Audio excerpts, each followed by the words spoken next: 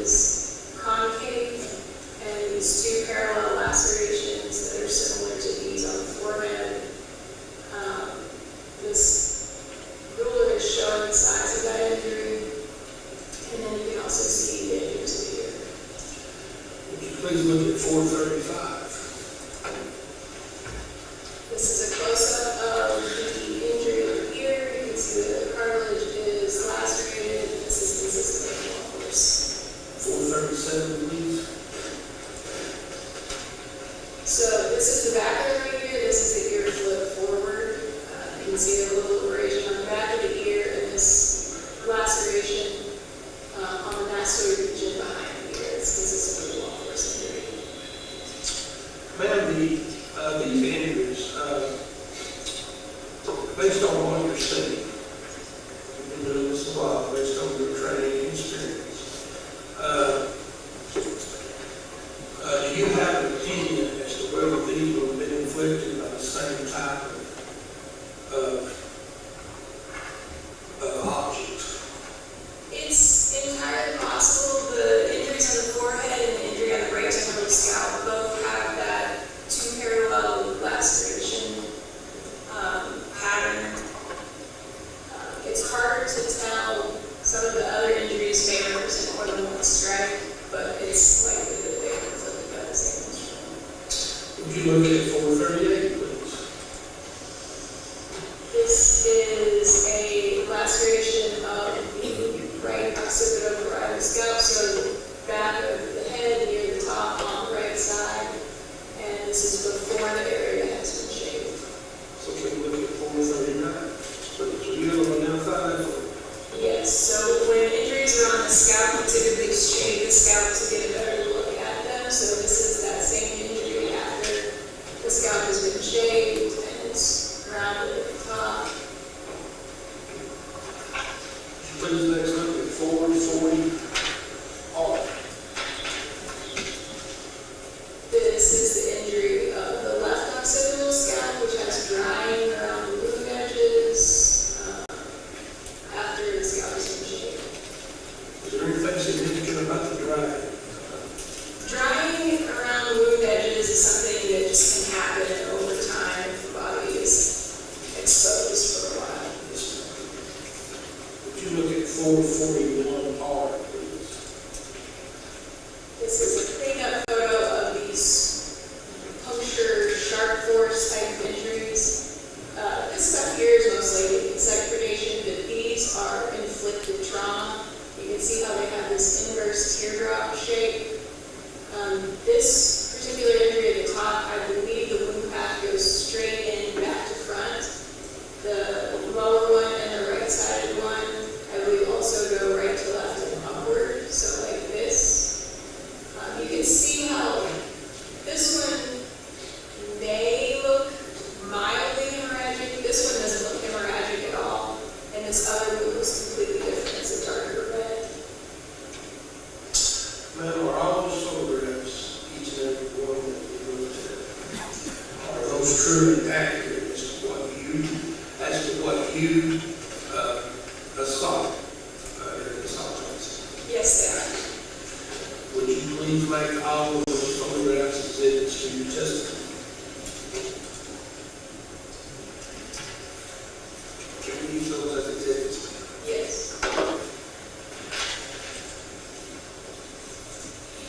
Dr. Roy, did you also prepare diagrams? Yes, I do. Sometimes diagrams are an easier way to show the extent and pattern of the injuries. Could you look at exhibit 429, renewal? For the benefit of those that are watching this and may not know, can you please describe what we're looking at? Can you explain what those mean? Yes, so this is an external injury diagram where I'm depicting injuries of the head and neck. So here's this hair laceration injury of the right lower forehead. Here is the concave deformity of the right temporal scalp with these two quarter-inch lacerations. I'm showing here this laceration of the right ear with the associated injury on the mastoid region behind.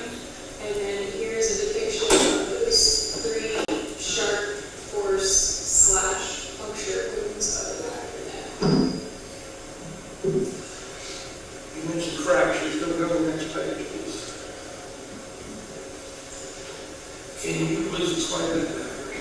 Yes, I can. So I use skull fracture diagrams to demonstrate the fracture patterns.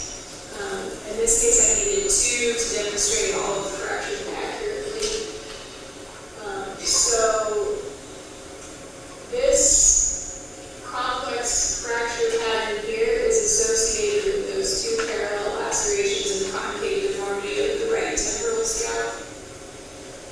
And then this fracture pattern here is associated with the injury to the right occipital parietal scalp. And this fracture here is likely associated with that strike of the left occipital scalp. Can we go to the last page, please? So this is a diagram of the inside of the skull. During the autopsy process, we take a striker saw, which is oscillating, and we remove the calarium, which is the top part of the skull. So this is the base of the skull after removal of the brain.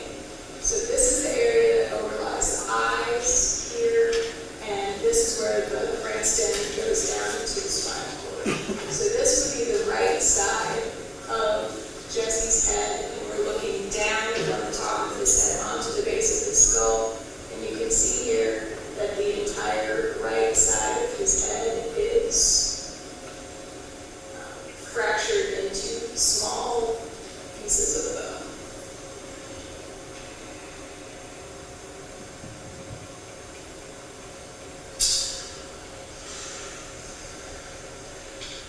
When did you determine,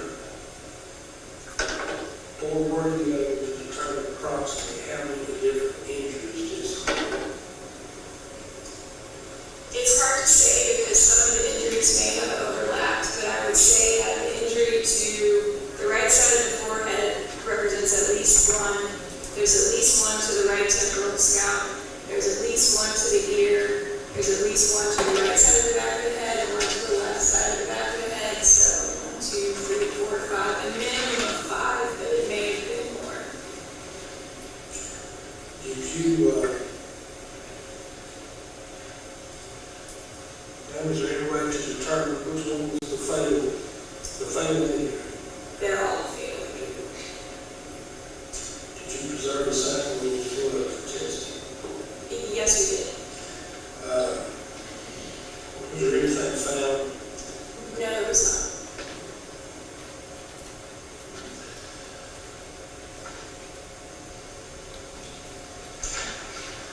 Did you also preserve a sample of his blood for DNA testing?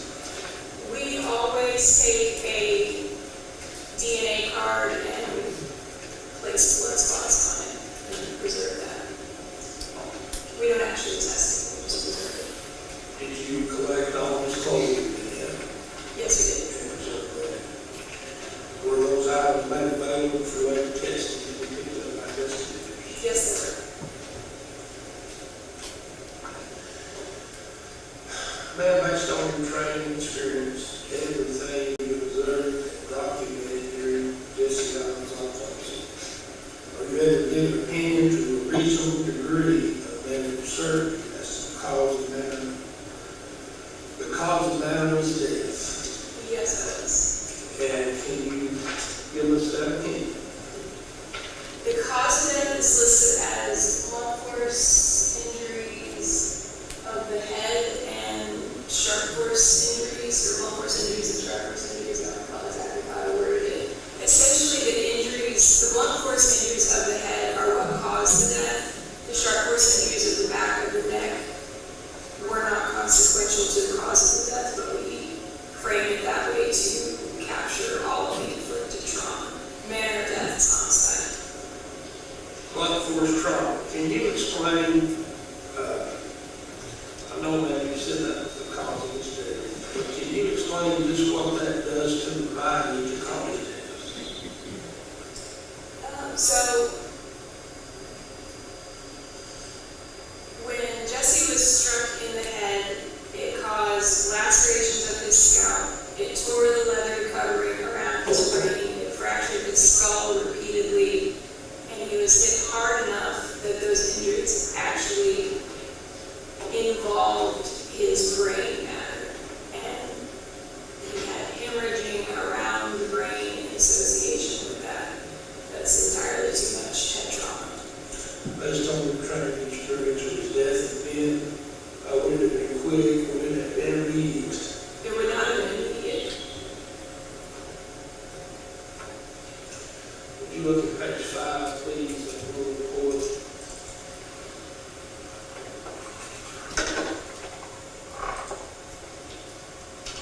family reports to have your signature. Is that your signature? Yes, Would you make the report and send it to your testimony? yes.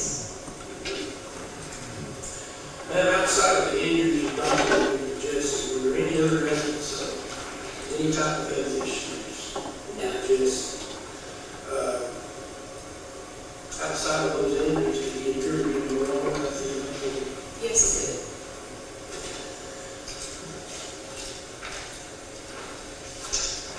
Can we now move to the autopsy of Sherry Cole? Yes.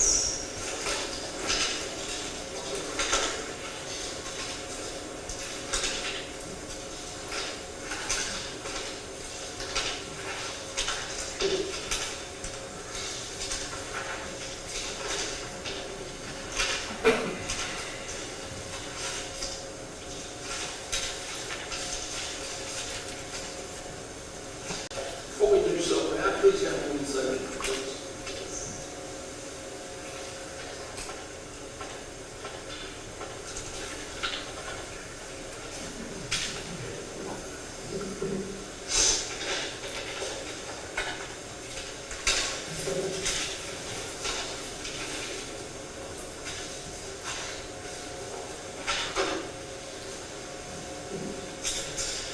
Ma'am, as you did with Jesse, did you prepare a report of your findings as to Sherry Cole? Yes, Would you please look at Exhibit 444 and tell us what you got out of it did. That's my autopsy report.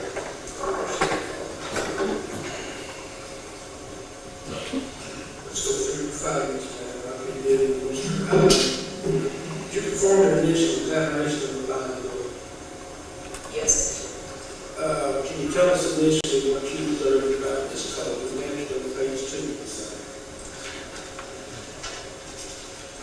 Sherry Cole is an adult female, a very small adult female. She weighed 97 pounds and measured 57 inches in length. She has insect predation of external surfaces of her body, just and the body is covered in debris. Ma'am, your soul was clothed. Yes, she was clothed in a shirt, bra, pants, underwear, and she had a yellow metal ring in hair tie. I'm sorry, I can't show you a photograph of what she's wearing on the back, so please forgive that.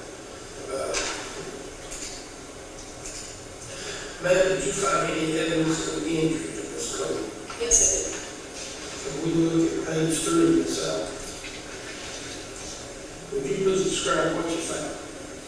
She had periorbital ecchymosis on the right and left side, so both of her eyes appeared black. She had a 1 by 1 inch laceration of the midline parietal scalp, which is like the top of the head. She had a complex 2 3/4 by 2 inch laceration of the medial right occipital parietal scalp, so a similar place on the head as one of Jesse's injuries. That injury had gray matter visible.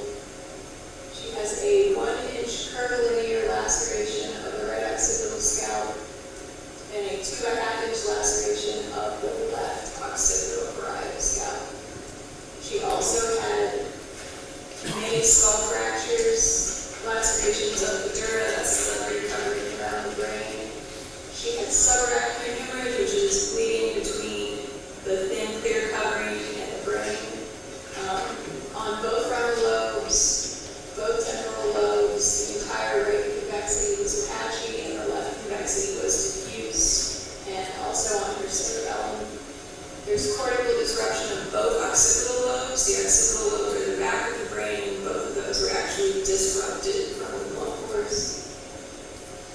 Cerebral contusions, bruises of the brain, both temporal lobes, both frontal and occipital lobes, and punctate hemorrhages of the white matter and bilateral basal ganglia, which are the deep structures of the brain, very similar to the injuries we saw with Jessie. She had any injuries to her? She did have injuries to her neck as well.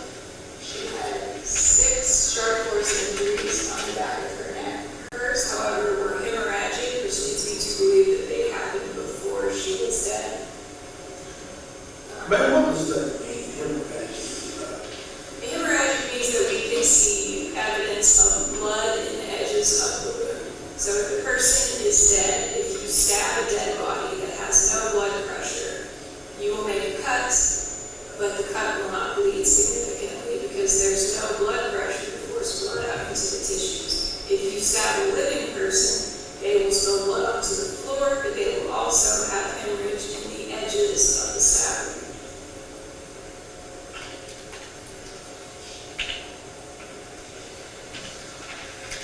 She did, in fact, have one of her injuries, most of them are shallow. One of her injuries up her neck was 3 1/4 inches deep, which was different from what I saw on Jesse. Michael saw with Jesse's autopsy that you documented his injuries by photograph. Yes, I did. And we won't be looking at just a few. Can we put up exhibit 4?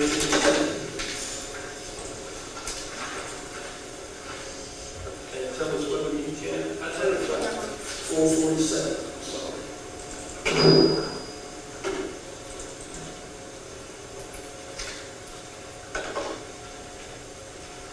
You ever seen any injuries that you described? Yes, this is before we shaved the injuries, so some of them are obscured, but you can see that there's an injury to the back of her head here, and you can see some of the sharp force injuries on her neck. Well, let's go for it. We able to identify Yes, so that photograph? this is the back of her head after we shaved it to expose the injuries. You can see clearly in this photo versus the last photo how much more is visible once the scalp is shaved. This is the midline injury that is listed. This is the complex laceration. Here's the curvilinear laceration, and then this one, which is partially obscured by this ruler, is on the left occipital scalp. Please look at exhibit 446. Are you able to identify that photograph? Yes, this is after the wax was clean. This is the back of her neck on the left side. Her left shoulder would be here. You can see that these wounds are more slit-like. They're not blunt force like the injuries to her head. You can see that the top here is pointed and the bottom is sort of fishtail. This is more consistent with a sharp force object versus something blunt. This one that has the discoloration around it actually tracked 3+ inches through the soft tissue, and we could see the hemorrhage when we did the Y incision on the front of her neck. Although it was deep, it did not hit any important structures. So are you saying that these could have been caused by 2 different objects? I believe that these were likely caused by a different object. Now, are all those photographs true and accurate as to what you yourself observed during the autopsy? Yes, they are. Would you make these photographs exhibits to your testimony? Yes.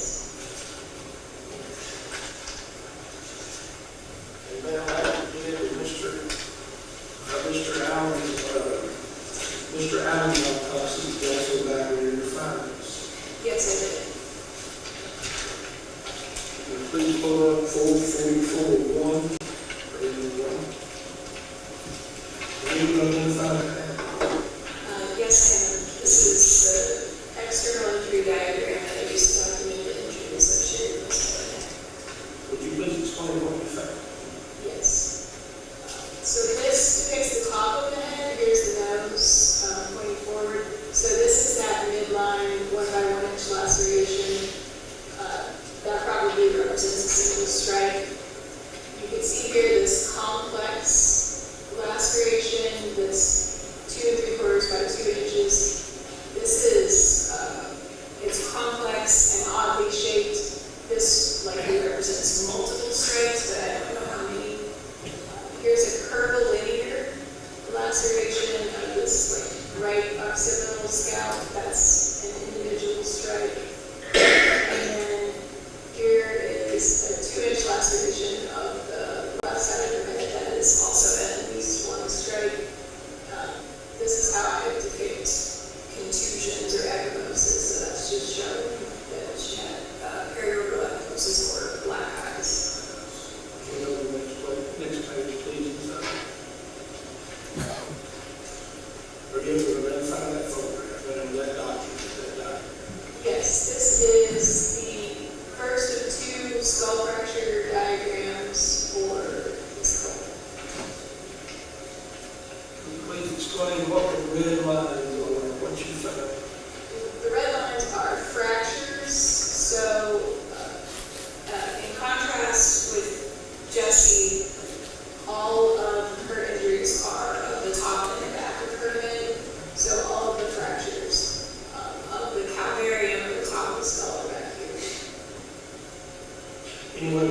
many total fractures she had?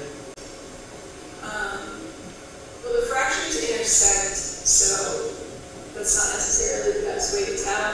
From the previous diagram of the external scalp, I believe I counted them. I think it's at least 4. The complex laceration of the right side of the head is multiple strikes, but I don't know how many. We'll go to the last page. Are you able to identify page 2?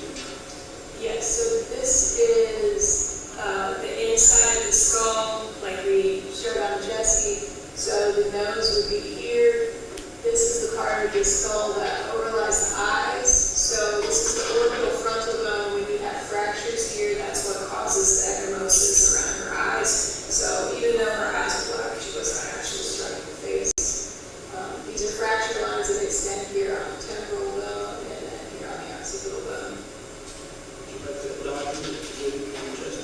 Yes. I'm not sure if blood testing or the existence of any substances. Some people call this toxicology. Yes. And is there anything like that? No, there was not. Did you preserve a sample of her blood for the testing? Did you refer to it? Yes. Did you preserve her clothing? Yes. Were all those items placed in the evidence and then available for pickup by investigators? Yes,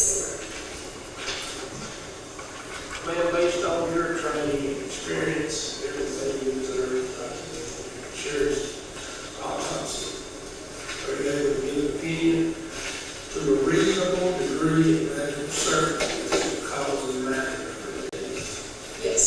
And what is that? Blunt force injuries of the head and sharp force injuries of the neck.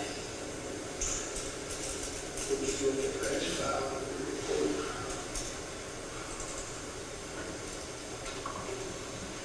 Ma'am, that report has your signature. That's your signature. Yes. You made the autopsy report as your testimony. Yes. Man, I saw the injuries that you observed about Jessica, about Sherry House. I know Sherry was a little older, I believe she was 59. But did you find any evidence of any other health issues with this total? Nothing that would be contributory to his death. She appeared to be a normal, healthy woman for the age of 59. Yes.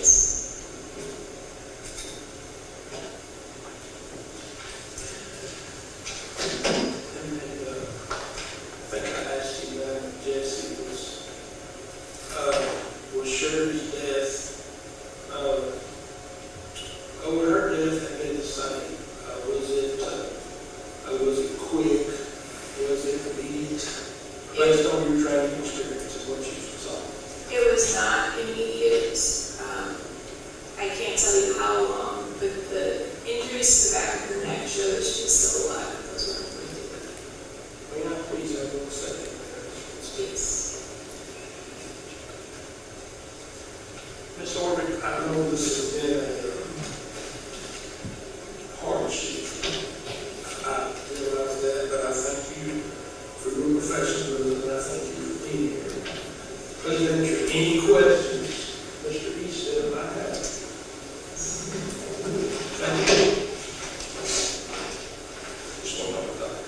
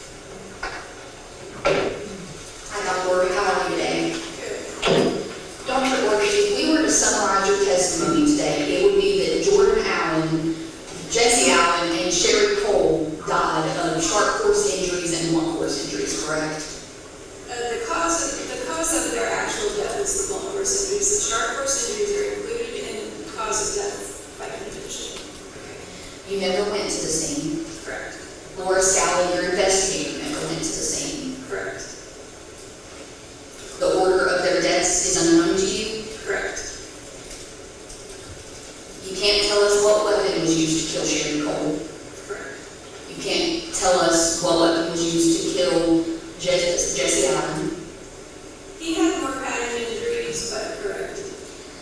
In fact, you previously told us that the blunt force injuries and the sharp force injuries were likely caused by different weapons or what you call implements. I think so, yes. At least 2 weapons. I believe so. You can't tell us that the killer used the same weapons to kill Sherry Cole that was used to kill Jesse Allen. True. And you don't know what those weapons are, do you? No.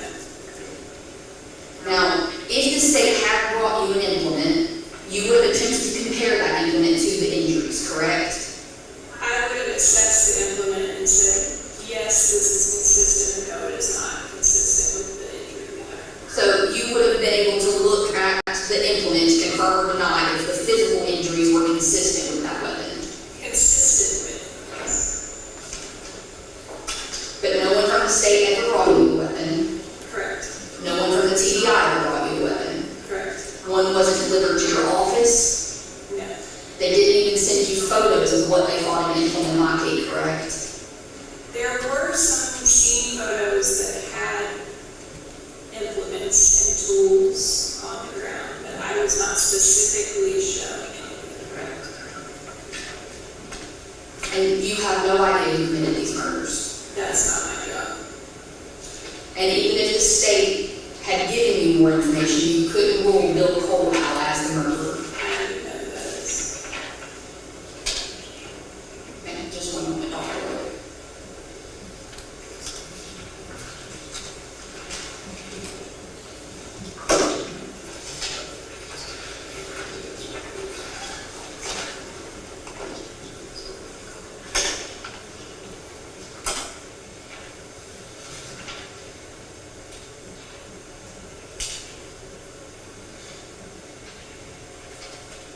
I'm sorry.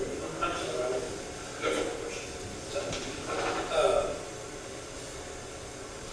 Ma'am, implements, if you look at 457 per minute.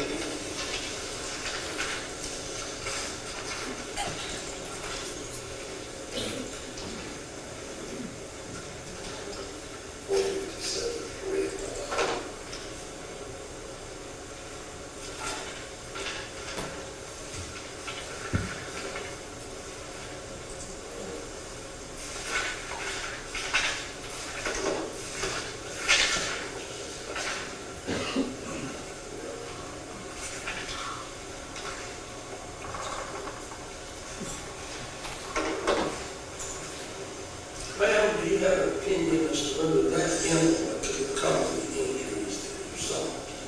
It would appear to be consistent with the injury patterns, yes.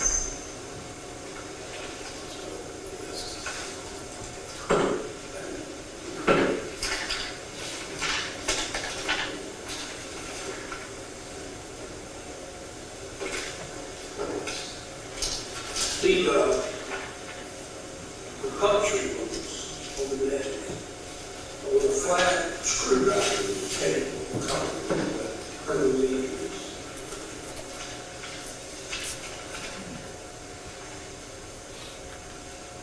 Possibly on, so Jesse's puncture wound on the back of his neck had a minimum abrasion versus drying. Miss Cole's injuries appear to be sharper than that. I'm not entirely sure what caused those injuries. Yes. Ma'am, thank you. Would you make 457 the one you finished your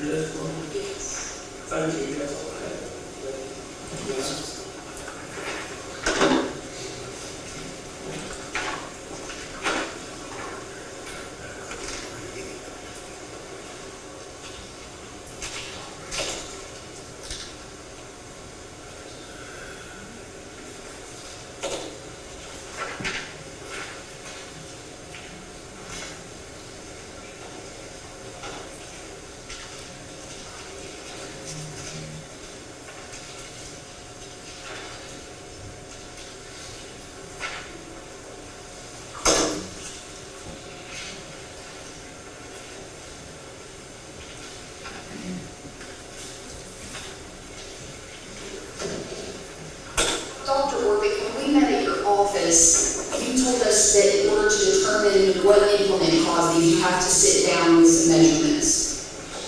So for stab wounds, the size of the wound does have some effect on determining which implement is involved. The body is compressible, but you're not going to have a wound tract that's 8 inches long from a blade that's 2 inches long. So seeing the implement does give us some information, but I would always suggest that anything people think is involved in the crime needs to go for lab analysis. And you don't have measurements in front of you, do you? Other than my measurements of the injuries on the body, I do not.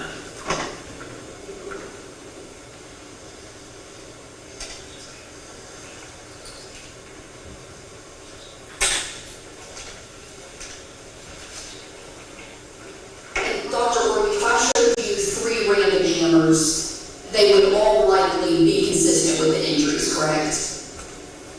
I don't know what random hammers are, but if they're all hammer shaped, then yes.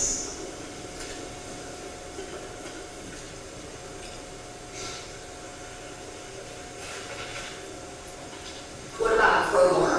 What other implements, I guess, could have done this? I mean, I'm not a tool expert, but the crowbar, as I think of it in my head, I believe has the same double prong sort of thing on the back. So again, we're outside of my area of expertise because I'm not a tool person. But that would be similar to the hammer that you showed me, so sure. So you can't definitively say what weapon caused this. I would definitively say that they should send a weapon for testing on that. Thank you. No further questions. Thank you, ma'am. I think that's all. Thank you. We are off the record.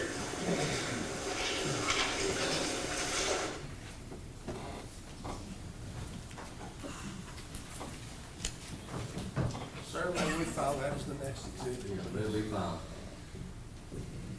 Okay, State, call your next witness. State rest. State Tennessee is rested. It's time for the jury to go back to the jury room. All rise. We'll bring you out in a little bit.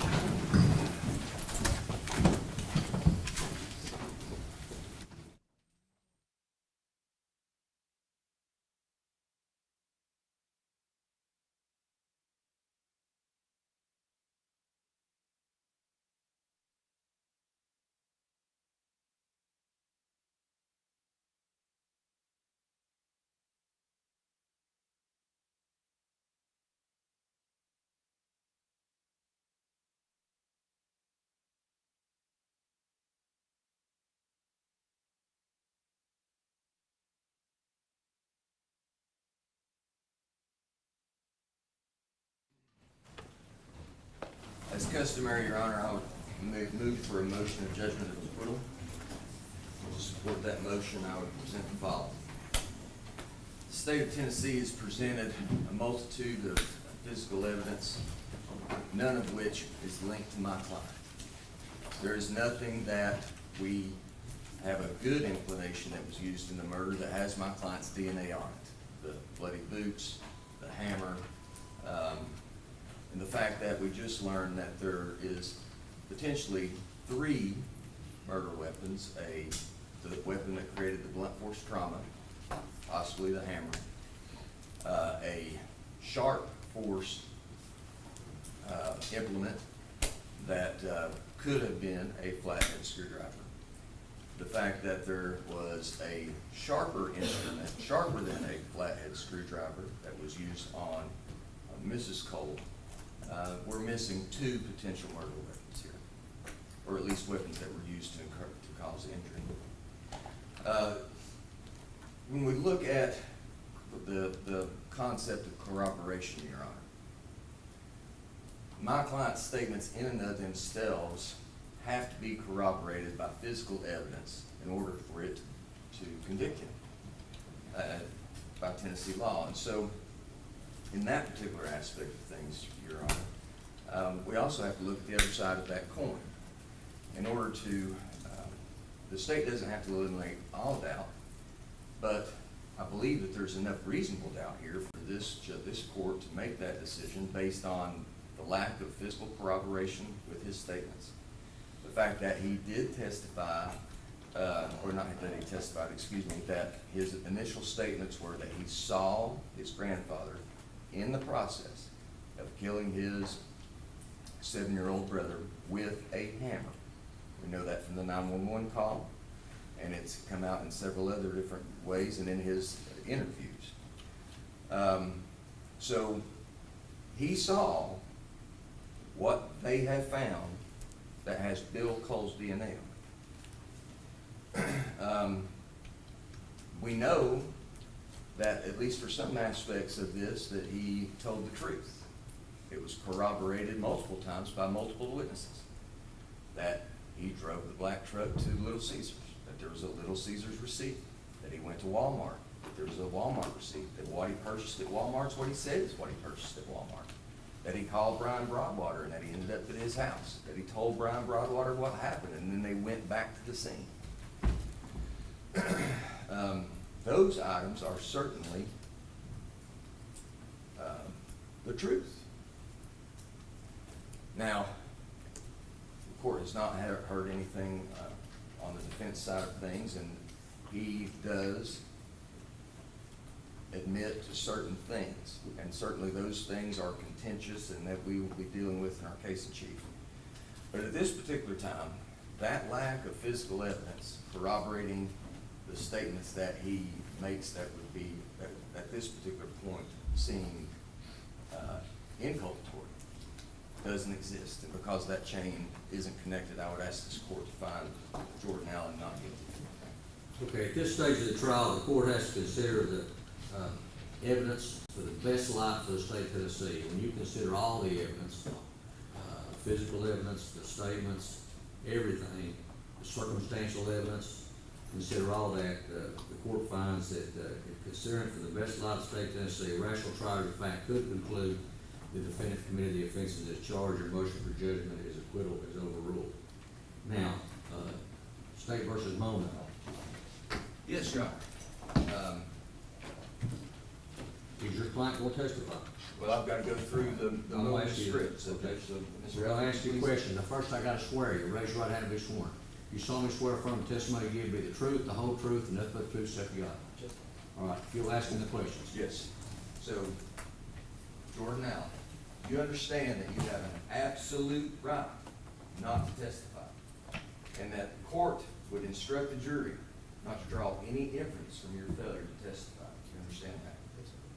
Speak up a little bit, because the microphone's a little bit big. Yes, I do. All right? And you understand you have, likewise, an absolute right to testify on your own behalf. And if you exercise that right, no one can prevent you from testifying today. You have consulted with me, your attorney, and Ms. Ritchie, my assistant public defender, in making this decision on whether or not to testify. We have advised you of the advantages and the disadvantages of testifying, haven't we? You understand all that? Yes, sir. And do you want to testify on your own behalf? Yes, sir.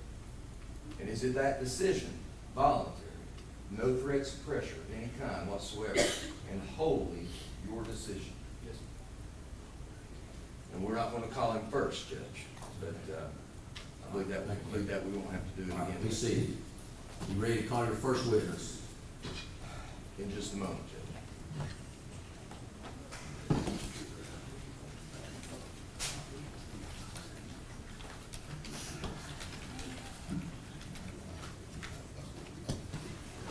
Your Honor, I'm going to step outside just briefly to make sure my people are here. I know there's a couple that are still en route. All right, let's just go ahead and take about a 5-minute recess. All rise. While he's checking everything. If you need a pen, let me know.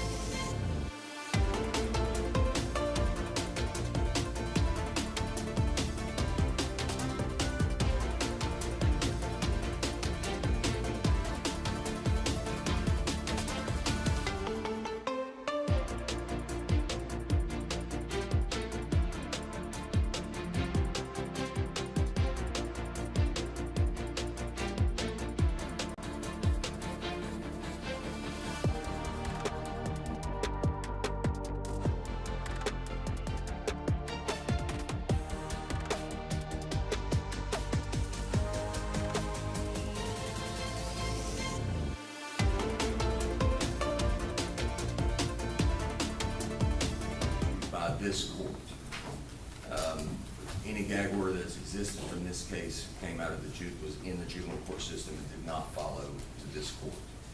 The second thing I'd ask the court to take judicial notice of is that there was a motion hearing on January 2nd, 2025.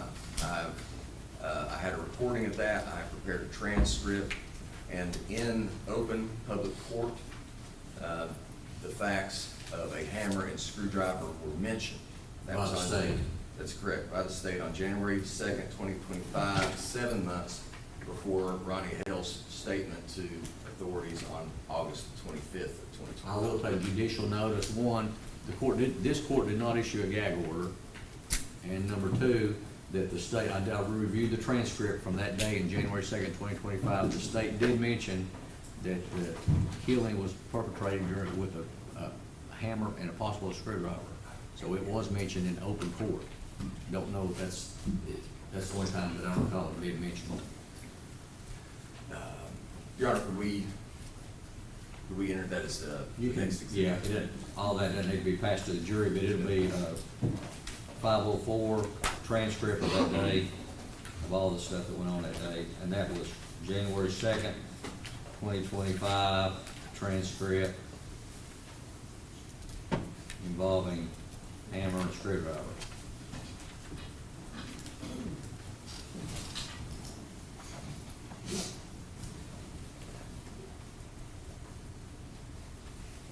All right, you ready to call your first witness? Yes, Your Honor. The defense calls Sam Spencer. Sam, last name? Spencer. Sam Spencer. Now, are any of your witnesses sworn? They are not.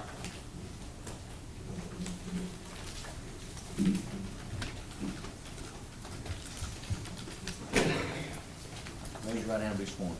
You solemnly swear affirm the testimony you give will be the truth, the whole truth, and nothing but the truth, so help you God. I do. All right, what's your step right there? Thank you. Get comfortable, speak up, and hear you.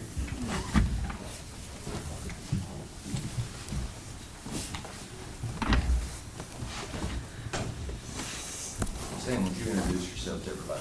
Yes, my name is Samantha Spencer. And what do you do for a living? I'm an independent forensic consultant. Could you give us a little educational background? Yes, so I got my Bachelor's of Science in Biology from Erskine College in Dua, South Carolina, and I have a graduate certificate in forensic DNA and serology from the University of Florida. And what kind of professional experience have you had over the course of your career? So right out of college, I accepted a position with the Greenwood Genetics Center. I was a molecular diagnostic technologist, which means I helped diagnose mostly children with rare genetic disorders. So I was in the lab doing that. After about 2 years, I accepted a position with the Tennessee Bureau of Investigation as a special agent forensic scientist within the Memphis Regional Crime Lab. So there I worked sexual assault cases, homicides, similar to the things that you heard earlier that the other agents performed. After about 5 years there, I accepted a position with St. Jude Children's Research Hospital in the Hartwell Center, which means I got to help all of the researchers at St. Jude help do their research on catastrophic children's diseases. And then while my time at St. Jude, I started my own company with another former TBI agent, and it's called SEP, Forensic Consultants, SEP. And we mostly help attorneys understand what happens in the lab when it comes to forensics and testify if that is part of what they need. Do you do any kind of continuing learning education? Yes, I do. I try and keep up with the same standards that TBI held me to, which means I mostly go to conferences once a year. Are you a member of any professional organization? I am. I'm a member of the AFES, which is the American Academy of Forensic Science, the International Society of Forensic Genetics, or ISFG, and then ACER, the the Association of Crime Scene Reconstruction. Okay. Now, The fact that you're an expert in your field has been previously stipulated to. I'd like to introduce your CV as an exhibit. Exhibit 505. All right, let's talk about some of your time at the TBI, okay? Yes, sir. So, when you were at the TBI, did you testify in any trials with dealing with DNA? I did, yes. And how many of those were murder cases?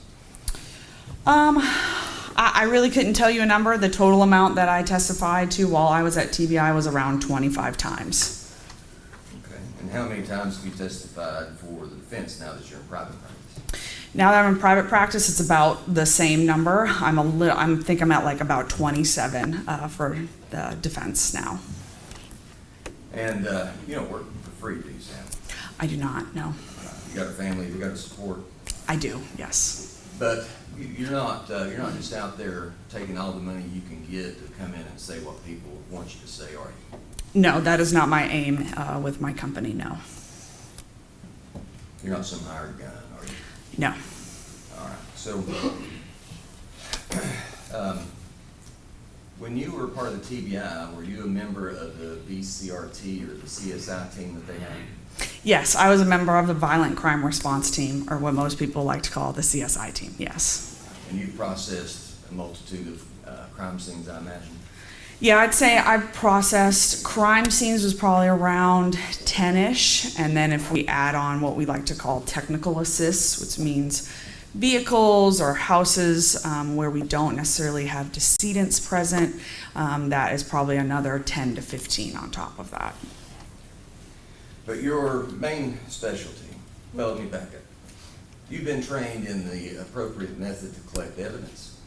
Yes, I participated in the TBI's crime scene processing school, which was about 6 weeks. So I went through that and passed that by participating in mock crime scenes and then a mock court case.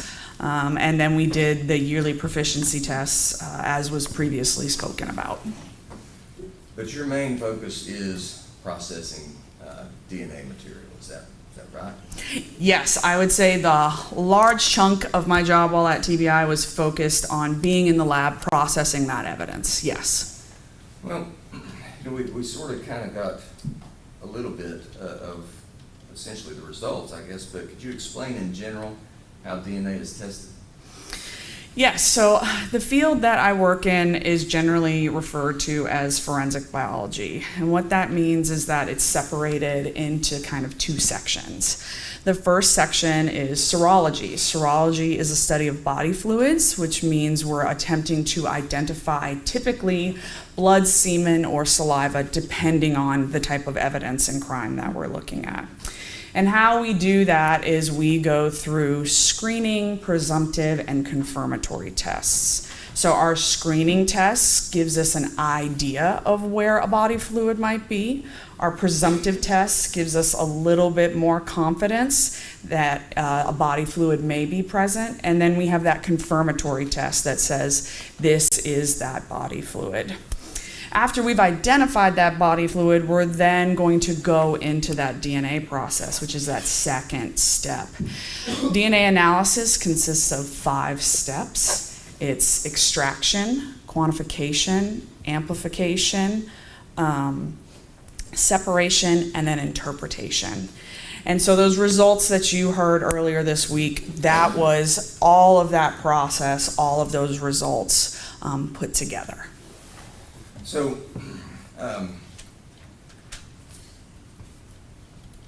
what different techniques are there for those processes?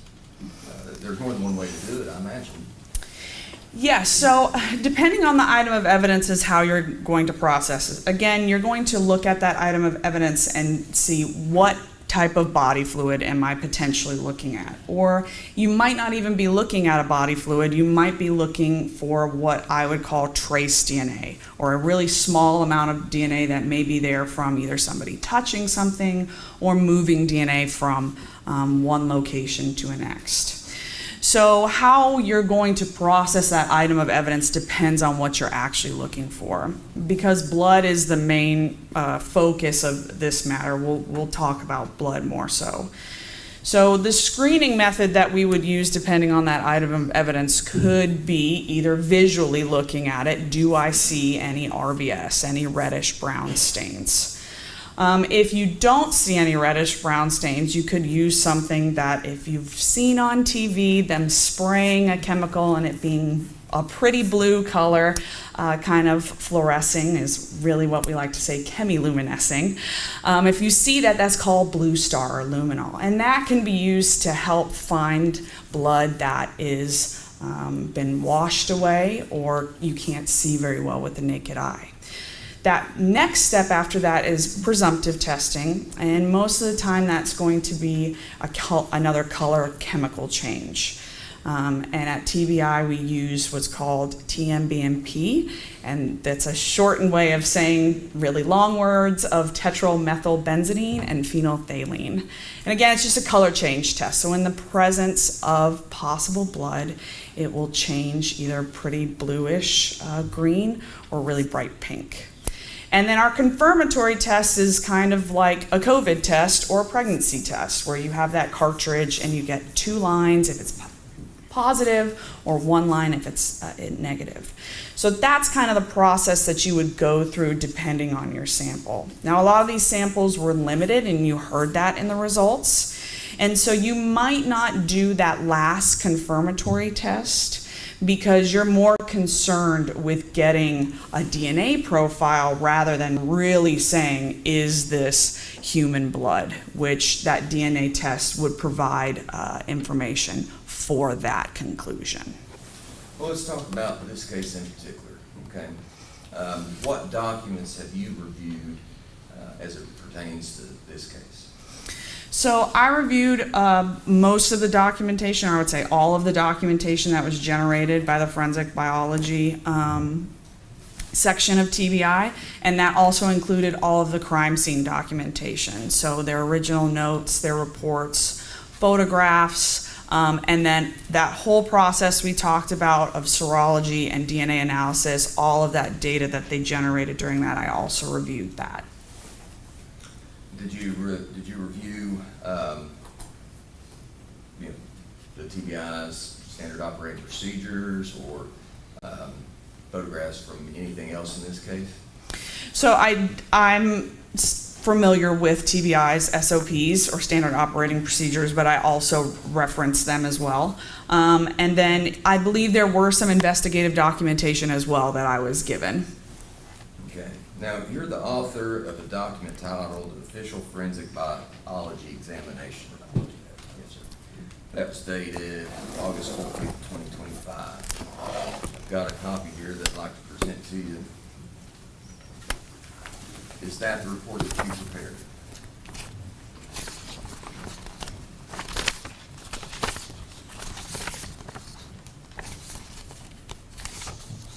Yes, it is. A fair and accurate reflection? Yes, sir.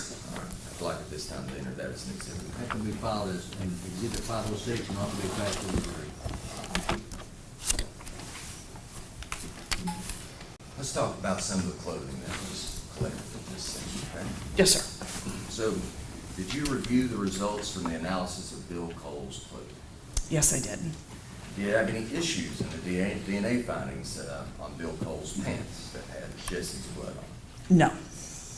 And were the profiles obtained from the back of Bill's shirt, back of his pants, his belt, were they consistent with mixtures? Yes. Were any of those female? So, based on the analysis that most forensics biologists do today, we cannot conclusively say that a female is present. We can just say whether or not a male is present. So I would not make a conclusion on whether or not a female was present unless it was a single person present. So because it's a mixture, I would not say whether or not a female is present. So is that true with any mixture? It's just the only thing you can do is a male? So it really depends on the mixture. If we have a mixture of two females, we have zero indication of a male being there at all, then we can say it's a female. But really, we are just using the data analyzed that we're looking at to support that we have a male there. Now, regarding the clothing that was found in the washing machine, you were present during all the folks from the TBI and their collection testimony and all that. Can you give us an idea of what your impressions were about the clothing in that washing machine? So I first want to start out with my impressions as I was reviewing the case file. As I was reviewing the case file, there were no notes indicating that the clothing was damp or wet at all. There was nothing in the photographs that suggests that either, that they were damp or wet. In my experience, if I was out at a scene and I pulled clothing out of a washing machine and it was damp or wet, I would definitely have noted that in my notes. When I was listening to the testimony, it did not appear, it seemed to me that only one individual had that recollection that it was damp. And again, that is because I would think because there were no notes stating that it was damp. If there's something out of the ordinary at a crime scene, you're typically going to write that down. And I wouldn't even say typically, you should be writing it down if it's something out of the ordinary.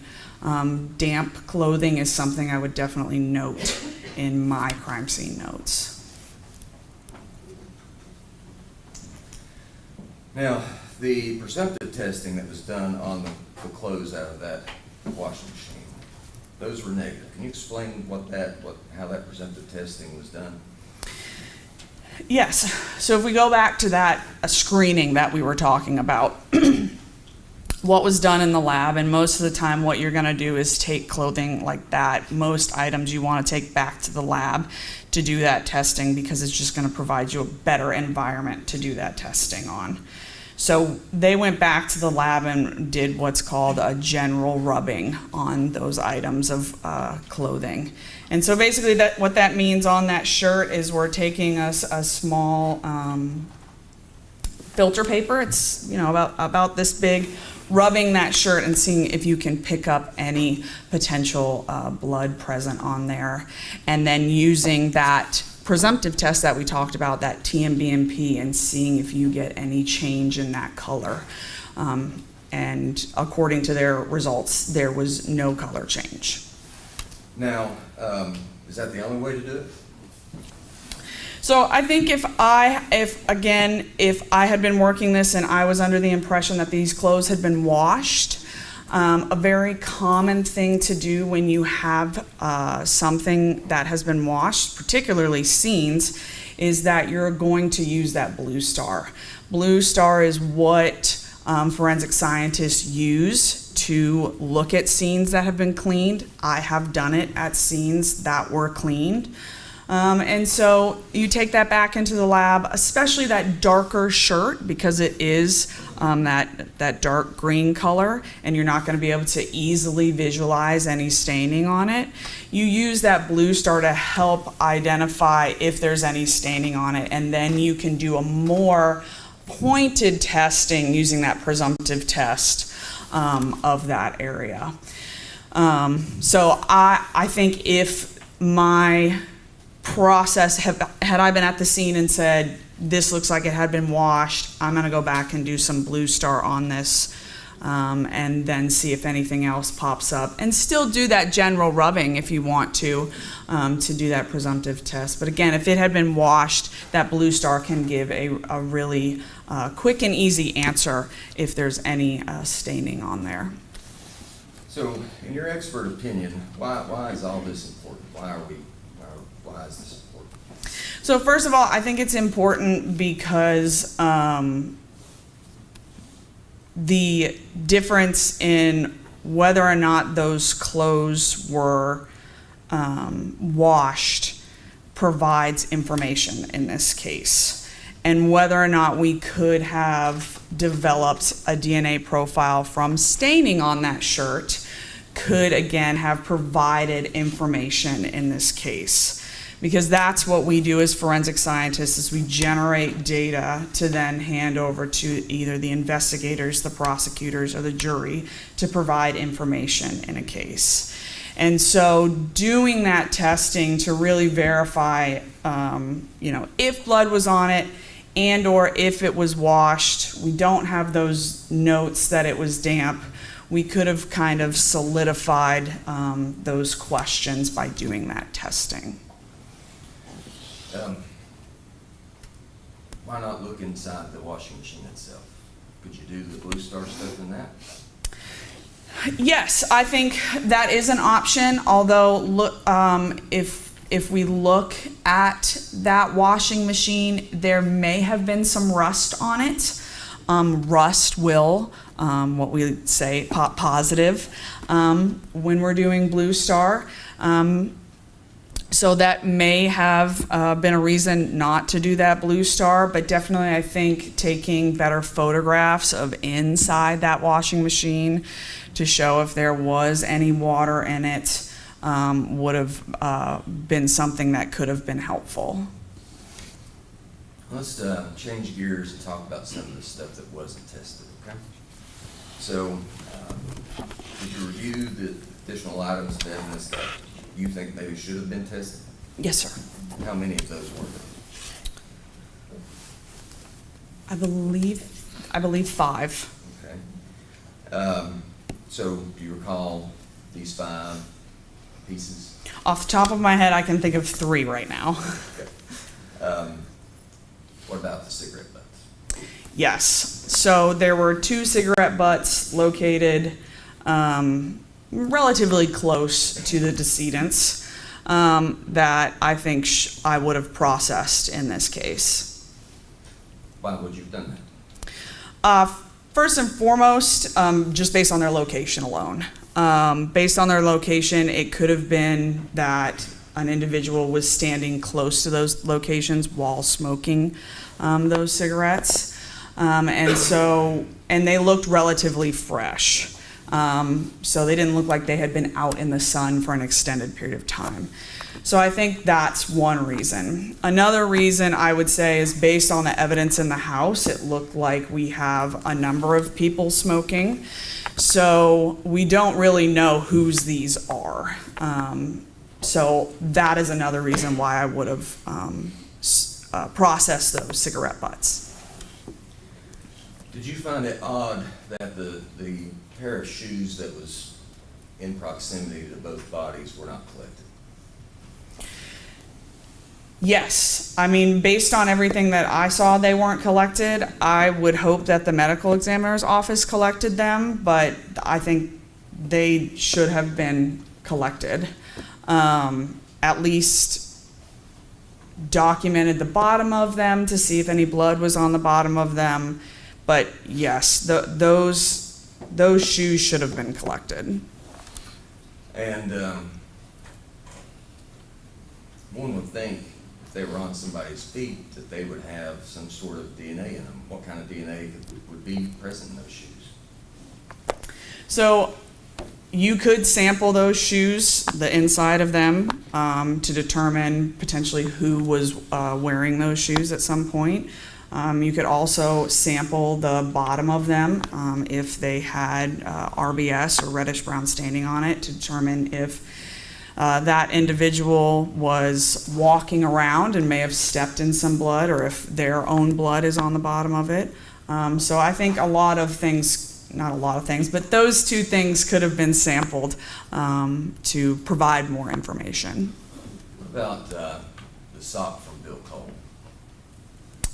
Yes. I think that sock should have also been processed. Based on the scene itself and some of the DNA testing that was done, we kind of have locations in which specific individuals' blood is located. And so determining whose blood that is on the bottom of his sock would have again provided more information on where he may have walked or picked up that blood, or if it was his blood. But that, again, would have provided more information. And what about the RBS on the clothing of the victims? Yes, so although this would have been very difficult to kind of choose what you're sampling there because of the nature of this scene, if there was any areas on the clothing that looked to be odd or maybe transfer of some sort, that could have provided information on whether someone was attacked first or second, maybe the location of them as well, based on blood in the scene. So again, that could have just provided additional information within this case. Did I miss any? No, I believe that was 5. Now, you heard testimony where there were vehicles that weren't searched or processed on the scene, a F-150 and a Honda. What are your thoughts about that? So any car that was, may have potentially been used in and around this crime scene, it would have been good to process.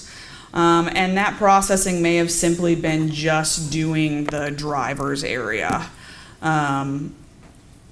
It is time consuming to process multiple vehicles. Vehicles can be, like I said, very time consuming to get through. But identifying whether or not somebody drove a vehicle or got in a vehicle after a potentially very heavy bloodletting event could have provided, again, additional information. What about the DNA that was collected but not tested, the things that were in Rick Williams' car? Again, those things definitely could have been tested and processed. That would have given more information to this. The fact that those things weren't due, is that a problem in your eyes? So I wouldn't necessarily call it a problem. I would say that we're looking at a lack of information. I would think that it would be, in my opinion, it's always better to have more data than less. So the more data we have, the more information we can use to, or more data and information we can provide to investigators and or attorneys and juries, the better and the more accurate view you have of what may have occurred. And so I think, in my opinion, Mr. Cole's sock and the 2 cigarette butts are the biggest misses in not being processed in this. But again, any evidence that is not processed, you're missing information, potentially. Let's move on to the boots from bedroom 3. Okay? Yes. So, when you reviewed those crime scene photos to the location of those boots, did anything pop out? So I will say the location of them was generally, somewhat odd in that they were right there, somewhat in the middle of the bedroom, especially as compared to the other evidence. Potentially that hammer that was used in this case was hidden. They were very obviously blood stained, so it was very easy to, see that evidence and find it very quickly. Now, you heard Special Agent Lowe's testimony about the wearer of these boots. If you would look at Exhibit 454, which is the official forensic biology report, I have a copy of it here, so it would be easier to hand it for the official version.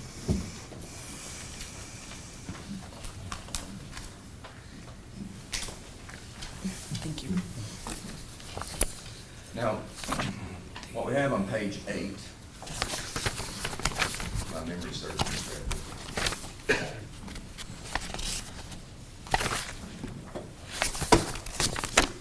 Yes, sir.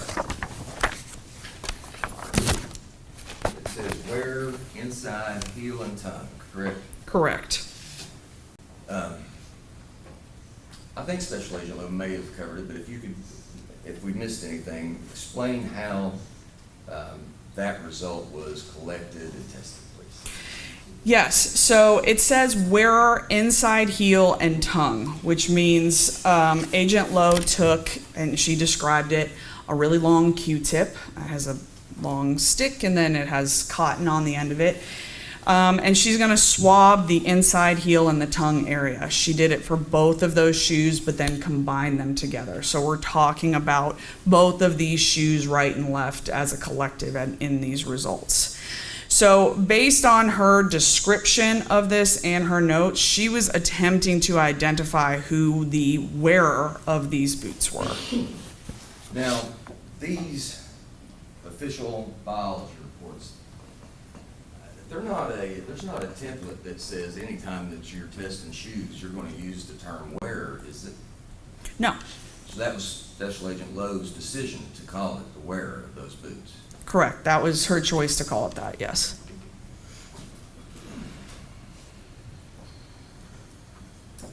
Based on your experience, your research, your expert opinion, what's the significance of Bill Cole being the major contributor in these boots?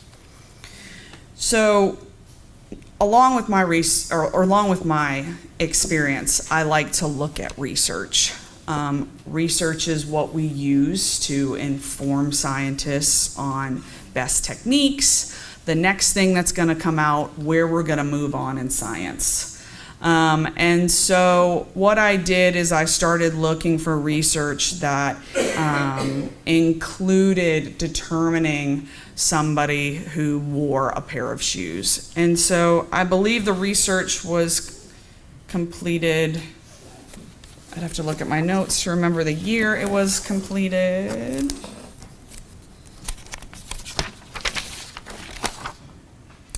(2022). This research stated that if you find a major contributor within a shoe, 83% of the time, that's the person who is the owner / wearer of those shoes. And so we have to take that information into consideration when we look at this DNA and this profile. It is a mixture of at least 3 individuals, which is very common in shoes. If you think about your shoes and you wearing them, if you take your socks off and walk around your house, you're most likely picking up people's DNA within your house. But when you put those shoes on and you're wearing them, for the most part, based on this research, your DNA is the major contributor, or the one, the amount of DNA that is the most present within those shoes, 83% of the time. And there were other areas of shoes that could have been tested inside of them, isn't there? Yes, that research specifically spoke about shoelaces. So I believe these were lace-up boots, and so that's another area that could have been sampled that provided good information on who the wearer of those shoes were. Now, as a forensic scientist, when something cannot be conclusively determined, as an expert in the field, what is your opinion about something that cannot be conclusively determined? So if I have an inconclusive result, I think is what, Yes. so if we're talking about an inconclusive result, that is neutral, essentially. It gives you no information one way or the other. You really can't put it into a category of, say, yes or no. It's in this middle ground of, it provides us with nothing. And does your conclusion regarding these boots contradict any initial assumptions about the wearer? If those initial assumptions were that Jordan Allen is the wearer of them, based on these results along with that research, this supports that Mr. Cole was the wearer. Is there anything that stood out that I maybe haven't touched on that you think that we all should know?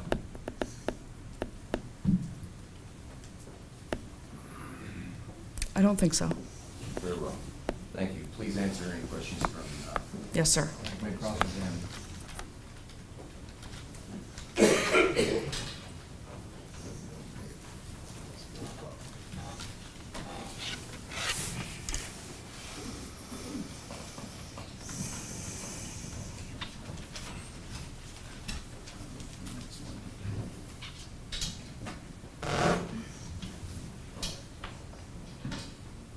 I guess the appropriate term is forensic scientist. Is that the appropriate term? Or just Sam. It's totally fine, sir. Yep.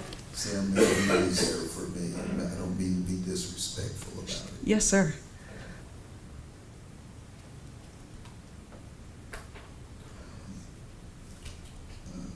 You were not at this scene. No, I was not at the scene.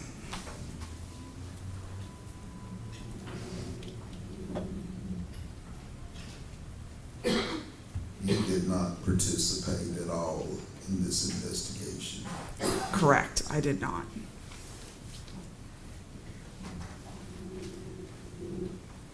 You used to work these scenes, That is correct. Yes. and you would agree with me that it's better if you are the one actually working it. It's better. It's harder when you're reviewing it. Oh yes. As opposed to Yes. actually being there. Correct. Definitely. Yes. When it comes to the washing machine, for instance, and the clothes, it would have been better if you had been there and actually seen the clothes for yourself. Again, yes, that would have been better, but again, I always need to be able to reference those notes to go back and remember what my thoughts and observations were at the time of any crime scene I've worked or reviewed. And having been here, you have heard Melanie Carlisle testify about those clothing. Yes. Melanie Carlisle is an experienced, you would agree. She's been around long, oh, no, she hasn't been around long, but I have, that would have been a poor statement. But she's been around a pretty good while. Yes. She's worked many of those crime scenes, Correct. probably more than yourself. Yes, she definitely has. And you heard how she described that clothing. I did, yes.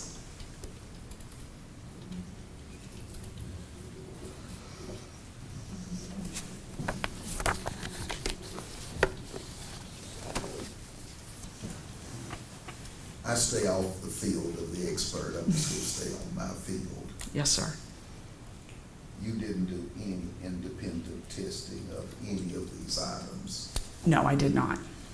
And you have no reason whatsoever to question the findings of Agent Lowe. No, I agree with all of her findings. Correct. Every finding that she's told this report about, you agree with them. Yes, I do.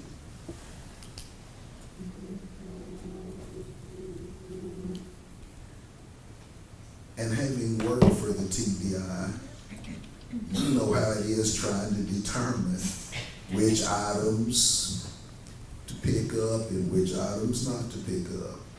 It's not easy, is it? No, determining which items to pick up and not pick up at a crime scene is difficult, but I will say for the most part, you tend to over-collect. You would rather collect something rather than not, because number one, you don't want to have to go back to that scene to collect it, and number two, you don't want to not have that evidence later on down the line. And you have worked with some of these people, and you know that they're documenting everything they can by picture and photograph. Correct. You question none. There is no doubt in your mind as you sit up there that the agents of the TBI didn't plant anything in those rooms.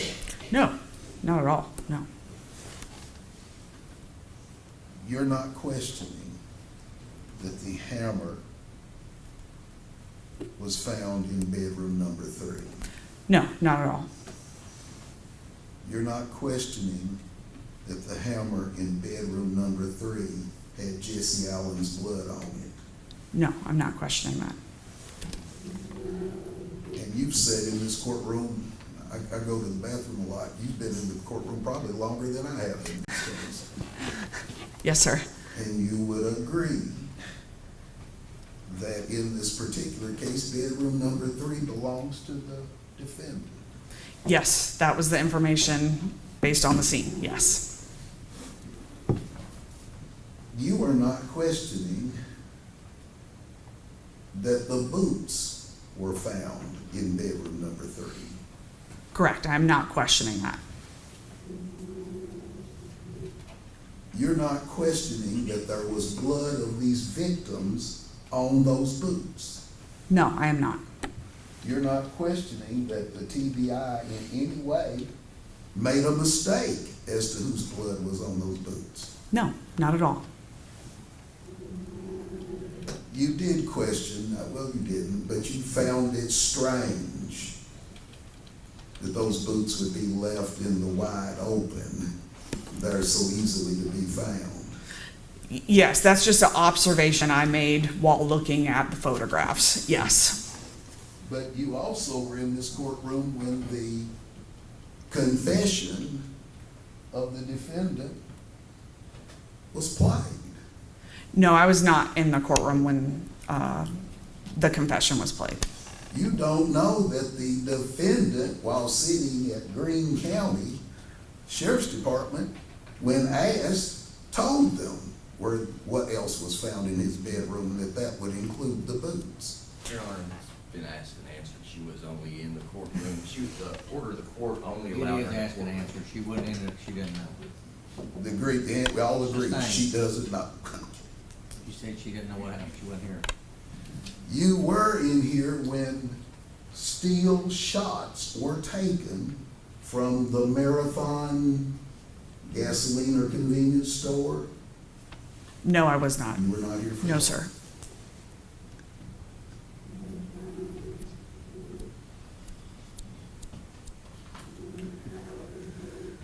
I noticed in your report, and again, I'm staying off your field, that you said that something like 83%, there was something about 83%. What was that about 83%?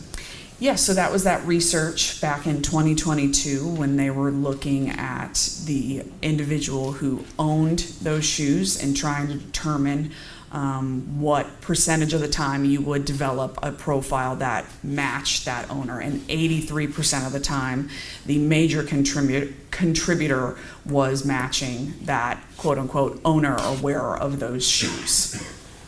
So we would also understand that many times, well, we don't know when DNA is left. Would you agree with that? I would agree with that, yes. And there are different ways to leave DNA. Yes, there are, yes. It could depend on whether someone was wearing socks and whether one wearer was wearing socks and the other was plain footed. That's very true, yes. Can you tell the members of the jury the other, I'm not smart enough, can you tell the members of the jury the other possible ways that a person who actually wore the shoes last would leave DNA? Just think about it for a moment and I'll give you some time. Who actually wore the shoes last did not wear DNA? Their DNA did not show up. Yes. Please give them a few examples of how that could happen. So I think I think what we're talking about here is transfer. And so that's the general term of how DNA is moving from either your body to an object or object to object. And so you can leave DNA in high quantities or in low quantities. There's something called shedder status that people like to talk about. Some people are high shedders, meaning that you're depositing a great deal or a large amount of DNA on a regular basis versus a low amount of DNA. And when we're talking about this, I want to be clear. When we're talking about transfer, we're talking about epithelial or skin cells rather than a body fluid. So there's multiple ways that you can do that. As we were talking about earlier with you're wearing your shoes in your house, you put your socks on, you walk around your house and you've picked up, I have 2 children, they're boys, they're can be gross sometimes. I'm picking up their DNA as I'm walking through the house. And so I would probably find some of their DNA in my shoes as well. So there's a myriad of ways that you can leave DNA or not leave DNA within something. So I don't think I could even begin to touch on the amount of ways that you could or could not leave DNA, because that part of research within our field is still kind of very active and a question mark. But that's why we do the research, that's why we have the research, and that's why we look at it. So just as Agent Lowe testified, you would agree, there's no way in the world to come in here and tell this jury with certainty that Bill Carr was the last one to be wearing those boots. No, again, I presented that research as information. I cannot tell you when DNA was deposited or how it was deposited. Thank you very much, Sam. Can you redirect? Very briefly. Suffice it to say, there was no DNA belonging to Jordan Allen found in those boots. Correct. And Melanie Carlisle isn't a DNA tech. She was a toxicologist, is that right? That is correct. And what, in your time with the TBI, did you ever heard the term, if it isn't documented, it didn't happen? Yes, that was a normal thing said in our lab. Nothing further. Your Honor, I hate it. I want to do something. Recross.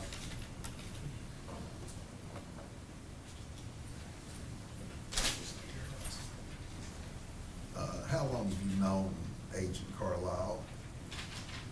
I do not know her personally. You do not know. No, I do not know her personally. I'm sorry, Your Honor, I guess you will be behind.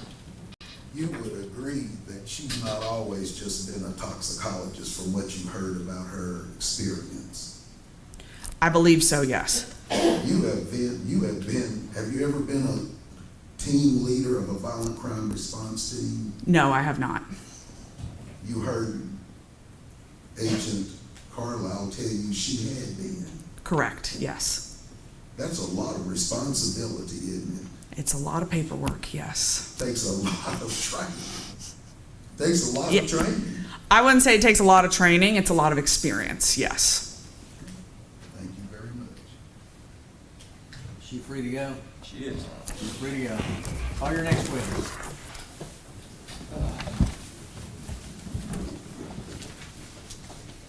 I'd like to call Carlos Lowe, Your Honor. Carlos Lowe.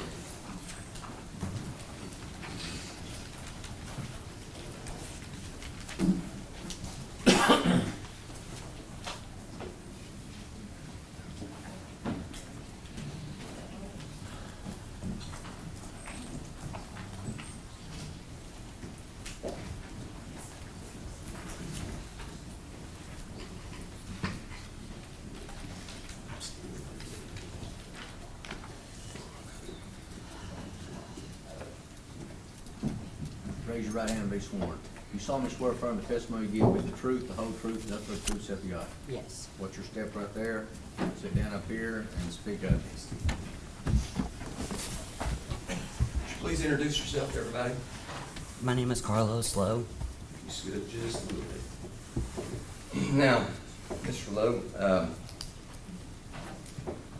going to talk about some time that you may want to not talk about, but you spent some time here in the Greene County Detention Center, haven't you? I have. Now, you were there for something that you've not been convicted of, is that right? Correct. And why were you there? Why did you not be able to get out? I didn't bond out, so I was held there until my next court date. Okay, but you've never been convicted of a crime, have you? No. All right. During your time in the Greene County Detention Center, did you come to know of a fellow by the name of Ronnie Hale? I did. How about Jordan Allen? I did. Were you ever housed with either of them? I was. How long you reckon you were housed with them? Roughly 2 months. Now, you know why you're here. Yes. Do you recall Jordan Allen ever confessing to killing his grandmother or his 7-year-old little brother? No. Now, that never happened? No. Never said that Jordan killed his grandmother because she wouldn't let him use the cell phone? No. Never said that he was too loud and his little brother walked in on him when he was killing his grandmother? No. Never said that he was inside when this happened? No. He never talked about his case at all. Never said that he stabbed his little brother? No. Or that he went outside and listened to music while waiting on the cops? No. You never heard those things? No. Nothing further. Cross. Just briefly, Mr. Lowe, Yes. were you in the same cell as Mr. Allen? I was. Did you and he become close? We were friends. Cordially. What does that mean? Well, we're in a confined space with each other, so we kind of all had to get along with each other. It was a 6-man cell. You and Mr. Allen were never together in the same bunk at Um, the same time? We sat beside each other if we were watching the tablet or watching a movie as a group. So we all kind of like huddled up around because the tablets are just a certain size. But other than that, no. And so you never became fond of Mr. Allen? No. Mr. Allen never became fond of you? No. Thank you, that's all I have. Thank you. Now, in this 2-month time frame that you knew Jordan Allen, did you create some sort of bond with him that you come in here and lie to everybody in this room about what Ronnie Hale said? Absolutely not. Do you have any reason to be sticking up for Jordan or to be throwing Ronnie Hale under the bus? Absolutely not. Why are you here? I'm here to tell that something was not talked about and the truth, and I will always stand with the truth. Nothing further. I don't have anything else. Anything else? No, sir. All right, you're excused. Thank you for being here. Defense, call your next witness. Gerald Ray. Gerald Ray, PBI. Yes, Is he outside? Is he here? he is. I've seen him outside. Somebody go get Gerald Ray.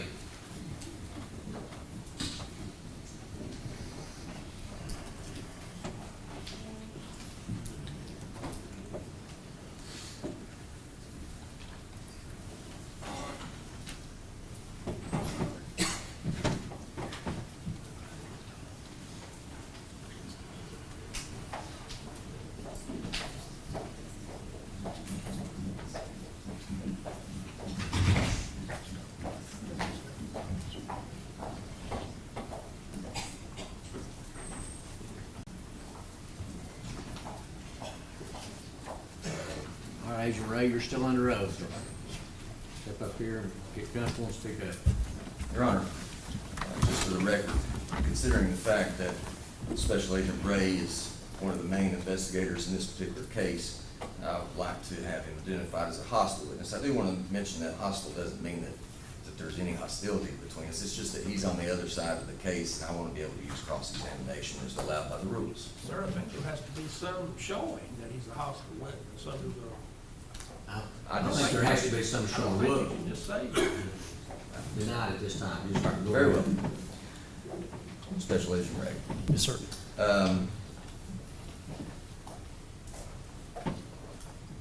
Generally speaking, when you're when you're interviewing somebody, you want them to tell you the story more than once. Do you do that? On occasion, yes. But the whole purpose behind that interview, you're trying to gauge something. What are you trying to gauge? We're trying to obtain the truth of what information we're seeking. But you also want some certain details, don't you? Yeah, we want details to be able to corroborate the statement to show if it's truthful To or show not. credibility. Yes. Credibility would be the same as the truth, right? Well, could help anyway. You were present for Ronald Hill's statement on August 25th, 2025, weren't you? Yes. And you were in the room with him when he gave his statement? Yes. Did you record it? I personally didn't record it, but it was audio recorded. And have you reviewed it since he gave it? I believe I've reviewed it. In this statement, he says that Jordan Allen confessed to these killings, didn't he? Yes. Did he give you specifics on how he did it? I believe he said it was with a screwdriver in that interview.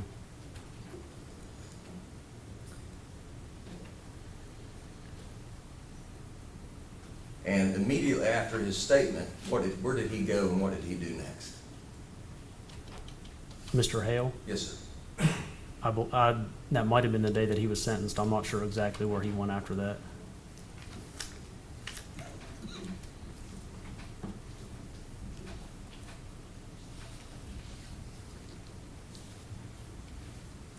Now, was there any follow-up investigative items based on what Ronnie Hill told you, taken by you or any of your investigative colleagues? No, I'm sorry, I'll rephrase it. Okay. Is there anything that you learned in Ronnie Hill's statement to you that you went out and did some other investigative thing about? I did not personally take part in it, but I believe there were attempts to locate another individual that was named in the interview, but I don't know if those attempts were successful or not.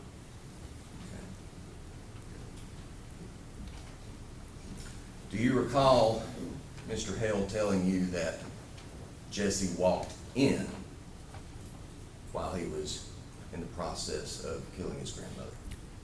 I don't remember the specific details of how Mr. Hale said that it happened, other than I do recall him saying he did not know the specific locations because he was asked if he could provide the specific locations as to where each murder occurred, but I think he said that he wasn't told the specific locations. Do you remember him telling you that he went outside after the killings? Without specifically reviewing it, I do recall that something that Jordan, after the killings happened, he either went outside or went to a truck and listened to music.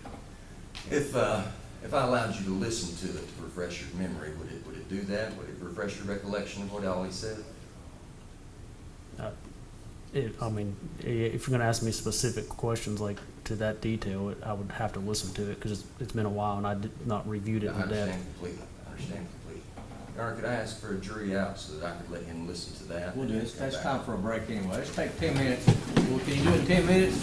I don't think it's very long. Okay. All rise. Take the jury out. We'll be in recess for a few minutes while they listen to the tape.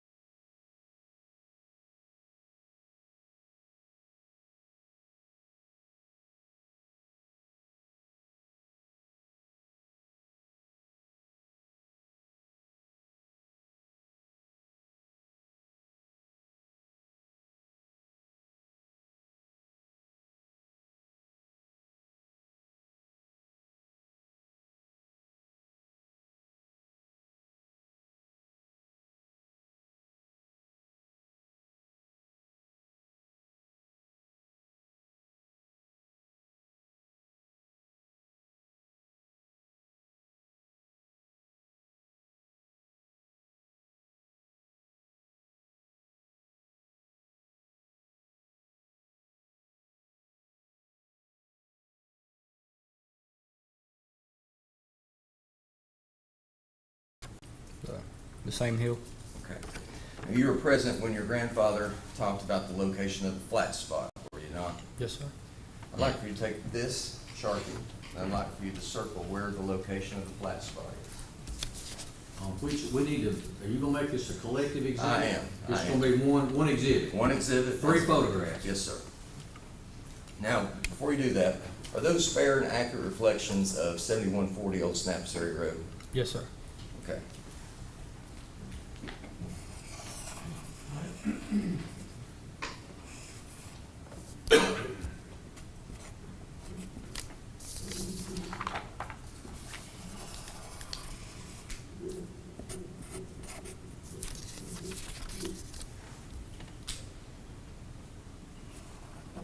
Let me know when you've got those circled, please.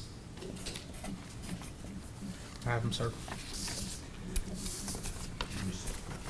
At this point, I'd like to have that entered in as an exhibit, Your Honor, and I'll publish it later.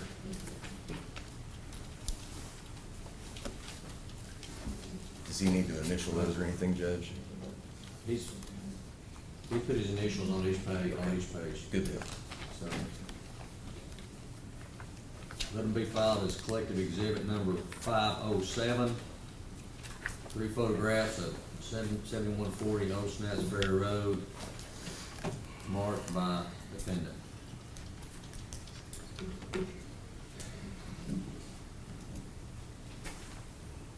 How did it make you feel when your dad abandoned you? You wanna publish those to the jury right now? No, I'll do it later, Judge. How did it make you feel when your dad abandoned you at your grandparents' house? I was hurt. I didn't understand why. It was kind of like he didn't want nothing to do with me anymore. It kind of hurt me really. Where was your mother? She was in prison. You did live with her at some point, though, didn't you? Yes. What was home life like? It was pretty much pure. It was, Jesse's dad was he was abusive. Any little thing that we did out of the ordinary or out of what he wanted us to do would cause us to get beat, like crying or any kind of emotion. He would say that crying is only for pussies, to use his words. And who is this you're talking about? Matthew, Jesse's dad.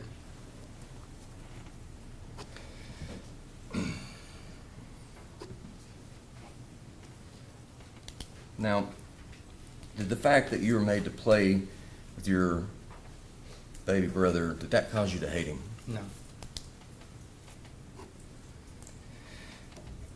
The fact that you didn't really have any freedom, did that make you hate Sherry or Bill? No.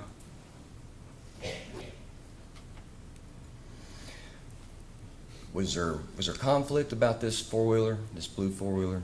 No, I played with it, if not more than him. Let's talk about your statements, okay? You remember Gerald Ray making some promises to you? Yes, sir. Do you recall the promise about being interviewed by the CAC? Yes, sir. Did that happen? No, sir. Did you get to go with DCS? No, sir. What about going home with Romaine? No, sir. And who is Romaine to you? She is my nana. What about, didn't get a chance to go home with Brian Broadwater either, did you? No, sir. Did you believe Captain Jeff Davis when he told you that you weren't going to spend the night in the Greene County Jail? Did you Yes, believe I him? did. But where have you been ever since those recordings, those statements? Where have you been since that point? In Greene County Detention Center cells. How long were you isolated in a single cell because of your age? Almost 2 years. Do you remember Gerald Ray promising to get you some help? Yes. Did that happen? No. Do you remember him promising counseling or services? Yes, sir. Did that happen? No, sir. Do you remember Gerald Ray telling you that the scientific evidence from the scene was going to tell him who and what happen? Yes. So why did you lie to Gerald Ray? Because I, like he had said several times, that he said the evidence would show them, if not for certain, what happened and who did what. I knew it would show Bill Cole killed him, so I was scared, and I thought lying was easier, and I just wanted to go home. Did you lie about moving the bodies? Yes. Did you lie about nudging Jesse with your boot? Yes. Did you lie about touching Sherry Cole's shirt? Yes. Did you lie to Alyssa Commander with DCS about staying at Brian Broadwater's house? Yes. Why is it just easier to lie, Jordan? Why not just tell the truth? Because whenever I was younger, I was scared to stand up for the truth. I was scared to tell the truth. And Jordan, when people have told as many lies that you've told, what's that make them? A liar. Are you a liar, Jordan? I was then. Well, what changed? I've learned to not be scared of the truth anymore. When, in this case, did you ever tell the truth? Whenever I told Brian Broadwater that Bill Cole killed him. Were you scared that night? Yes. Who were you scared of? I was scared of Bill Cole. Why were you scared of him? I thought he was going to kill me too. And you saw him when he was on the stand. You ever seen that behavior out of him before? Yes. So you said you were afraid, you were scared. But sometimes, that encompasses a lot of things, and sometimes it's guilt. Now, what do you feel guilty about in what happened in this case? Not being there for my little brother and mama whenever they really need me most. Did you freeze? Yes, sir. Are you proud of that? No, sir. Has that bothered you every night since then? Yes, sir.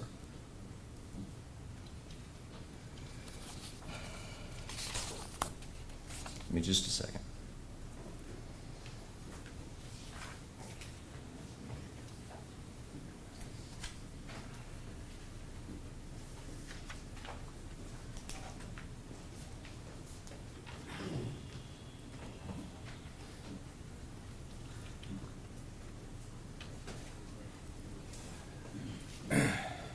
Now, when I get done, imagine Mr. Mills might ask you some questions, okay? Before we do that, there's things that everybody wants to know, Jordan. You ready? Yes, sir.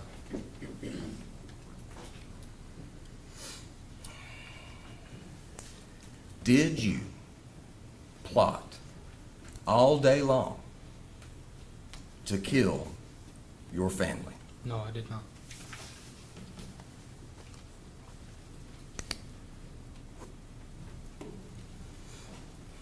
Did you hit your grandmother with a hammer multiple times? No, I did not. Did you move her body? No, I did not.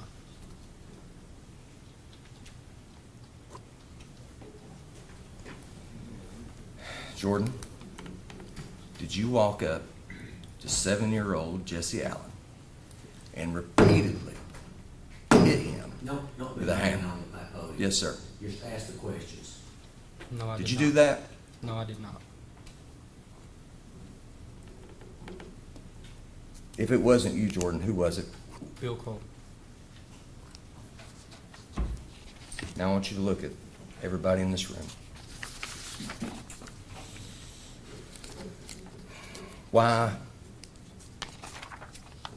should we believe a word that you say?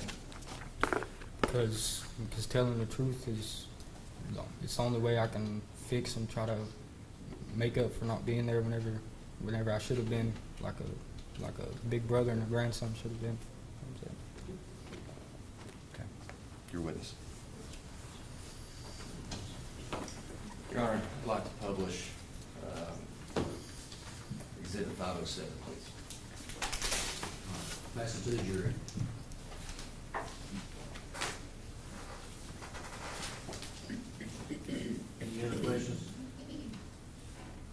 No, I've given the You may witness. cross. I was hoping they'd get through passing that, Your Honor. All right, yeah, take your time.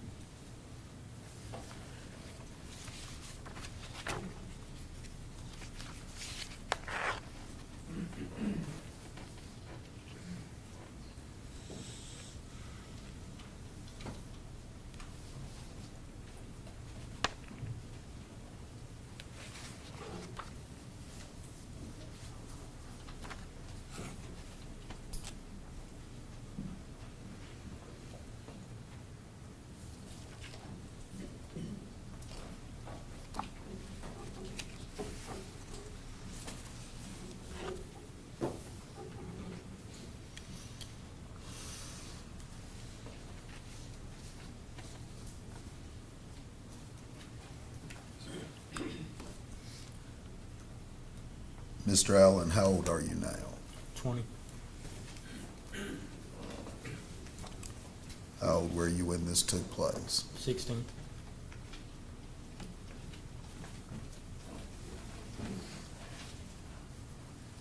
You heard Alyssa Commander in this courtroom testify. Yes. When you determined to do work, you're pretty good at it. Sometimes, yes. You know that you've admitted to this court that in the past, when you were under pressure, you've lied. Yes, sir. You've lied because you want to get the best possible outcome for the situation you're in. Right now, no. I asked you, in the past you have lied because you wanted to get the best consequence you could get for the situation you were in. In the past, yes. In the past, yes. So today that has changed. Yes, sir. We're not to believe any of that might carry over in the biggest consequence you've ever faced. No. At the time that you talked to Jeff Davis, over here Gerald Ray, and Blake Ketron, The first time they talked to you, you felt no hostility from them, did you? No, not really, no. No, not really, sir. You knew they were treating you as a witness. I didn't know at that time I was treated as witness. I just knew I was. But you handcuffed. will admit the jury, that was not confrontational. No, they were not. And what did you tell them had happened? I told them that I saw Bill Cole kill them, and I want you to tell me again if you'll tell the members of the jury, in that when you talked to them, you saw Bill Cole kill your brother and your grandmother. Is that what you're telling the members of the jury? yes, sir. You would admit that your grandmother had been good to you, Yes, and you would admit your brother loved you, yes, and you would admit there had been workers in that home trying to help because you had a problem getting along with your little brother. no. They were there to help with me running away all the time. But they did talk to you about your relationship with your little brother. Yes, they did. And tell the members of the jury why they were there to talk to you about the relationship with your little brother. This is the day you told us, so what was it? Because I didn't play with him all the time, sir. He wanted to play with you. Yeah, all the time. Yes. I like playing with him, just not all the time. You didn't want to play with him. I like playing with him, just not all the time. You liked playing with his four-wheeler. Do what? You liked his four-wheeler. Yes, I did. You can tell the members of the jury that in your history with Bill Cole, you'd never laid a hand on you. No, not physically, no. You'd never seen him lay a hand on Sherry. No, sir. You had never seen him lay a hand on Jesse. No, sir. How many people had you seen live in the home with Bill Cole? Quite a few. Huh? Quite a few. Quite a few. And I'm going to step back for a moment, and I want you to tell the members of the jury how many people you ever heard Bill Cole raise his voice at. I've heard him raise his voice at a few different people, especially when he's drunk. Never raised his voice to Sherry. So they've argued several times. Argued's different.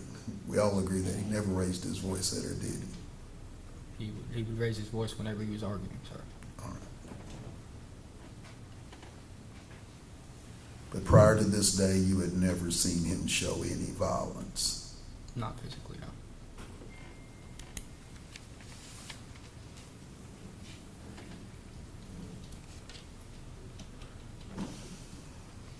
You had lived there how long? On and off for most of my life, but consistently for the last 3-4 years. Let's talk a little bit about after this incident. Okay. Where did you go? After After the incident, what time did the incident take place? sometime in the afternoon, I can't remember the exact time. After the incident took place, that you were aware that it took place, where did you go? I left and went to find one of my friend's house. I never did. Okay. Who was that friend? A guy named Dylan Morrow. Who? A guy named Dylan Morrow. Dylan Morrow. Did you tell Dylan Morrow what had happened? No, because I never went to his house. How many houses did you pass to get to Dylan Morrow's house? Probably quite a few. How many of them did you stop at to say, I've seen this terrible incident and I need to report it? I did.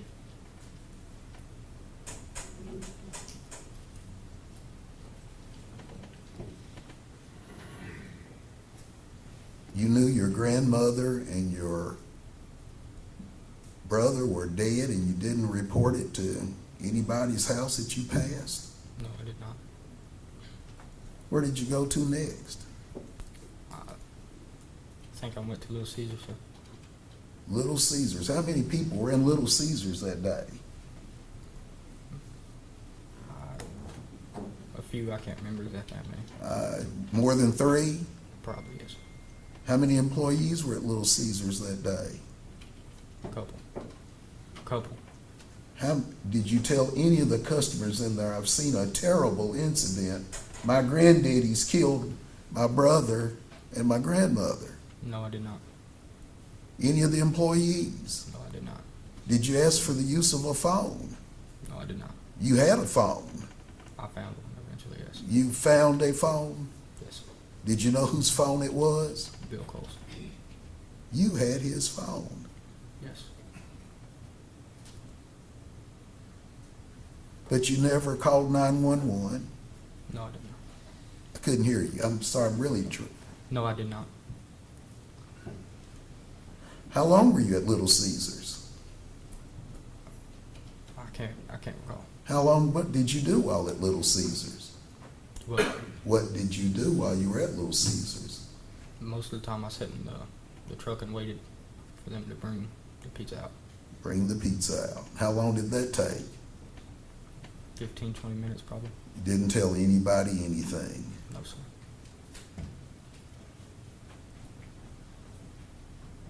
They brought it out to you. Yes, I believe. You can tell I'm can't not an completely expert remember. even on Little Caesars. They brought it out to you. I can't fully remember, but I think they did. Okay. Where did you go next? I think I went to the BP. BP, where is Yes. it located? I can't really remember. It's been a while. You remember going to Walmart? Yes.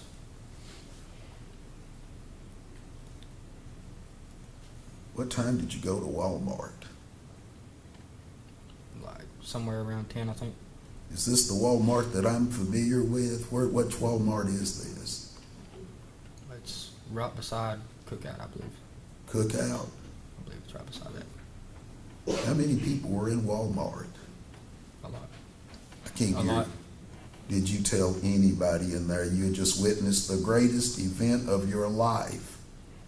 You had seen your granddaddy kill your grandmother and your brother. Did you tell anybody? No, I did not. You weren't scared of Bill Cole at Walmart, were you? He wasn't around. That's right. You weren't scared of him at Walmart, were you?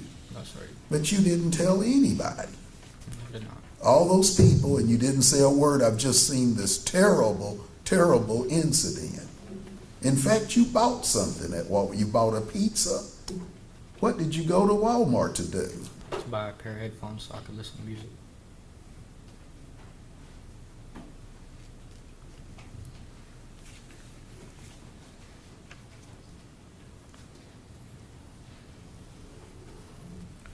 Now let's go to that's afterward.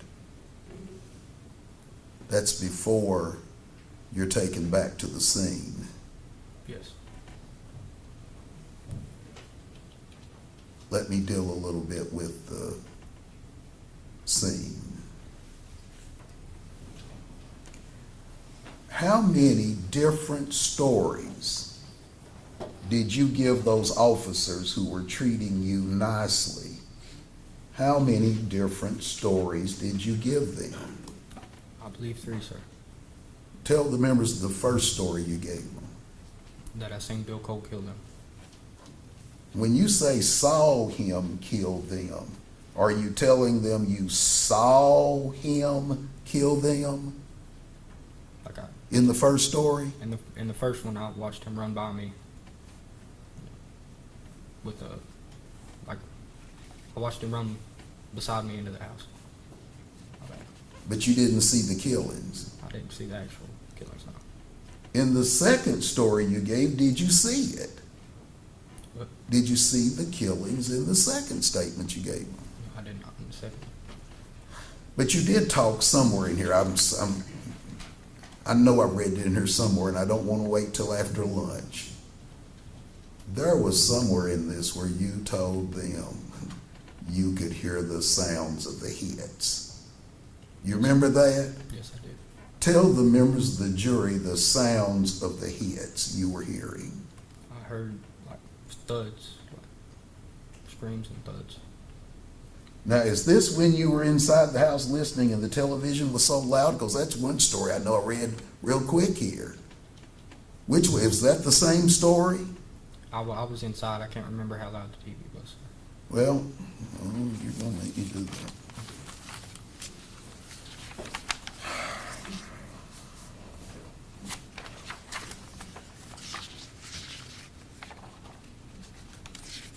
I think you said in here the TV was up to 50. You remember telling them that?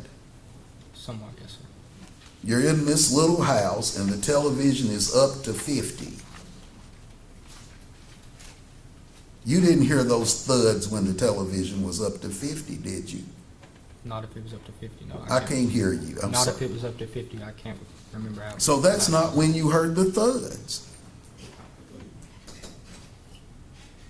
That's not when you heard the thuds, is it, Jordan? Not if the TV was up to 50. That's exactly right. You couldn't have. The reason why you heard the thuds is because you were close enough to hear them.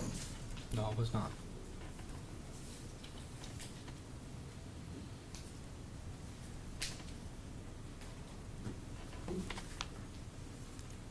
In that room, that final interview, those three were present again. Yes, sir. Were any of them being mean to you? They were being intense, not necessarily mean, but they were. They weren't being mean to you, were they? Not me, no. Not me, no.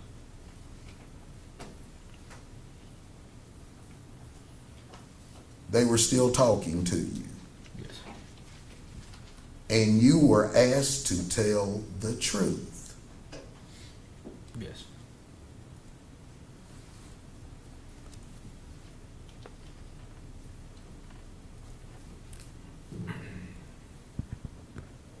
Do you remember being asked, why did you do it?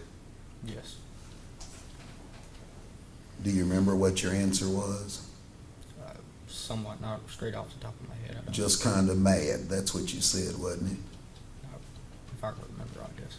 I can't hear you. I'm If sorry. if I remember right, yes.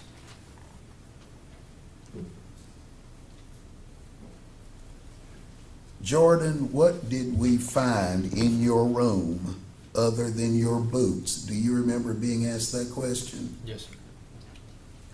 When was the last time you'd been in your room? Sometime that day, I can't remember exactly when. Well, I think that's pretty important. When were you last in the room? Probably right before I went in there and watched American Pickers. And that was before you knew about the killings. Yes.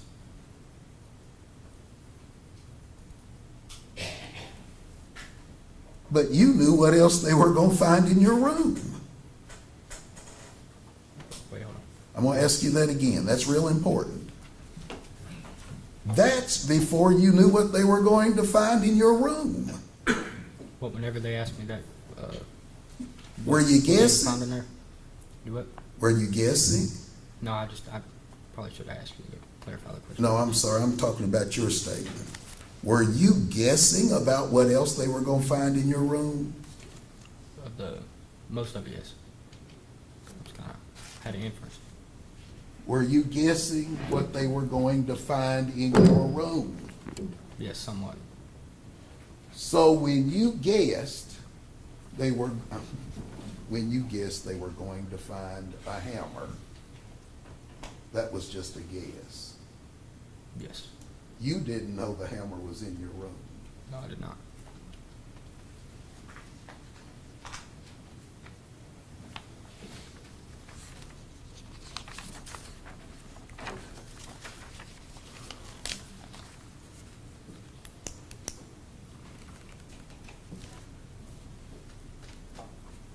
You were asked this question. I know it's going to suck, but tell us what the heck happened out there. Do you remember being asked that question? Yes. Did you guess what the answer should be? No, I did not. You weren't guessing when you said we were sitting there and we were gonna play stuff, but me and Mamaw kinda got into it kinda, cause the way she was kinda picking stuff and nagging, and like I just kinda got aggravated.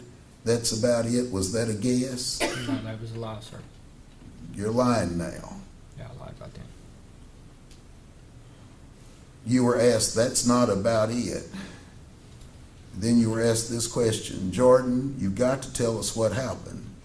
Who was outside, who was inside, and who was where, and what all happened? Because it's not about, that's it. Did you tell us what happened? And you said Jesse was outside. That wasn't guessing, was it? No, I knew he was outside. Huh? No, I knew he was outside, sir. And Mamaw and Papa were inside. Were you guessing about that? I can't remember, sorry. You don't know if you were guessing or not? I can't remember where they was at outside. I know Mamaw was outside for most of the day. And then I was mad at him. And I did that. And then Mamaw came outside. Do you remember saying that? Yes, I remember saying that. What did you do? What did you do to Jesse? How were you feeling at that moment that you were asked that question? I was confused on why. Confused on why what? Why you were buying pizza later on? I know why I bought the pizza. You were hungry? No, I mean, it's kind of part of my way of trying to process stuff. Trying to process what you had seen. Yes. What you had seen and heard was what you did. No, I did not. What did you do? What did you do to Jesse? What was your answer? I believe I said I killed them, but No, I was it's lying. worse than that. Okay, I'm sorry, Your Honor, for commentary. I smacked him with a hammer.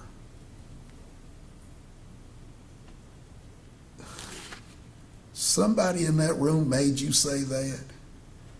No, I lied, sir. You would lie to say I smacked my brother with a hammer? Yes. I was trying to get out of the room.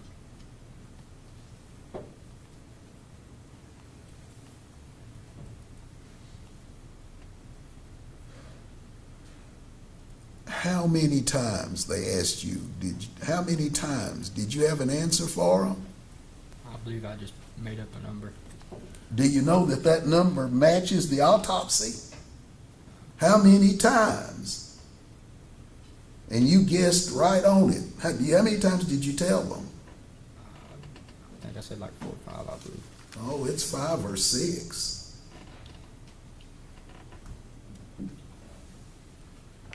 You're right. I want to be fair to you. 5 or 6, I can't remember. That's guessing?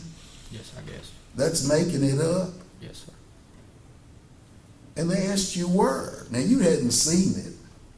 You didn't see this incident take place, did you? Yes, I did. I saw Bill Cole hit them. You did see Bill hit him? Yes, sir. Oh, you saw him hit him.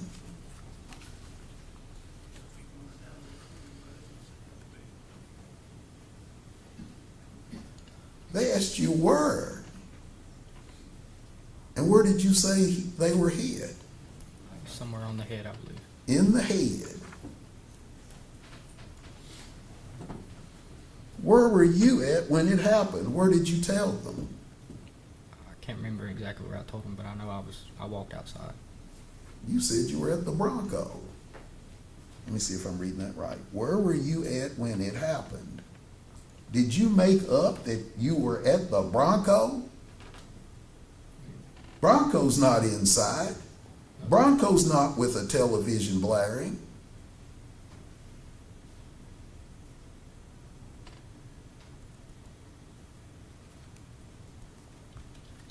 Then what did you tell them happened? Just your words. What did you tell those investigators who are overpowering you? What did you tell them happened? I believe I told him I left. Huh? I believe I told him I left. I can't Oh, no, remember. you've hit Jesse. What about Mamaw? I was a little further down, my bad. You were what? I was a little further past, my bad. Well, let's not look past. Please, I'm just trying to get through this just like you are. You looked those three men in the eye, and you were guessing. You knew the order of the deaths. And then Mamaw came outside. That's what you told him, isn't it? I believe so, yes. I, I believe so, yes, my bad. do you remember telling him that? Yes, sir. We're not making it up. That's what you told him. As far as I remember, yes. And she saw it. And she seen. And what did she do, Jordan? I think I said she screamed or something. I can't really remember. That's right, she screamed.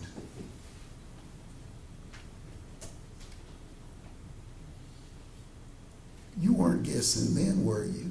Yes, I was lying. You were just Making all guessing, that but you weren't, you didn't, you were just lying, Yes, telling three people you'd killed your brother and your grandmother, that was a lie? yes.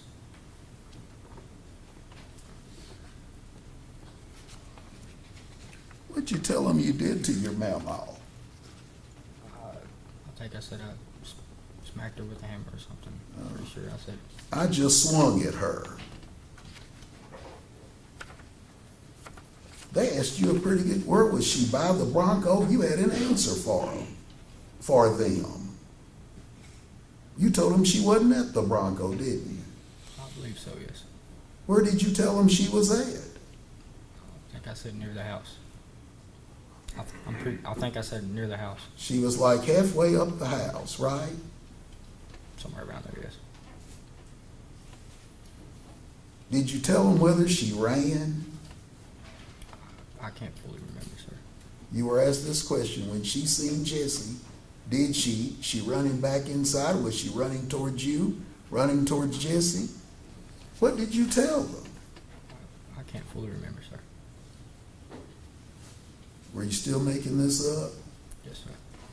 You told them she kind of freaked. She kind of just stood there, kind of squealed. Forgive me, I read it wrong. It's not freaked. She just kind of stood there, kind of squealed. You were making that up Yes, sir. to please three men in a room. Yes, sir. They asked you, did Papa come outside? What was your answer? I don't fully remember, sir. Sorry. You said, didn't you, do you remember saying if he would have come outside, would you have killed him? And you gave them an answer. What did you tell them?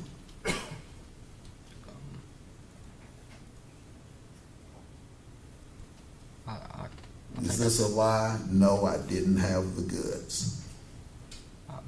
No, Sounds I familiar. didn't have the goods. Sounds familiar, sir. Yes. Now, I know I read this, so you boxed. You learned boxing, didn't you? A little, yes. In fact, you told him in the second statement you weren't scared of him. That's the reason why he didn't do anything to you, because you knew how to box. That's what you told him in the second statement, isn't it? I remember that somewhat, yes. I remember that somewhat, yes.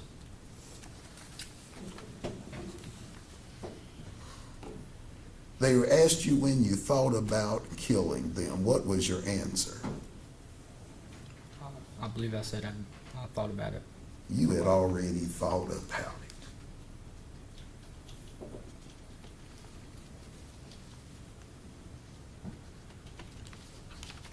When did you tell them you had made up your mind to do the killings? I think if I remember correctly, sometime earlier in the day is what I told him. Did you move the bodies? No, I didn't. I lied about that. You lied about moving the bodies. Yes, sir. Did you lie about changing your shoes? No, I changed my shoes at some point, yes. Did you lie about changing your pants? I believe I was in the same pants that I was in, so. You put a shirt on. Yes. Were you wearing a shirt when you did this? I didn't do anything. Were you wearing a shirt at that time? When you saw Bill killing them, were you wearing a shirt? I don't think I was. I can't fully remember, sir. So we're right when you say you put a shirt on. Yes. Anything that doesn't have anything to do with the killing, you admit. Is that right? Yes, because I didn't. know about Anything that doesn't have anything to do with the killing is the truth. it. Yes. You were just going in that room with each of these three, and every time it had something to do with the killing, you were lying. Yes. Every time it's a shirt, it's something else, you weren't lying. You decided to tell the truth in that room then. Yes. When did you decide that you were going to kill him? What was your answer? I believe I said sometime earlier in the day. I believe I said sometime earlier in the day. Just kind of like in the middle of the day.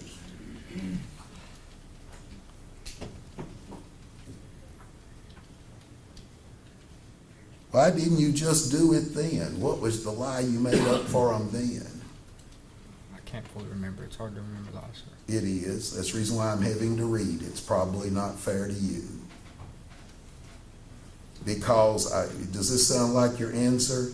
I was kind of scared to do it, really. That sounds familiar, yes.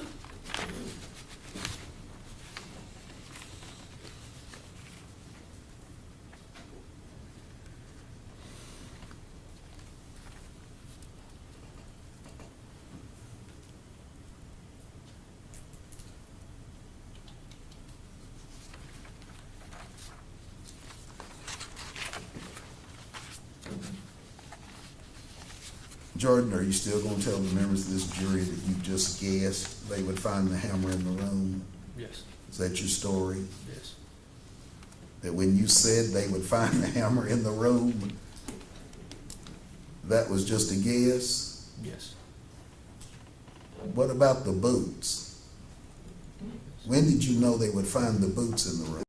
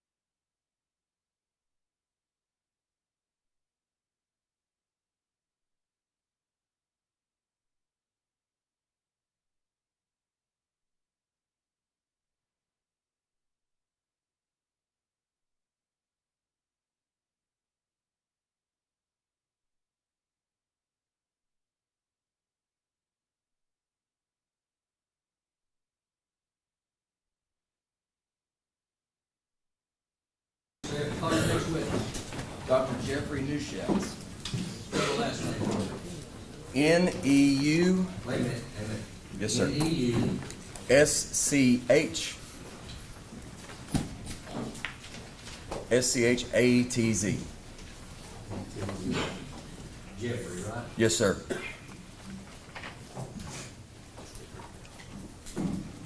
Solemnly swear affirm testimony you give be the truth, the whole truth, and nothing but the truth, so help you God. I do. What's your step up there? Come up here, get comfortable, speak up. Dr. Newshatz, would you please introduce yourself to the room? Jeffrey Newshatz, N-E-U-S-C-H-A-T-Z. And sir, what is your occupation? I'm a professor at Fielding Graduate University. All right, what's your educational background? I got my bachelor's degree at Roger Williams College, which is now Roger Williams University. I then got my master's at Cortland College, which is part of the SUNY, or State University of New York system, in experimental psychology. And then I got my PhD at Binghamton University in cognitive psychology, which is also part of the SUNY system. Okay. Do you have any particular specialty inside of psychology? I'm a cognitive psychologist. And what all does that entail? So cognitive psychology is the study of all brain processes like memory, problem solving, decision making, language development. All right. What's your work history like? I worked 1 year at St. Mary's College of Maryland as a visiting professor. I worked 25 years after that at the University of Alabama in Huntsville, not the one with the football team. And then I worked for the last year and a half, I've worked at Fielding Graduate University. Have you done research or do you teach? I do both. How long have you followed the research in the field of false confessions? About 20 years. In what ways?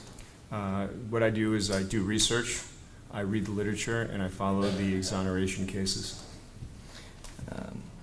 When you say exoneration cases, what are you talking about?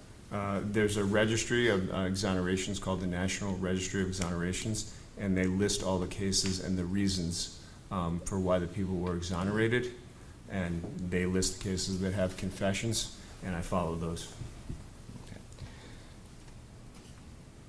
And you're currently engaged in this field, is that right? I am.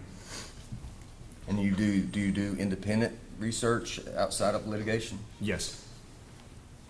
Have you contributed to peer-reviewed journals in the field regarding confessions? I have.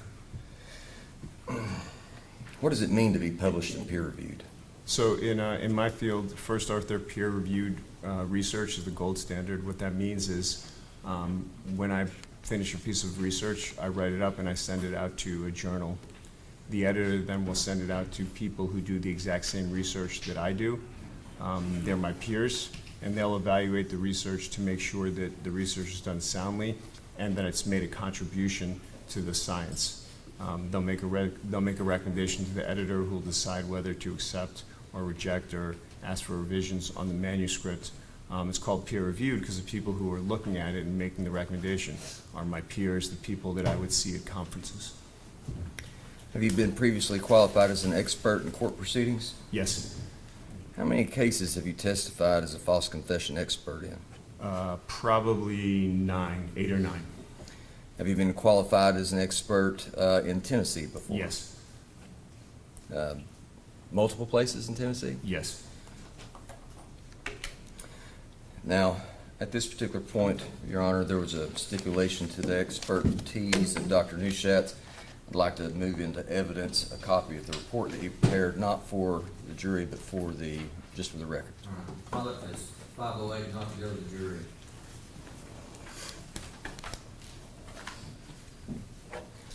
Dr. Newshatz, have you worked with law enforcement before? I've only done work with law enforcement at one time, I think 2 or 3 summers ago.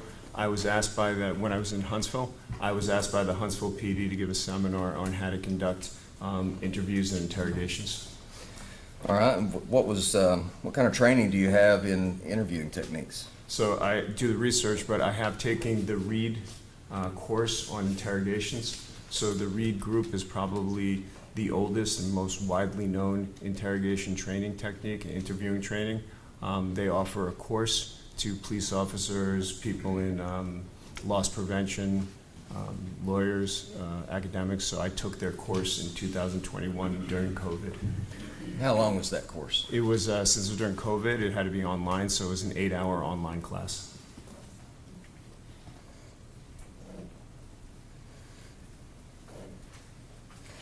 Now, Dr. Neuschatz, you're getting paid, aren't you? I am. And there's nothing about this that, about you getting paid that has anything to do with you being just honest about what you find. It does not affect the science. Okay. You're not some sort of hired gun, are you? I don't think so, no. Okay.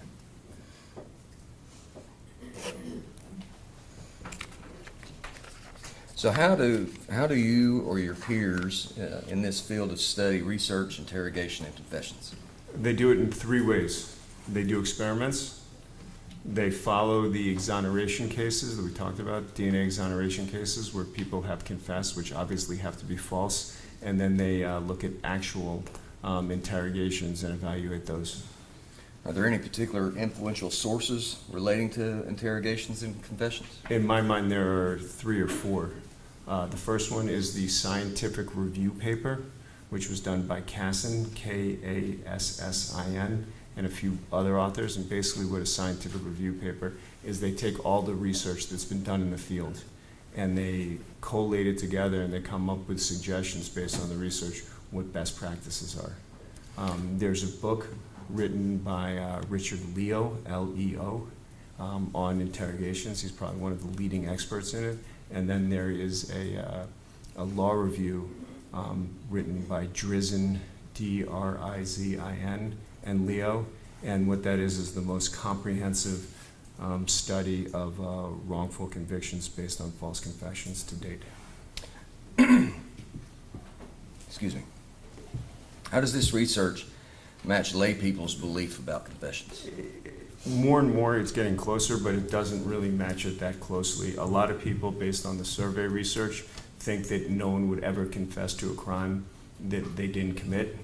And we know that's not true based on getting people to confess to crimes they didn't commit in the lab. And we know that from the DNA exoneration cases that people do confess to things that they didn't actually do. Many people don't believe that anybody would ever do that if you ask them. Tell us about the methods of training interrogators. So the ones that I'm familiar with are, the big one is the Reed technique, which we talked about. And then there's I think it's Wicklander and Zukowski. WZ is another big training outfit. There's also the more scientific based one, which is called the Peace method. Let's talk about what happens in an interrogation. How do we know false confessions occur? We know it because it happens in the laboratory, and we know from the DNA exonerations. Well, how is this measured, or how do you figure this out?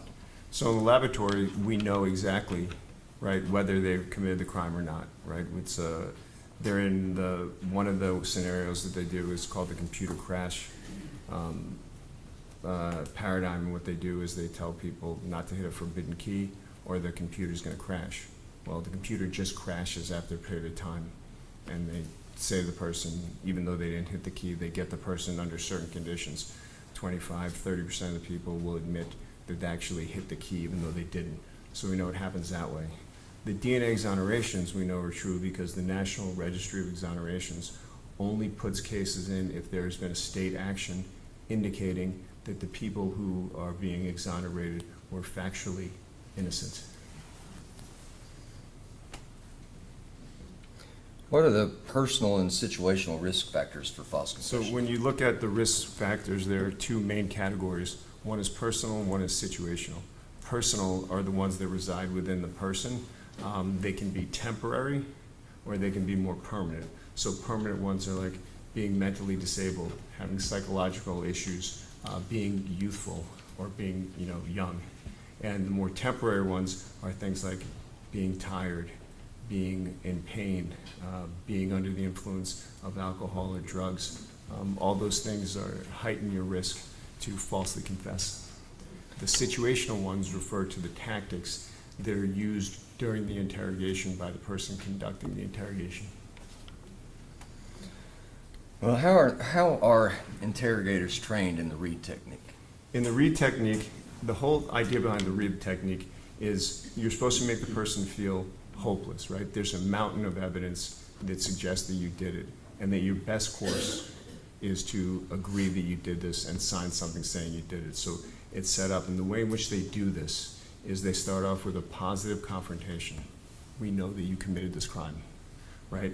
And then they do what's called building a theme, and they have this accusatory style, right? That they're telling you that you did this. Then they build a theme, and the theme is supposed to give you an outlet to make it feel better for you to sort of confess. Like, it's okay, everybody gets drunk occasionally, we do bad things, it's not the end of the world. So it's sort of allowing you to confess under situations that maybe aren't so bad. They're also taught that to refuse denials. In the read technique, they say to you, if somebody denies doing it, it's harder to get them to confess later, so that you should cut them off. If they start saying they didn't do it, you should cut them off. And they're also told to use evidence against them, to come in with big mountains of evidence and say, this is what we have against you, so the person starts to feel that their situation is hopeless.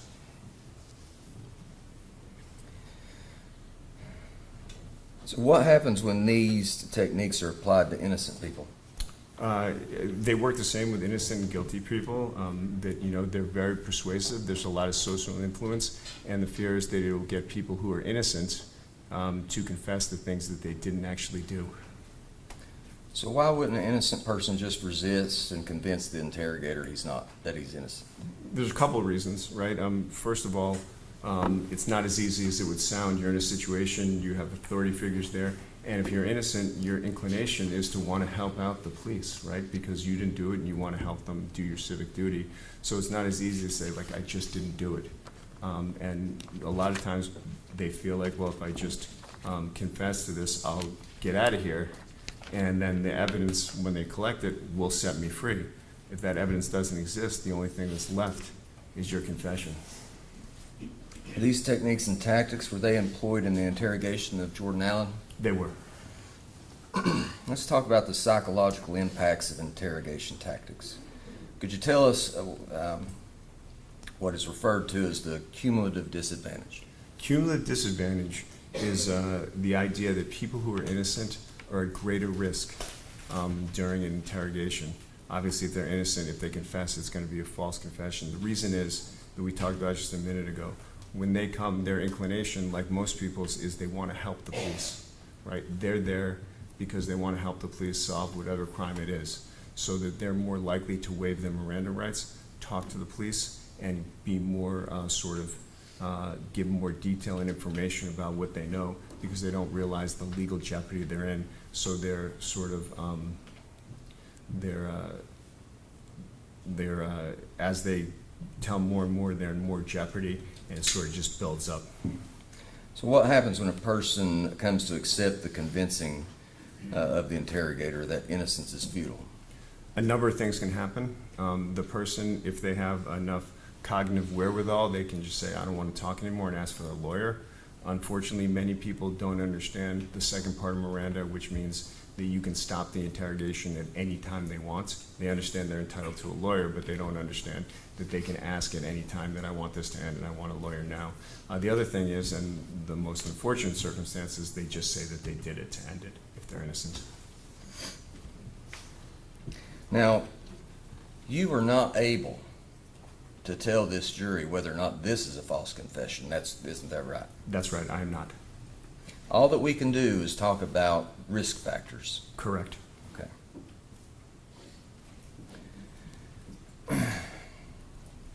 Sometimes a confession is detailed. Doesn't detail show that a confession must be true? Not necessarily, no. And why would you say that?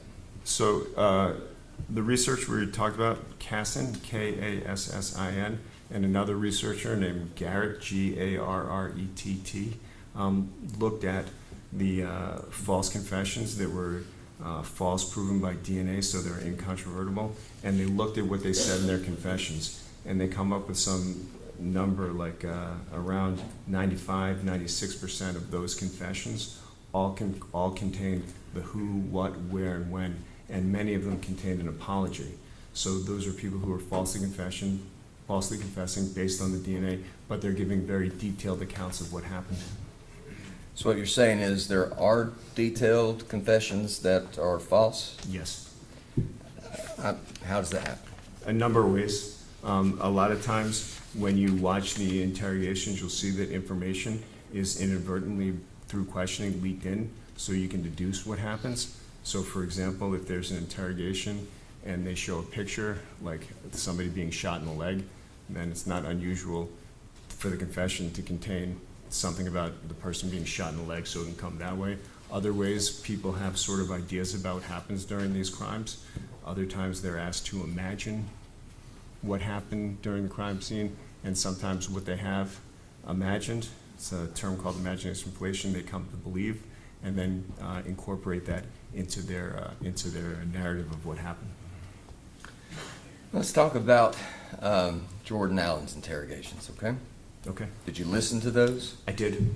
How long were those interviews altogether? Just the interviews themselves or the whole interrogation?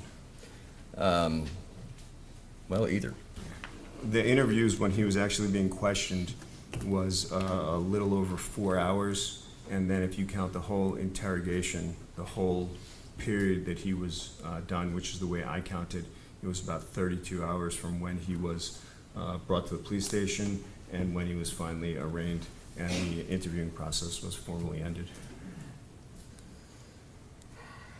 In your expert opinion, how many coercive tactics were used in Jordan Allen's interrogation? When we coded it, I think it was over 80, maybe 82. Are these the type of tactics that lead to coerced confessions? Yes. And you said 82. Let's go back to personal risk factors. Remind us what the risk factors are that for this case. With this case, there are several. One is the age of Mr. Allen at the time of the interrogation, his intelligence, the fatigue, and the length of the interrogation. And you're aware of how old he was at the time? I believe he was 16. Why are youth a risk for this? Earlier I talked about the false confession report written by Leo and Drizzen, and they wrote down the characteristics of the people who false confessed, and a large proportion of them, over 85% of the people who falsely confessed, were under the age of, I think, 25, the majority of those being younger. Are you familiar in reviewing this case, Mr. Allen's composite global intelligence score on the Wechsler Adult Intelligence Scale? I am. And how did he score? My recollection was he was low to average, or low average is more correct. Would this make him vulnerable to coercive techniques? One of the things that is a risk factor is people's IQ. People who have lower IQ are more vulnerable to falsely confess because they don't have the cognitive sophistication to fend off the tactics that are being used on them. So yes. Okay. So I zoomed out a little bit there. Why is that a risk factor? Because people who are mentally disabled are people who are don't understand and not as good at rationalizing and reason, so they're not good at answering the questions because they get confused, and they're more likely to give in to authority figures when they're telling them to do things. So they don't have the cognitive sophistication somebody who's older and has normal intelligence would have. So in the first interview that you've reviewed, when Jordan is told that the CAC was going to interview him, how do you think that affected what happens in the next interrogations? Could you remind me what the CAC is? The Child Advocacy Center. So, because he's youthful, I imagine that he believed and was thinking that people were going to come that were more skilled at interviewing kids his age. And are you aware that Mr. Allen, well, you said he was detained for 32 hours. Is this a risk for false confession? Fatigue is one of the major risk factors, and length of interrogation is another big risk factor. When you look at the stuff by Leo and Drizzen, that excessively long interrogations lead to more false confessions. It's greater risk, and because of that, most interrogation trainings say you shouldn't interview people for more than 2 to 4 hours. Now, part of the 32 hours is his detainment. Right. His interrogations were broken up. How does Right. that play? There's a thing called self-regulation, which means you have to maintain emotional, psychological, cognitive, and physical control to achieve some goal, right? As time goes on and you become more tired, it becomes harder to do that. So over the course of the 12 or 14 or 16 or 30 hours, that he's becoming more, most people are becoming more fatigued, more tired, and it becomes harder to maintain regulation. And when people can't self-regulate, they act impulsively. So in the case of interrogation, if you didn't do it, you should be saying, I didn't do it. But as you get worn down, people act impulsively and say, okay, I'm done, I did it. Are you familiar with the research on deception detection as it relates to confessions? I am.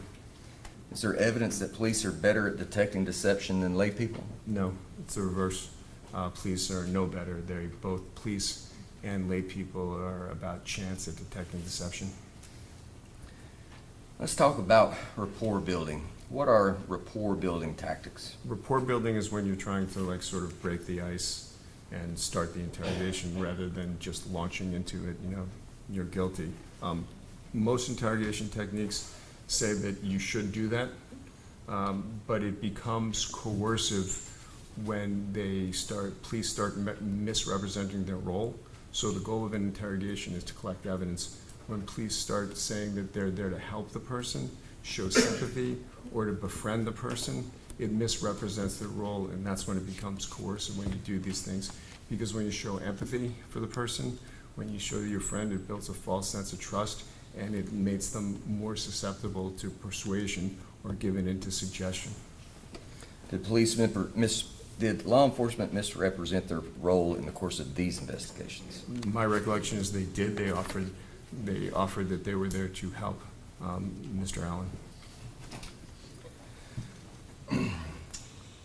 So you've reviewed those. Do you recall in Jordan's second interview about him being asked, we have to know about it, okay? We have to be able to help you.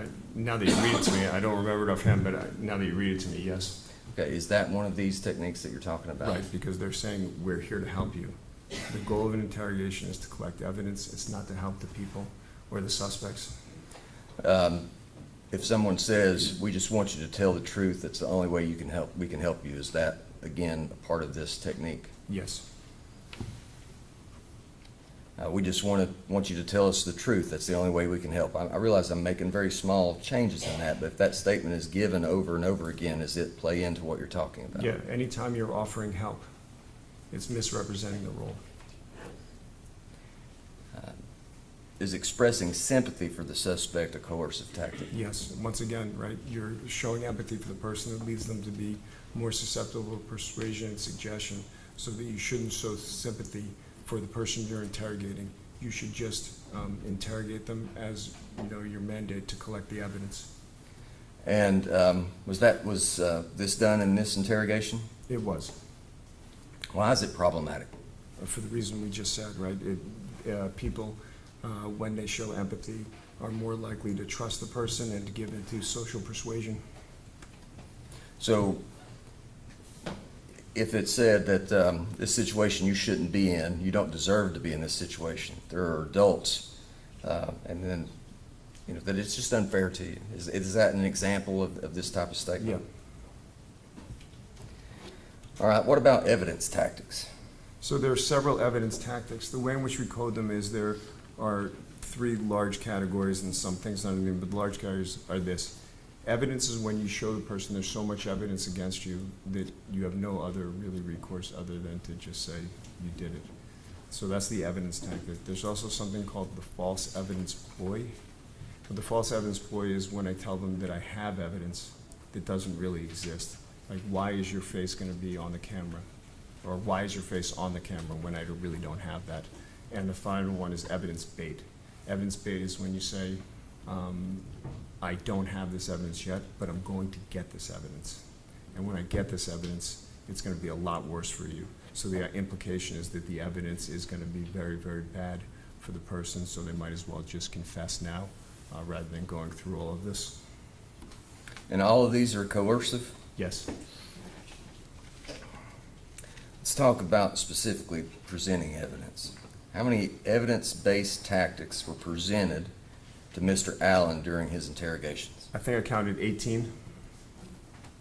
And what kinds of evidence was presented to Mr. Allen during the interrogation? There was a lot of talk about the DNA evidence or the forensic evidence that was going to be collected at the scene. They talked about how messy the scene was and how that there was going to be like over 100 pieces of evidence they could collect there. And then they talked about the grandfather's interview and what was said in the grandfather's interview. So these were all cases of presenting evidence to Mr. Allen about what was going to help convict him. When they talked to him about things in his room, is that part of it as well? Yes. So, I'll give you a couple of examples. There were only 2 people that were there, according to you and him, other than your grandma and your brother. Okay, it's going to be your story and it's going to be his story. Is that an example of Yes, what you're because they're talking telling about? him that there's another person there and that he's going to give evidence. And that when he was told that the blood didn't get on the boots the way you said, okay, it can't. I wasn't out there, so I can't tell you how it happened, as in where you were standing, but what I can tell you is not from nudging a body. Is that another example of this presenting of evidence? Yes, because they're talking about the evidence. Okay. What about, let's talk about challenging contradictions. What does that mean? Challenging contradictions is when you tell the person their story doesn't make sense. The implication is that whatever your story you're telling is not going to be believed, and you should change it to a more believable story, usually one which is in line with what the police think happened.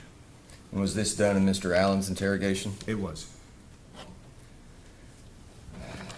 So when they told him that, you're telling me that you believe your papaw just killed his wife and grandson and didn't think to maybe try to figure out where this murderer was? Is that what you're talking about? Yeah, because they're saying to him that it's not a believable story. So the implication, of course, is that he should come up with one that's more believable if he wants to help himself. So when they say that there's just a lot of things that don't add up, is that another example? It's like the definition of challenging contradictions.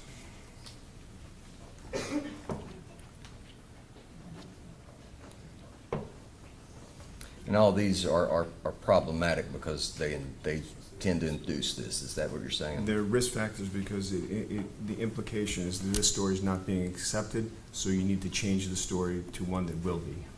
Okay. Let's talk about evidence bait. Has this tactic been shown in literature to increase false confessions? Yeah, just to remind you, evidence bait is when you say that you're going to have evidence that you don't presently have, and when you have it, it's going to be very bad or going to be inculpatory, if you will, for the defendant. So in the second interview, when they asked Jordan about, you watch CSI, TV shows are a little exaggerated, but I'm sort of paraphrasing for time. But basically what we have at the Tennessee Bureau of Investigation is equivalent to CSI. We're going to be looking for DNA, fibers, all kinds of analysis that can be done. We're going to have a pretty good idea. Actually, not a pretty good idea. We're going to know who did what based off our analysis.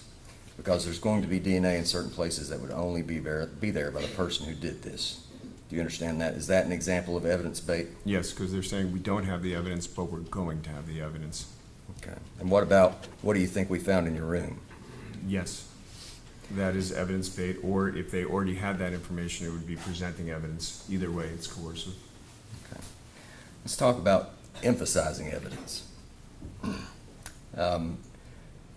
If you can give us just a general refresher on that, and then what you can recall from this interrogation. Emphasizing evidence is when you say we have so much evidence that points to you that you really have no other recourse, and you're trying to make the person think as though that their only and best avenue is to just say that they did it. So when you're talking about being presented, there's going to be well over 100 pieces of evidence. That's an example. Yes. Or the person that did it was sloppy and left a lot of things behind. Correct. Let's talk about consequential tactics. What is that? Consequential tactics are those tactics in which you tell the person that the consequences, if you will, for not testifying means the full weight of the law is going to come down on you. So that this is, by implication, this is your best opportunity for yourself, because if you don't, you're going to have the full weight of the law coming down on you, and the consequences are going to be dire. Was that ever implied to Mr. Allen in these interrogations? It was. When it was said, it's pretty clear what happened, the gig's up, we know what happened, okay, all we want is the truth, it's time to tell the truth. Is that an example of a consequential tactic? Right, because they're saying that they know what happened, implication it was him, and now it's time for him to try and help himself by telling the truth. What about when they say, every time we do this, you come off a little bit more and more? So they're telling him there that his story is not been complete so far. Essentially, he's withheld stuff, and now it's time for him to tell the truth. What about when they say something like you're using a lot of qualifying words, and that because of that it means you're lying? So that's they're calling him a liar, which is a tactic, and the implication, like challenging contradictions, is that if you're lying, you should stop lying and start telling us the truth. Let's talk about social and psychological manipulation tactics. Okay, what are these? Social and psychological manipulations are those that are tried to induce guilt in the person. And when I mean guilt, I don't mean it in the legal sense, I mean it in the emotional or psychological sense. They either want to make you feel bad about yourself, and you can redeem yourself by confessing, or they say things like, you'll be a better person if you confess, right? Sometimes they say, just be a man and do what's right. Your family will feel better, or someone will feel better if you just confess, so that it's trying to make the person feel guilty into confessing, to guilt them into confessing. So that's the concept of increased guilt. Excuse me? That's the concept of increased guilt. Right. Okay. And was Mr. Allen's, were there appeals to Mr. Allen's conscience in this way? There were. When they say stuff like, for the sake of your mom and your grandmother and your little brother, just tell us the truth, is that an example of what Yes. you're talking about? Yes, it is. And after you get this off your chest, you'll sleep good, sleep Yes. better. Yes. And I'm not going to beat around the bush. It's time to tell the truth because a 7-year-old boy and your grandmother's dead. Is that an example? It is. And all of these are problematic flags that you're looking for. They're risk factors, correct. And was Mr. Allen presented with graphic imagery during the interrogation? He was told, yes, he was told how gory the murder scene was, and then reminded that he was there, so he didn't need to be shown pictures or something to that extent. So it's not that you have to see a graphic photograph, it's just the discussion of. Right. Okay, I mean, if you see a graphic photograph, it is as well. absolutely. And we've already established that happened with Mr. Allen, so, and I think you covered why it was coercive. So let's go to minimalization. What is that particular risk factor? Minimization is like when we talked about building a theme, it's supposed to give the person a reason to confess, to make them feel like the crime and or the punishments aren't as bad, so that if he confesses, his outcomes will be better. So is that what appealing to the suspect's self-interest, is that what that is? Yes. And did that happen in this case? It did. They said very often that, or implied very often, that Mr. Allen could help himself by testifying.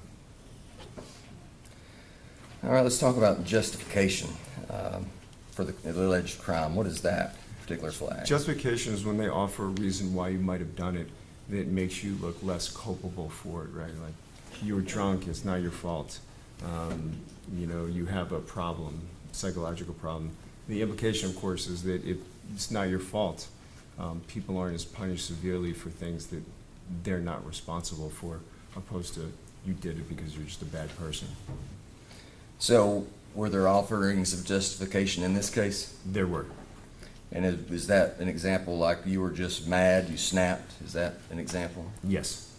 What's problematic about promises? So promises of leniency are one of the things that the Reed technique says that you should never do during interrogation. The two things that they say that you shouldn't do is make threats of inevitable consequences, and they shouldn't make promises of leniency for a confession. The reason being is, according to the Reed technique, it robs a person of their ability to voluntarily confess, because offering promises of leniency, not going to jail or things are going to be okay, is so coercive. And did that happen in this case? Several times. Did they indicate that he had a clean slate to the extent that he had previously confessed and they wanted something else? Yes. And what about like when there was some reward, like having good character and representing to him? We just want the, hold on. It's been a long couple of days. I understand. We just want to hear the truth, no matter what it is. No matter if it's you did something to your brother, or Papaw did something to your brother, or you guys did it together. No matter what happened, even if you did do it, we would completely be able to get you help. If that's something that happened out there, there's services that we can provide. There's counseling. Is that what you're talking about? Yes, exactly. So that if he confesses, there'll be help provided for him. If there's anything that you didn't say, you're not going to be in trouble if you told me 100 lies today. You're not in trouble for any of that. You're not in trouble for buying nicotine, not in trouble for driving without a license, okay? You have a clean slate here, and all we want is the truth about what happened to your little brother and your grandmother. Is that something that you could tell us now? Is that what you're talking about? Yes. What about contamination? What is contamination? So contamination, what it refers to is that one of the ways you can tell if a interrogation is true or false is if the person confessing has guilty knowledge, right? So for example, if the person confessing says the gun is in this place and then the police go and the gun is actually in that place, it gives you more sort of credible information that this person is actually telling the truth.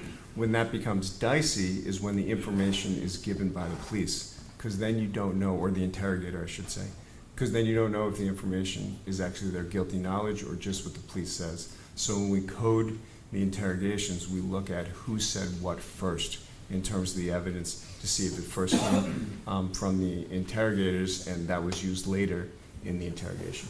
Did you do that coding in this case? I did.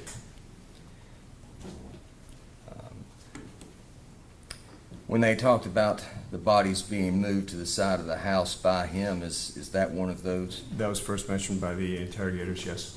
What about the bodies that suffered blunt force trauma? That was first mentioned by the interrogators. What about boot prints found near the scene of the homicide? By the interrogators first. Homicides took place over a longer period of time than a few seconds. Yes. He was present for the homicide. Yes. Perhaps his grandfather is responsible. Yes. You're saying all of those were given to Jordan before he had said anything about it? They were first mentioned by the people doing the interrogation. Before we get into your conclusions, how are law enforcement supposed to interrogate people? They're supposed to use a non-accusatory information gathering interrogation. It's called an information gathering interrogation, which allows the person to talk freely without using these accusatory coercive techniques. And does the Reed technique, does it espouse that value or that? Not according to psychological literature.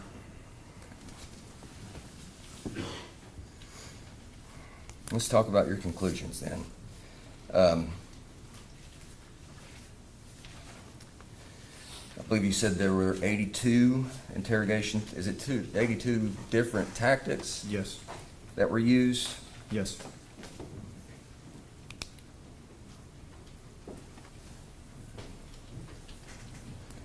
Are there other things that were introduced that contaminated the video, the evidence bait, the bluff, all those things, they were all present in this? They were.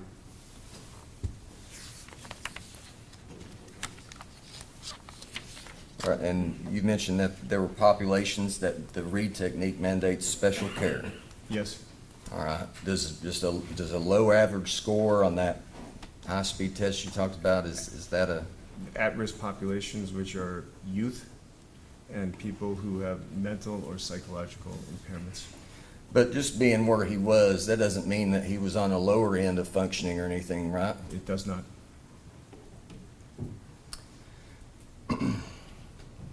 Dr. Neuschatz, when you reviewed all the discovery that was provided to you in this case, did you learn that your work had been peer reviewed? Yes. Were there any faults in the finding from that peer review? Not from what I received. All right, thank you very much. Nothing further, Your Honor. You may cross. Thank you, sir. Can you get him a glass of water? Thank you. Bottle of water or something? Thank you, sir.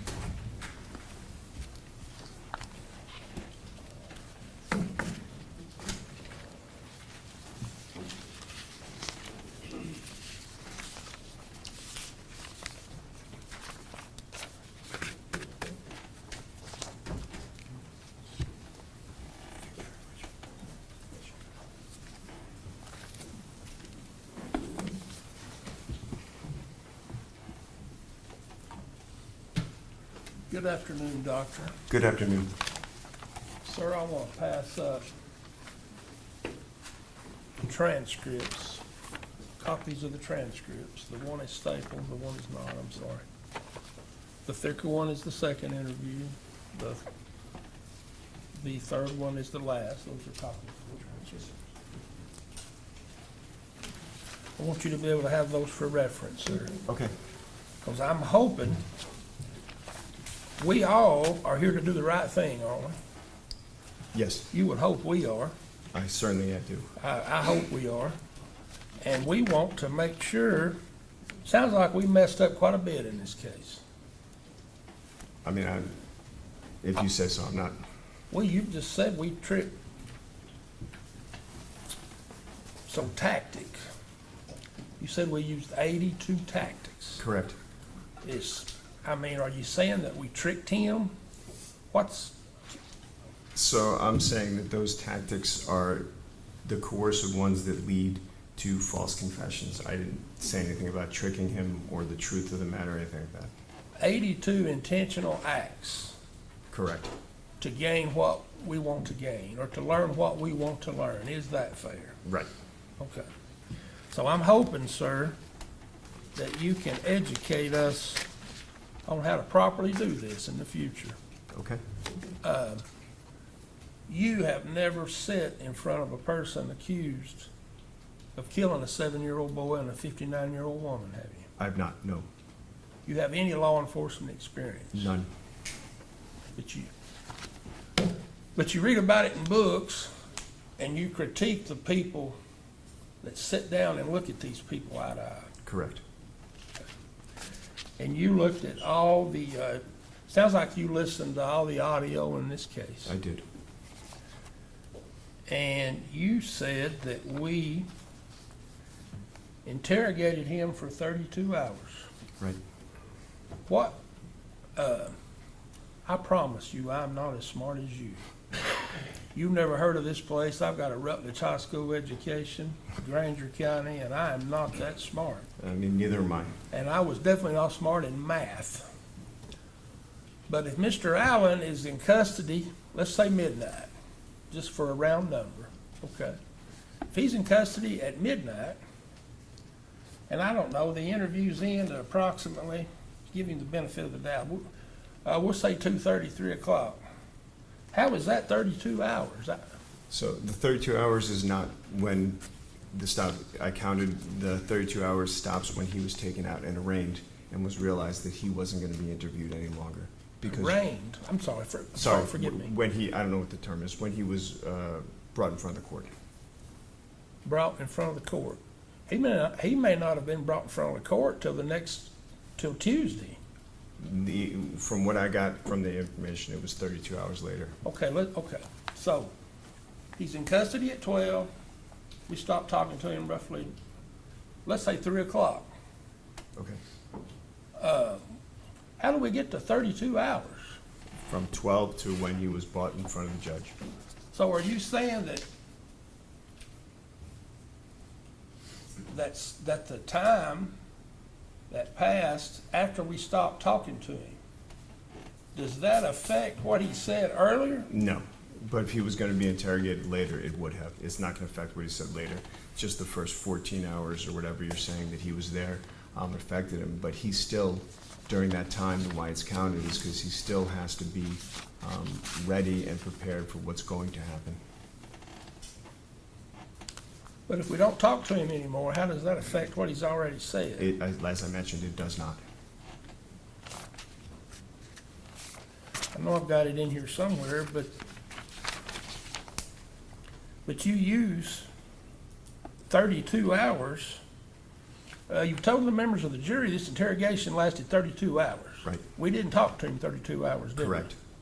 So that's not entirely true, is it? Let's just be fair.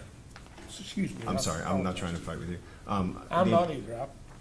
The interrogation is not just the time when you're being interrogated, it's how long you're there.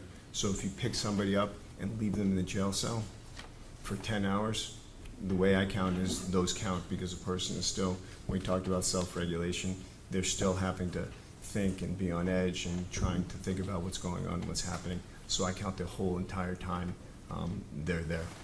But if we don't learn anything past the 14-hour mark, 15-hour mark, then the other, 17 hours, we can just ignore that, right? You can, if you prefer, that's fine. 15 hours, 17 hours is still an exceptionally long time to be under interrogation.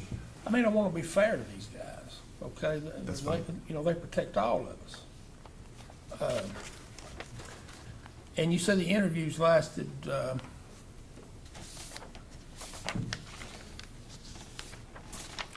did you say roughly 4 hours or so? A little bit, the question was a little bit over 4 hours. 4 hours and 41 minutes? Yep. Sir, what time are you calculating that on? That was just the time, the 3 interrogations, the 3 questioning periods. So there was a first one, there was a second one, and a third one. Are you counting the times that the individuals sit in silence when there's no substantive information gained? Yes. How does the time sit in silence affect something that's already been said? It affects what substantially is going to be said, and it affects what's going on during the interrogation.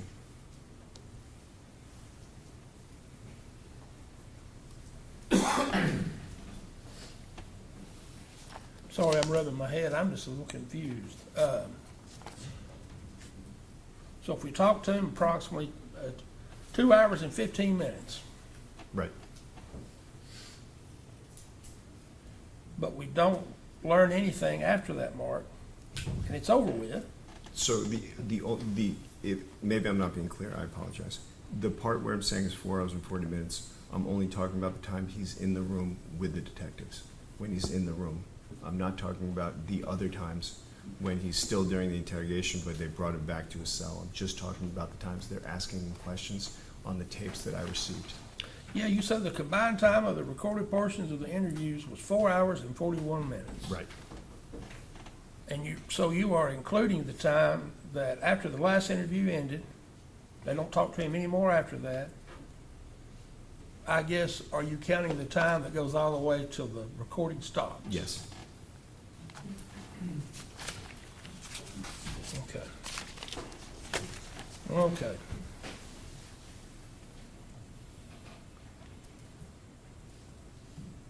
I'm not gonna, I'm just, sorry, just a little confused about that.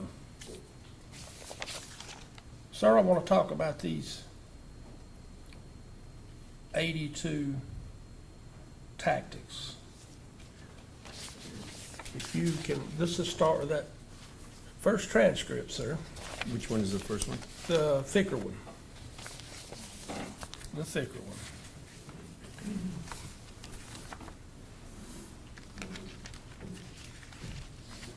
Let's just go to the first. Sir, read down through there and tell us the first tactic that you see, and I want you to tell us, explain to us what happened and what we should have done differently.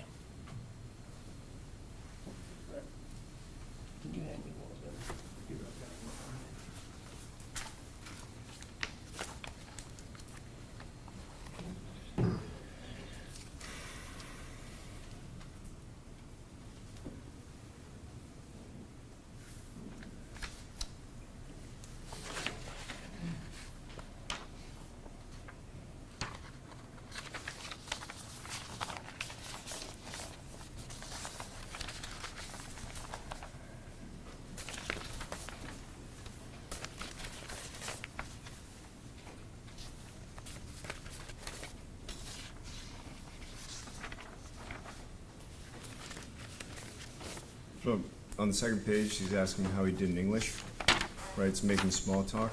That's pretty much okay. They're not, it's not bad. You have to start someplace, but that's rapport building. But you're saying we should not try to do that? No, I said the rapport building is okay as long as they don't try and say stuff. Okay, It varies. We count those as rapport building. yes, sir.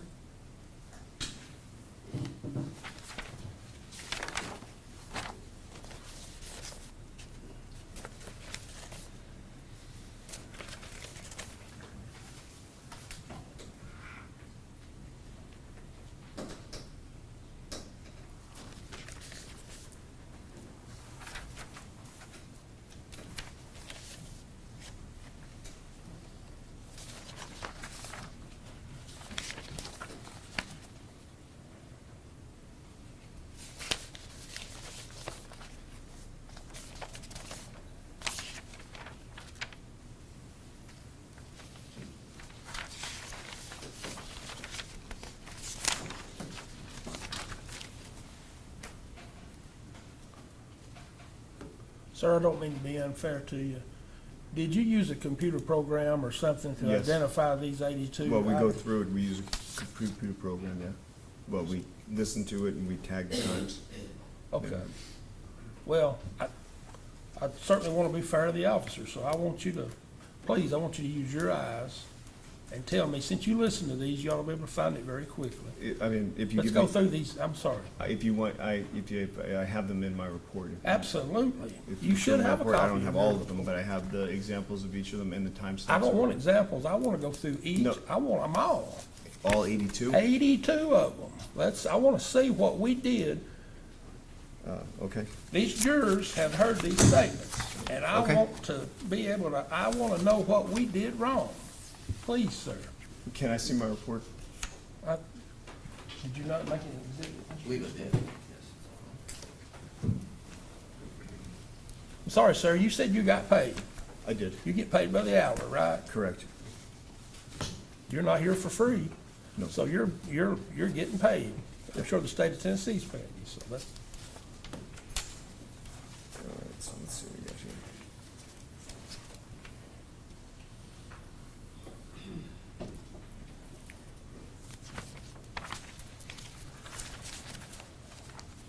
So I counted 14 rapport building, 46 evidence, 10 social psychological manipulations, 7 consequence, and 5 minimization tactics. Okay, I'm gonna have to read all these things all the way through, because I don't know exactly where they are. but you didn't find them. Your computer program found them. Is that fair? No, we find them. Did you go back over it? I did, but I Okay. mean, I don't remember every place and everywhere it is, but if you want me to read these, I'll be I happy. do. I just want to be fair to these. Okay.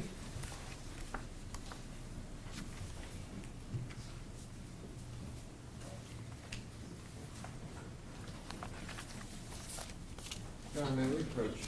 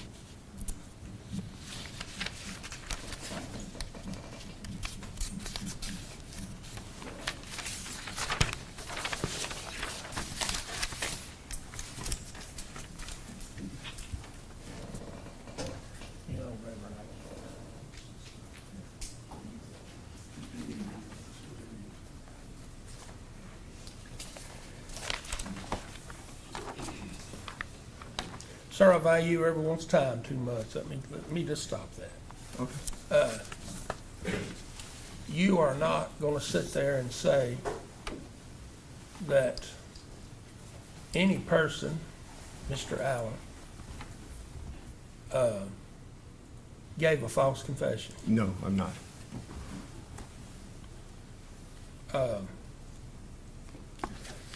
There is something I do want to address. It's kind of, you mentioned that we introduced some evidence to him, Correct. that we're the first one.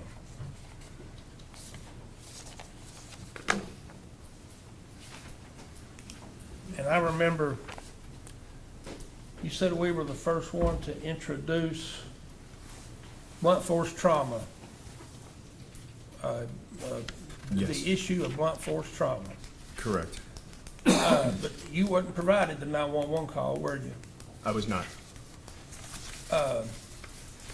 Would it surprise you if the 911 caller said, he told me he hit him with a hammer? That Jordan Allen told the person on the phone that he hit him with a hammer. I'm not saying Jordan Allen said that he hit him, he's talking about his grandson. We didn't introduce that, did we? I don't know. I didn't listen to the 911 call. I'm only asked to look at what happened in interrogation, and I only comment on that.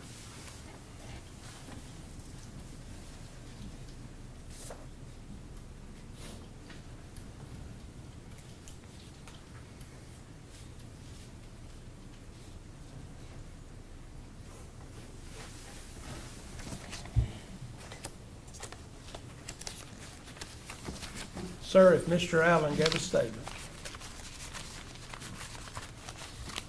that matched physical evidence, can that be a true statement? Can it be a true statement? Is Sure. it possible? Sure.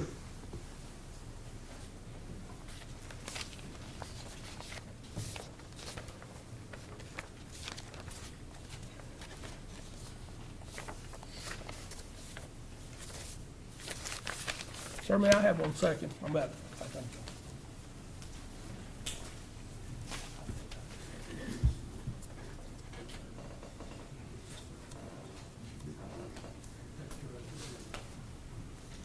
Sir, I have no further questions of you.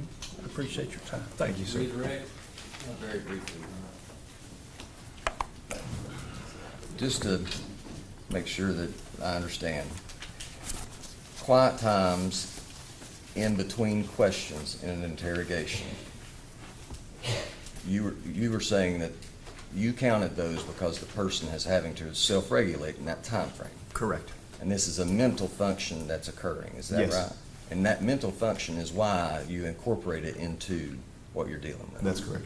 And this field that you are an expert in this court today, in the courts that you have testified in previously in the state of Tennessee, is a accepted scientific method, right? Yes. Okay.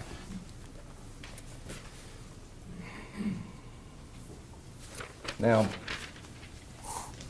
were you aware that he had been awake since somewhere between 9 or 10 o'clock the day of April the 24th, 2022, up until the time, I believe it was on Tuesday, I believe Mr. Collins was right, around 10 a.m. that he was arraigned by the judge, which would be a lot more than 32 hours. You didn't even calculate that No, I did fatigue, not. did you? No, I did not. I calculated from the time he was picked up and brought From to the time that he station. was in the cruiser? Yes. Okay, thank you. Nothing more.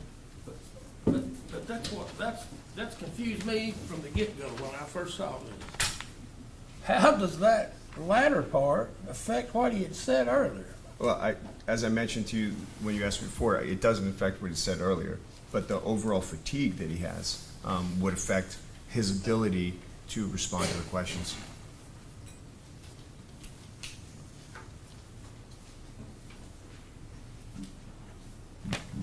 Thank you. Just one question.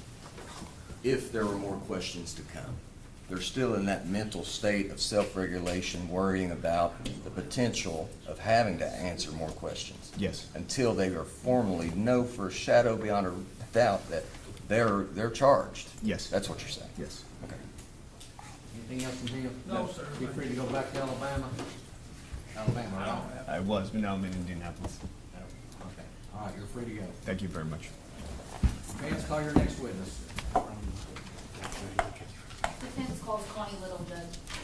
Connie Little. Yes, Your Honor.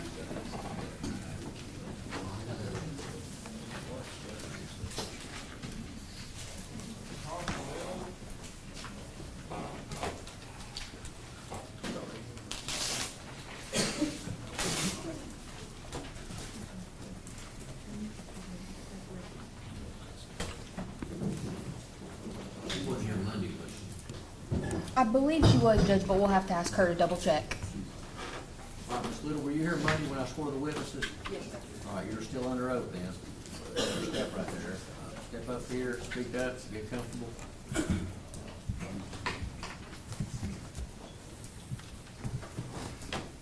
Ma'am, do you care to introduce yourself to the jury? My name's Connie Marie Little.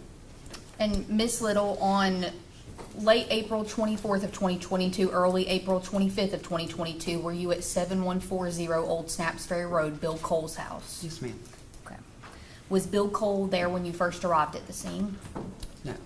Can you explain what you witnessed when he arrived at the scene, Miss Little? When he had pulled in, I was standing on the opposite side of my son's truck.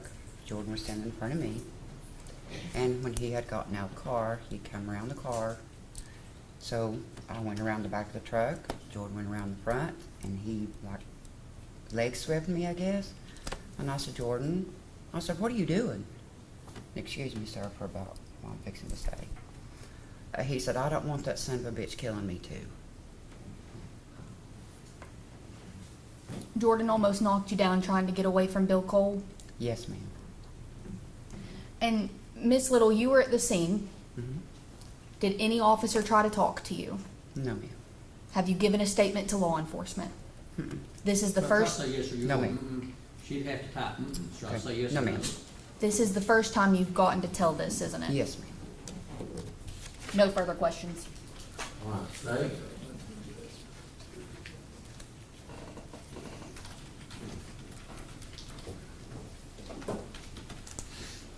So you made no effort to tell anyone at the scene. I'm sorry, you said who leg swept you? Was it Mr. Allen, because he was trying to get away from Bill Coleman? Yes. And you didn't mention that. I remember you're Roger and Brian's mother, right? Yes. Were you out there as long as they were? Yes. And you saw them,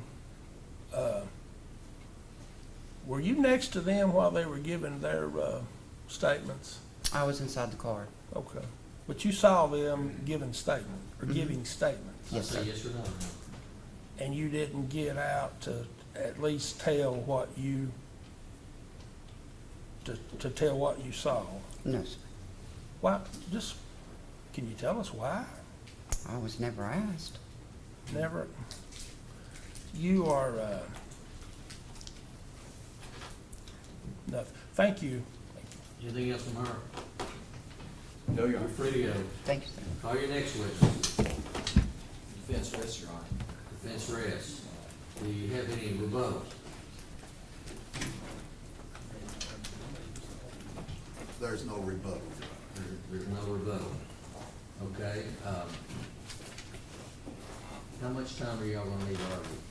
I'm sorry? I wanna get the arguments done today. It's just 2:15, and I know there's people probably having Memorial Weekend maybe coming up, so let's just get moving. Sir, I promise I won't go long, but will you not put a time? We got double homicide, can you? Can 40 minutes, both sides do it, each side do 40 minutes. That's a pretty long argument. Can we have 45? 45 apiece. State has to divide theirs up Yes, and we, into two arguments. So you got 45 minutes. I'll give you till, how much time you need to get ready? Your Honor, 30 we're minutes? talking, well, I would ask for an hour. We're talking 500 and some odd exhibits. Okay. There's some things that, I mean, All right. there's a lot of detail here. All right, well, all right, so it's right now, it's right at 2:15.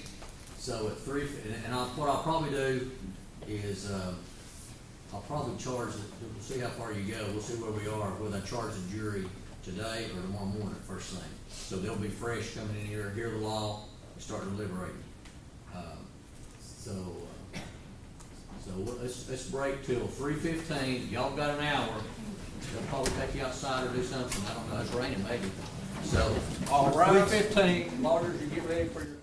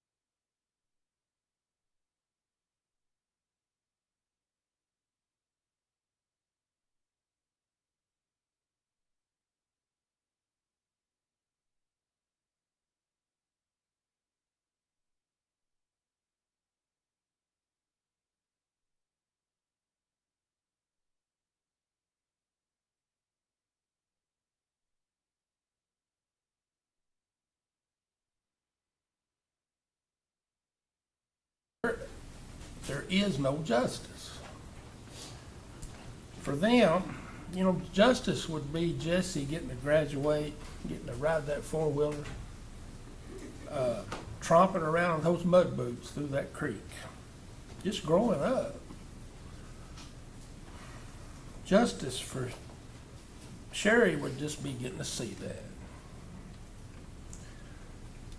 Maybe you can find justice for a brother like Rick Williams.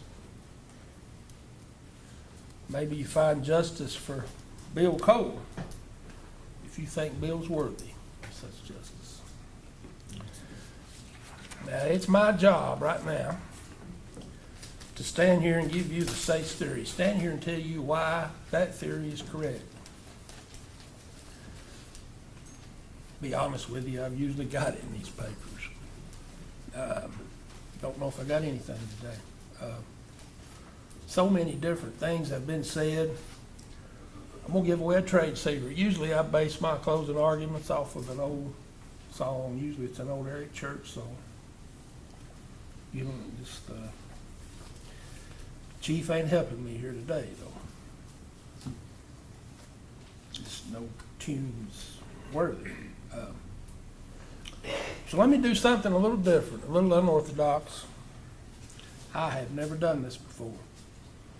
And I hope this makes sense when I get done. If it doesn't, let me be the first to say, there's no higher honor than getting to share the courtroom with the man behind me and his team.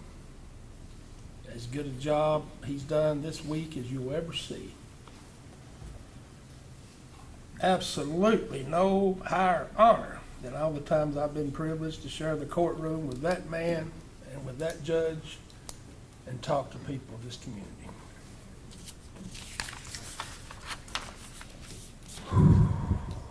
But even the best of things have an end. So let me throw this out. Let me see if I can prove Bill Cole guilty. Forget what Jordan said in that last interview. He only told them what they wanted to hear. Remember? Just forget all the changes and the statements. Those were just TBI tactics. You heard how they tacted him, just wore him down. Until he said he killed 2 people. Forget about what Ronnie Hale heard. I don't know what tactic he played to hear what he heard. He's probably lying anyway. He got 3 whole years knocked off his sentence. Bill Cole killed the love of his life, the woman he'd been married to for 44 years, the mother of his kids, the grandmother of his grandkids. You saw him. Real ladies' man, Bill Cole, killed that woman. He's just waiting till this trial's over to break out his new girlfriend for you. I'm sure she's out there. Bill, you're just violent, drunk. He had somehow managed to suppress all those drunken rages he'd been having all those years. Nobody saw them, but they were there. He finally let it all go. It was said there were enough beer bottles out there to stock several convenience stores. I think that's what I remember hearing. Beat Sherry to death with a claw hammer. This festering, unhappy relationship had been in all those years. It finally got the best of Bill. Beats her in the yard. You saw the evidence markers. And managed to carry her to the back of the house.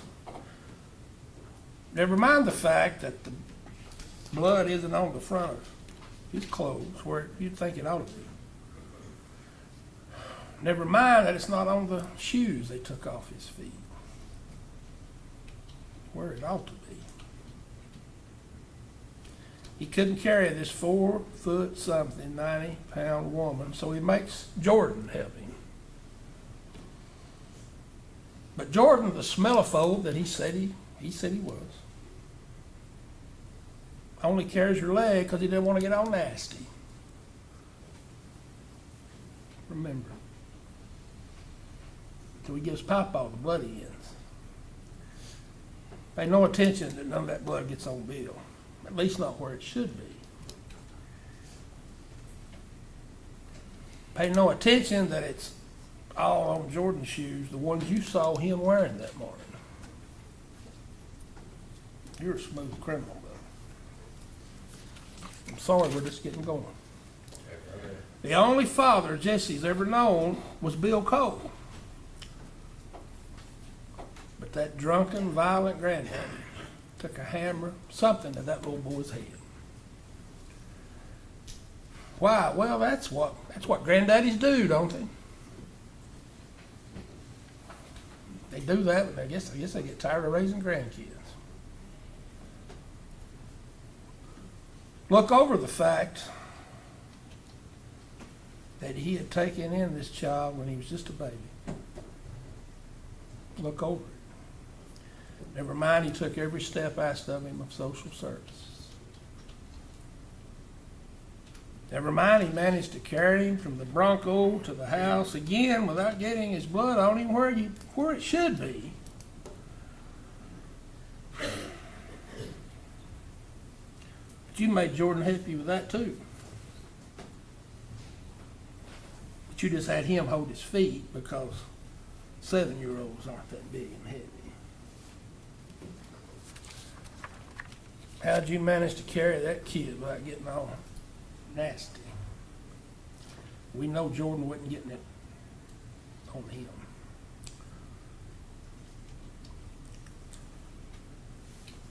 Tip my hat to you, Bill. You got it all on your boot. Got it all on those boots instead of on the front of your clothes.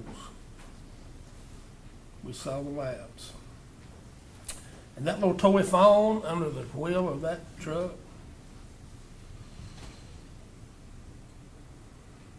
if I remember right, you just bought it for him that morning.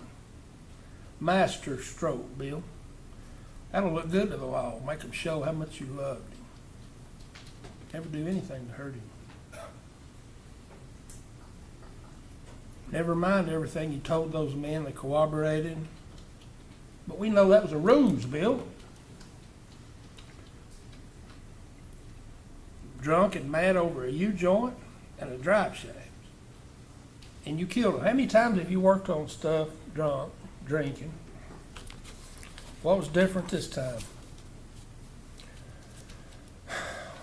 TBI doesn't know. They couldn't catch you in a single lie. Those men that are trained to do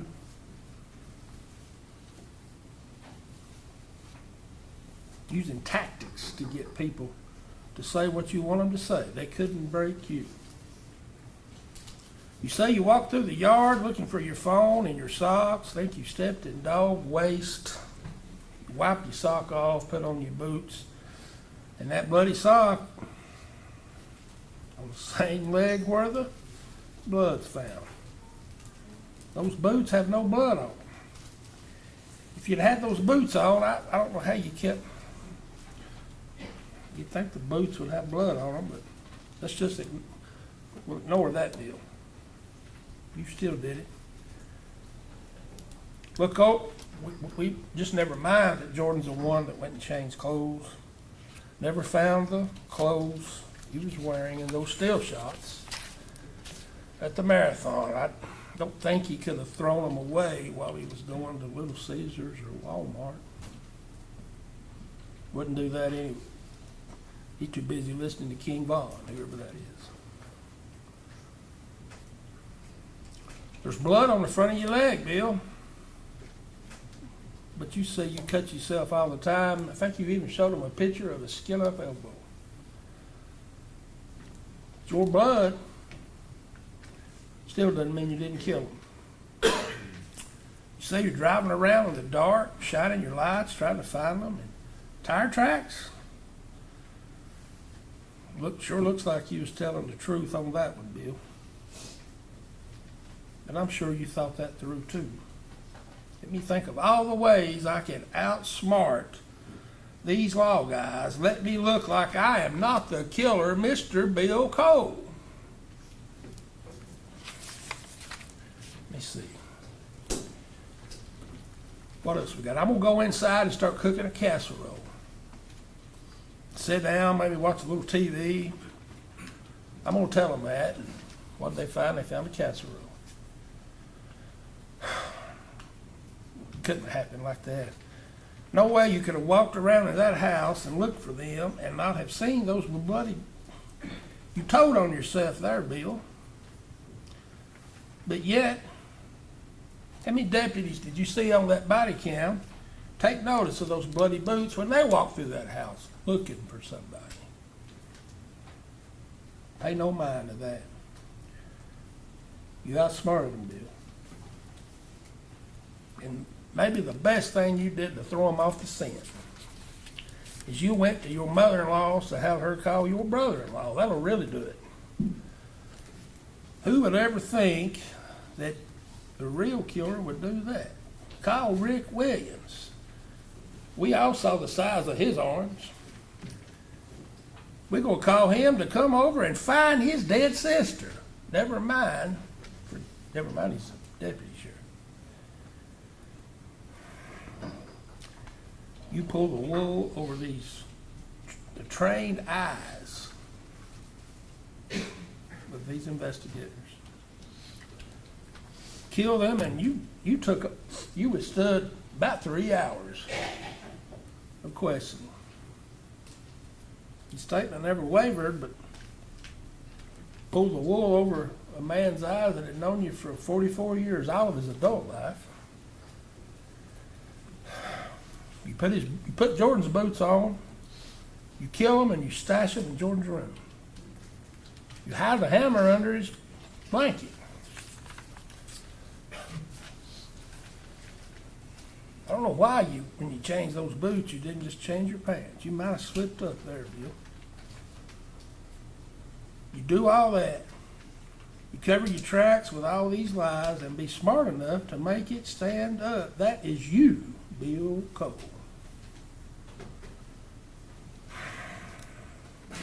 I'll get rid of all my problems with a few swings of the hammer, Bill Cole. I'll kill my wife, my grandson, but I'll have to frame my other grandson. Can't take him because he boxes. That hammer wouldn't faze him. He's too tough for me and my claw hammer. That is Bill Cole. Look at how that man's life's improved because of all this. I still can't figure out how you carried him and didn't get any blood on the front of you. I can't, look, I'm sorry. I can't do nearly as good a job at convicting Bill as Mr. Easted's going to do. As bad of a prosecutor as I am, I'm a worse defense attorney. I'm going to stop with that. But I submit to you there's a reason I can't, and that's the proof, and that's the evidence that you've seen. You know, we'll hold it together. Some people find happiness in bricks and mortar. Shiny new cars and trucks. Material things. Some people find happiness in sports. Bill and Sherry Cole found happiness in that little white house with each other, with their grandkids. There was a little ornament hanging on the wall. As you walk into the living room, from the kitchen in the living room, I believe, there was a little ornament. Don't know if you even noticed it. They didn't focus on what they didn't have. They focused on what they had.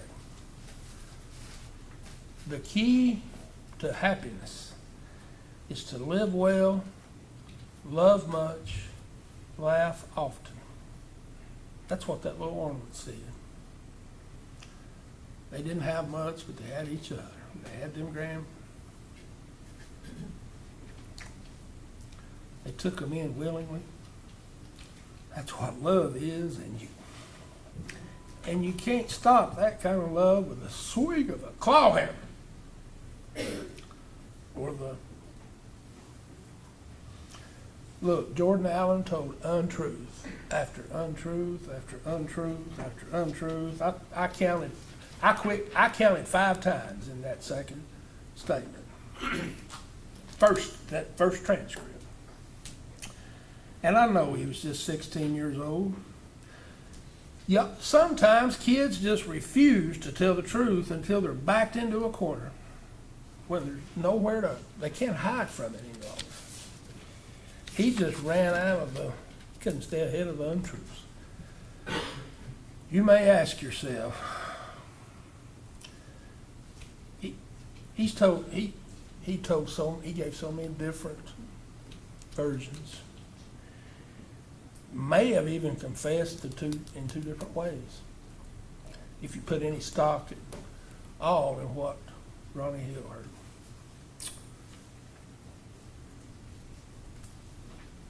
No way Ronnie'd be lying. You saw Mr. Lowell.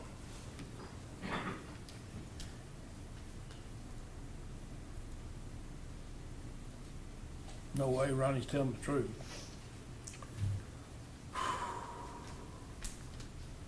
How can we ever know beyond a reasonable doubt what happened? I submit to you that what he told those men is probably the closest to the truth that we'll ever get. And again, based on the evidence, Mr. E-Steps expert, can't pronounce his name, he can say whatever he wants to say. The one thing he can't say, none of that academia, none of those computer programs, none of his stumbling through trying to find what he had said, none of that, he cannot say that Jordan Allen was not able to give a truthful statement. He didn't even know what Mr. Allen had told the Broadwaters. Listen to that 911 call. His whole premise, he started out wrong, at least on that point. Introducing facts. At least he had incomplete information. But he was still right, that he was still able to give a truthful statement. He could still be truthful when he said he was the one that did it. You know what? You be the judge. If those men did anything wrong, you be the judge. They heard improbable statement after improbable statement. It wasn't supported by the evidence they were finding, to say nothing of what Bill said. What would you have them do? Believe that I just saw Papa kill Mama and my little brother that I love so much. And I'm going to listen to rap. I'm going to take off and I ain't going to stop at my great-grandma's or I think his great-aunt lived with her. I'm not going to stop and scream for help. Go past all these. I'm going to go to Little Caesars and get a pizza. I'm going to go to Walmart and didn't say a word to anybody. Did you want them to just stop and pat him on the butt?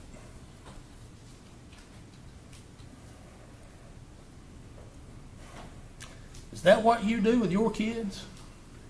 Is that what was done to you when you weren't being truthful? Find fault with them if you can. Find fault with them if you will. That's what that room is for. But he hits Jesse. He hit Jesse right there at that Bronco, right there around Evidence Market 6. I'm not going to put that stuff back in there. He described that hammer as the one that Papa was using to work on that Bronco. Now, I know those wounds, it looks like two different weapons. There's all kind of things going around. You decide. That's where Jesse's blood is. There's blood on the wheel where it slung off. Jesse falls forward. There's a smaller patch of blood, a bigger patch of blood. He falls. He finishes him off right there. That's what Bill steps in when he's out there looking for his phone. Sherry sees it. She either turns to run, or she rounds the corner. She sees it. Either way, he hits her in the back of the head. She's got those same puncture wounds. Her skull's crushed. I'm not going to put that autopsy photo back up.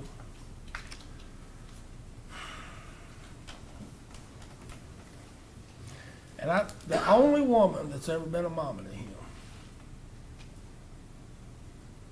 if what Ronnie heard is over a phone, if what he told the agents is true, he's just mad.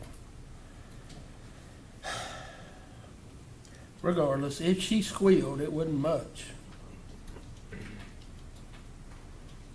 Bill wouldn't have heard it if he could have heard anything in that house.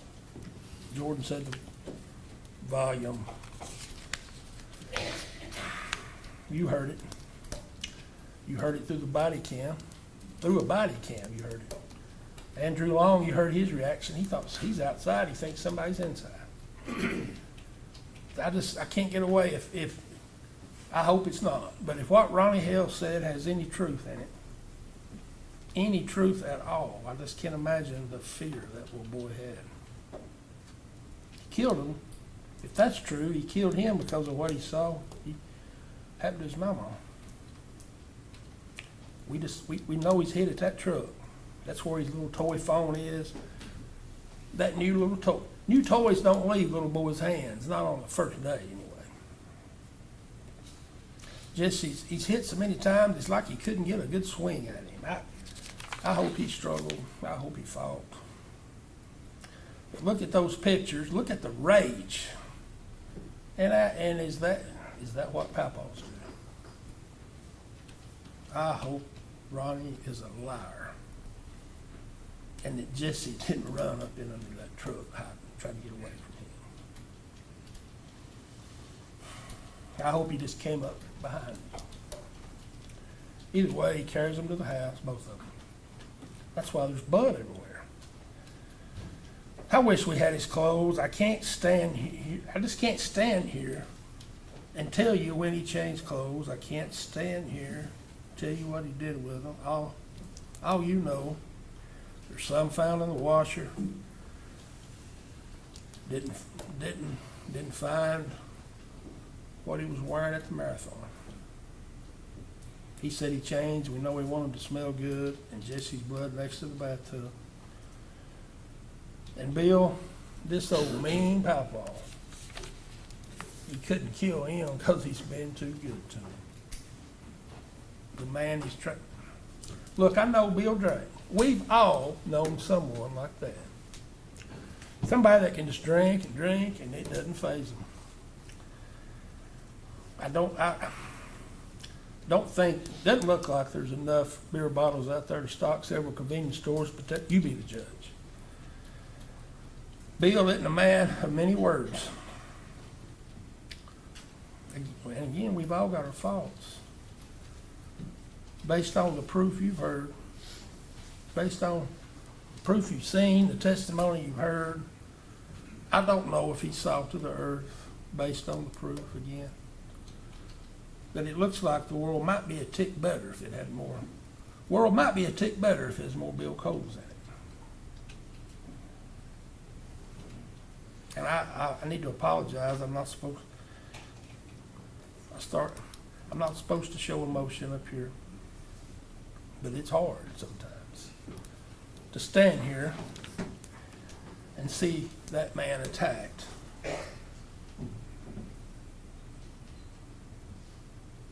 That man loved everything about his life. He did. He may not have had all the things that some of you have. But I dare any of you to be any happier than he was the morning of April the 24th, 2022. Now, I told you from the get-go the issues we had with our proof. But I was gonna circle back when Bill was up there. I was gonna ask him about how he couldn't have heard somebody when he's in the house. I was gonna get with him on those boots, but I just couldn't do it. You saw the look on that man's face. You saw the anguish in his eyes. You judge his character, his credibility. I couldn't hurt him anymore. Were you looking at a killer? It says Jordan was in and out several times. He either went by him and stashed that hammer and changed those boots while Bill was cooking, or Bill sat down. And what happens to people that's been hot outside drinking and working when they come in and sit down? Loud TV a lot of times won't stop that. That man's gonna live with that. He's gonna beat himself up over that to the day he dies. I wish I had something, I told you I didn't have much, and I wish I had something more profound to say.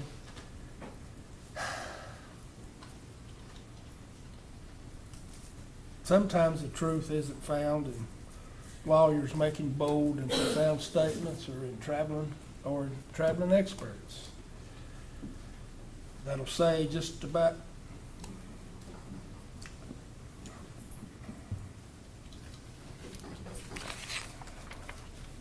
somebody that's never set eye to eye with somebody in that situation. Monday morning quarterback. Based on what you heard, I'm not even sure he watched the game. Credit him what you will. I submit to you the truth can be found in 6 little words. I smacked him with a hammer. We got beat up over not having DNA here, not having DNA there. We didn't do this, we didn't do that, we didn't check this, we didn't check that, we didn't take this, we didn't take that. How about what we did do? I submit to you that we got Jordan's DNA after all. And the probability of selecting an unrelated individual, and I'll have to read it, who would be included as a contributor to that profile is 1 in a number greater than the current world population for the African American, Caucasian, and Southwestern Hispanic populations. How about speech DNA? You heard what came out of his mouth. I smacked him with a hammer. Don't get caught up in the order they're killed. I'm sorry, but that doesn't really matter. We don't have to prove it beyond all doubt. Proof isn't entirely clear which one you kill first. You're not being asked to decide the order. You're just being asked to decide that they were killed and he did it. That's our theory of the case. The evidence, the testimony, everything you've heard says that's what happened. I almost forgot. We got to show it was premeditated and intentional. Oh, I can't forget that. Well, that's easy. He told those investigators that he decided to kill them earlier in the day. Whatever you want to believe. Premeditation, you're going to hear, can be formed in an instant, pretty quickly. Certainly in the time it takes to walk over and pick up a hammer.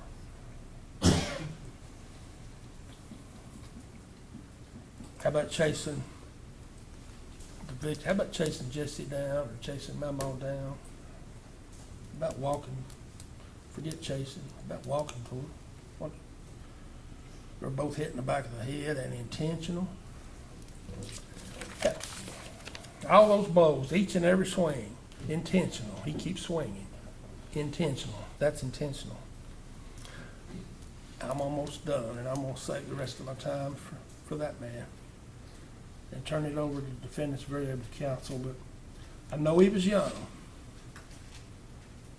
So was Jesse. And I don't see how Mama could have defended herself. There, I ask you, I say this, I submit to you, there's gotta be a consequence.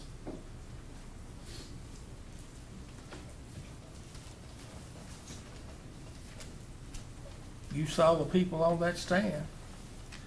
You decide the weight to be given to each of them, the weight, how to weigh their testimony, what credibility to give each of them. I submit to you this.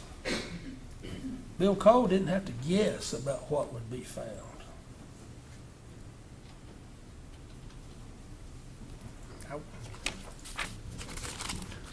Thank you for listening to me. Thank you. Let's see,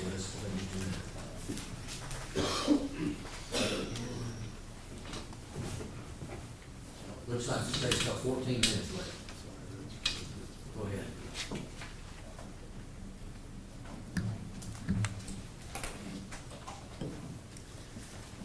May it please the court.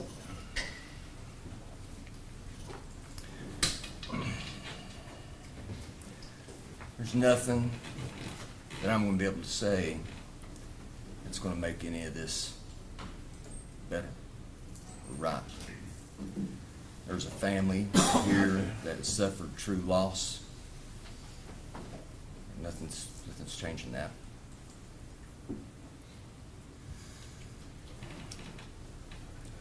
I told you in the very beginning that when we use hindsight, we're doing a critical evaluation. At no time did we ever insinuate or imply that a law enforcement officer went out of his way to do something wrong. But being critical about how you do your job happens to all of us. And it just so happens to be my job.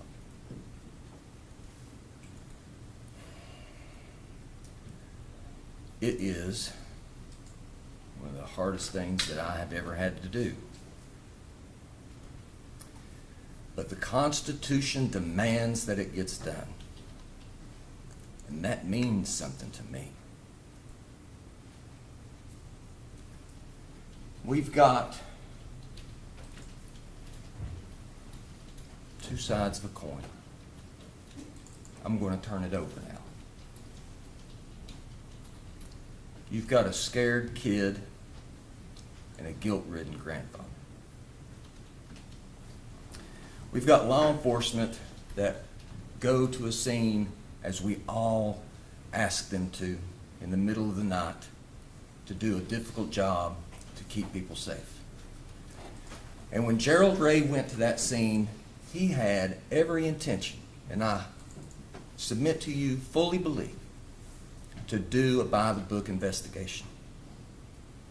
He knew there was somebody better to interrogate this child. He knew that. You heard him say it. Nothing was said to attack that. But something changed. And I am a detail-oriented person. It's an affliction that I have. It was ingrained in me, and I can't get rid of it. A call came in, and a decision was made. A directive was given, and Gerald Ray followed that directive. And all you have to do is look at what actions were taken after that. I submit to you, it is after that phone call that the investigation no longer is an unbiased, by the book, let's get this done and figured out type of investigation. It's a Jordan Allen investigation.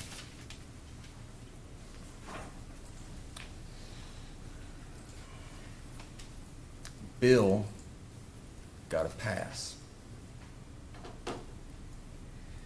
Bill gets a pass because his vehicles weren't searched. That is irregular, considering that he was a suspect. We don't have any doubt of that, I don't think. He was put in the Greene County Jail. He was eventually put in stripes, his clothes were taken. But how quickly things change. A gentleman who has the victim's blood on his body and admitted to driving originally at least twice in his first statement, only the Honda. Didn't drive anything else. I only drove the Honda. 3 trips to Romaines.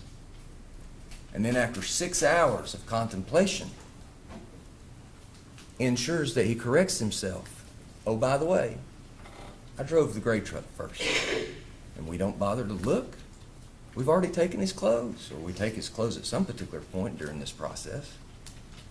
And we don't bother to look. Is there any transfer in there? Is there any implements in any of these vehicles?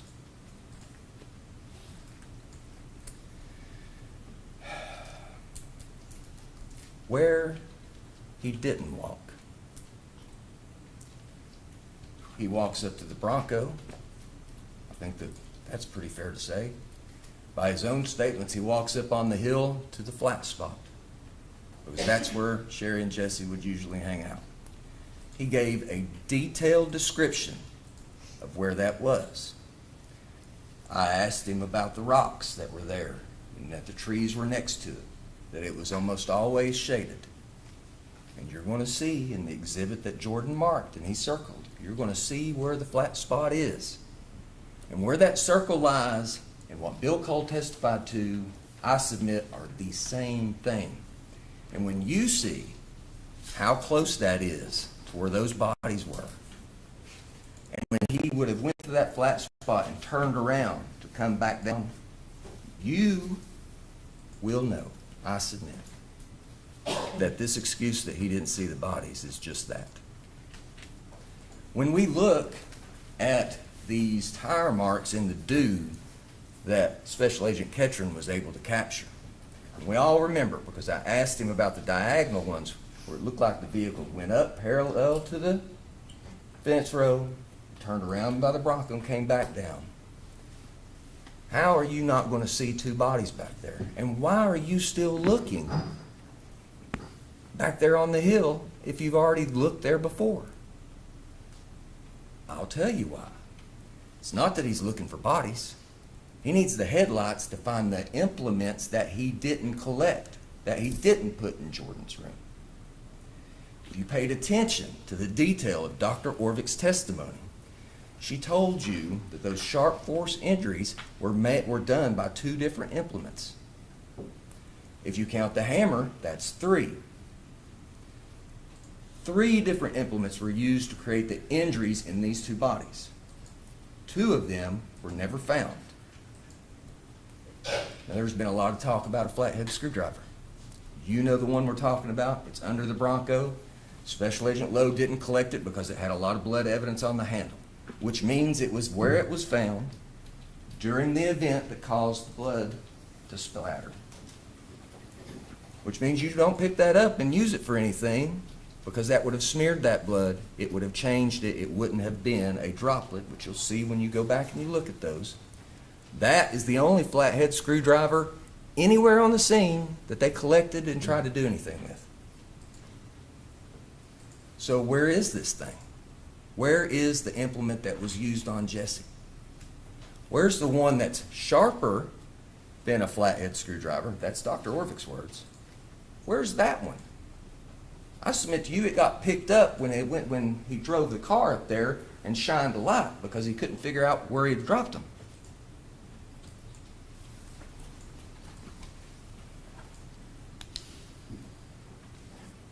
If you drive a car all the way around the house and you don't check that one little thing in the back, I mean, what are you doing? How are you checking everything? If you're frantic and curious, where are my loved ones? Even if you never used that well-ridden path by the four-wheeler, why would you not go look for somebody you loved?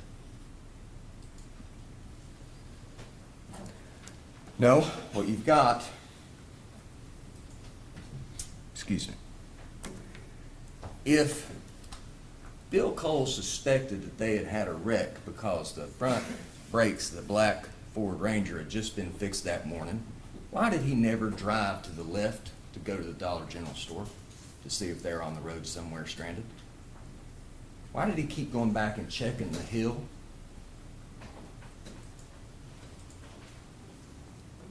If it was so dark, how could he see from the house to where the Ford Ranger was at the end of the driveway, or he said the top of the driveway, with the tail of it hanging out in the road, and know that there was nobody in it?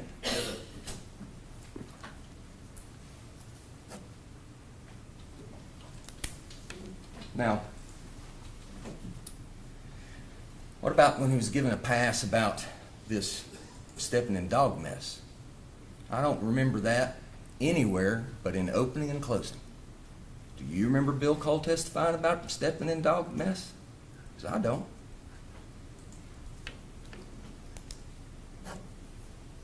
What about Sherry Cole's shoes that are laying inches behind those two bodies up against the house? You're going to have all those exhibits. They talked about touch DNA. Both of the DNA forensic scientists from the TBI, Special Agent Lowe and Kenna Isaac, understood the concept behind touch DNA. And you've got a pair of shoes that came off of a victim's feet, most likely were picked up and set side by side up against the house where the bodies were found. Similar, you go in the house to bedroom number 3, Jordan Allen's bedroom, and you find a pair of boots neatly set side by side, smack in the middle of the room, that had been hit by a 16-year-old tornado. Did that room indicate that he would have just walked in there and set bloody boots down side by side and not just kicked them across the room like everything else that was there? And what about the black shirt that he was wearing at the marathon video? Just look at that pile of clothes laying on the table and you're going to find it. And guess what it didn't have? It didn't have any of the victim's DNA on it. The shirt that he had on when he got interrogated, a special agent, the TBI, who has been trained in collection of evidence, knows what to look for, and had him there and looked at that and had heard statements that very day, that very time, that I was shirtless and I went and put a shirt on, and he didn't see anything or any reason to collect that shirt. And it's not because he tried to do something wrong. He didn't see anything or a reason to do it. He did his job.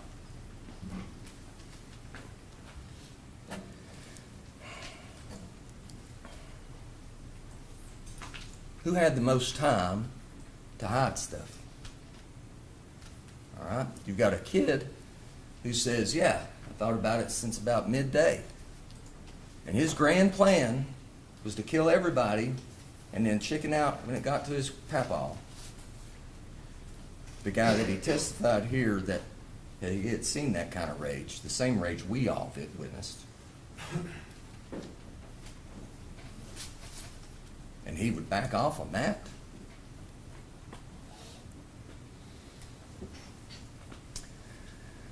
No, surely not. The grand plan was to go get a pizza and buy a $1 headphone from Walmart.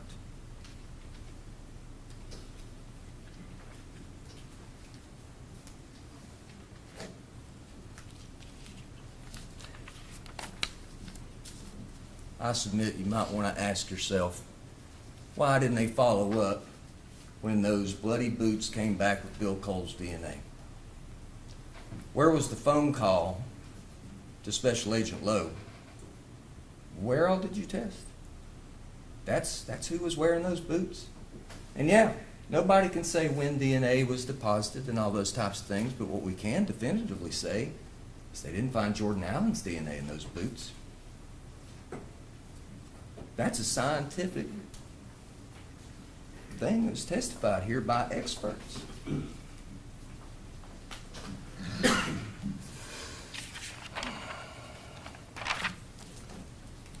This is the hard part.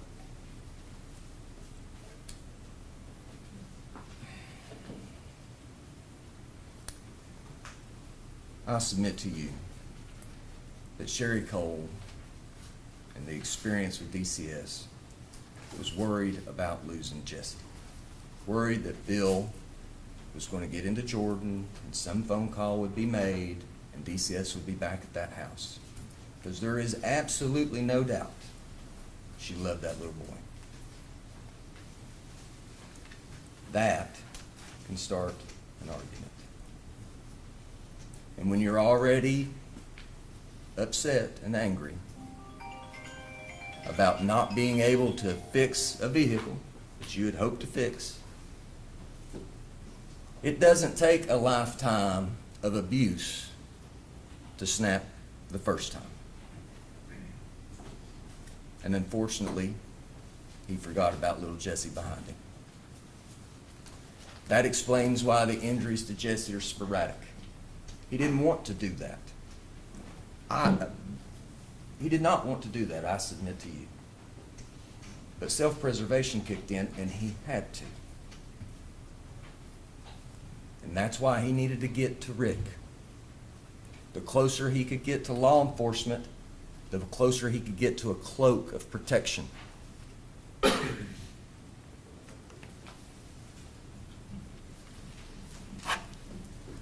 Bill Cole, by his own admission, comes out at 8 o'clock-ish, let's call it 8:10.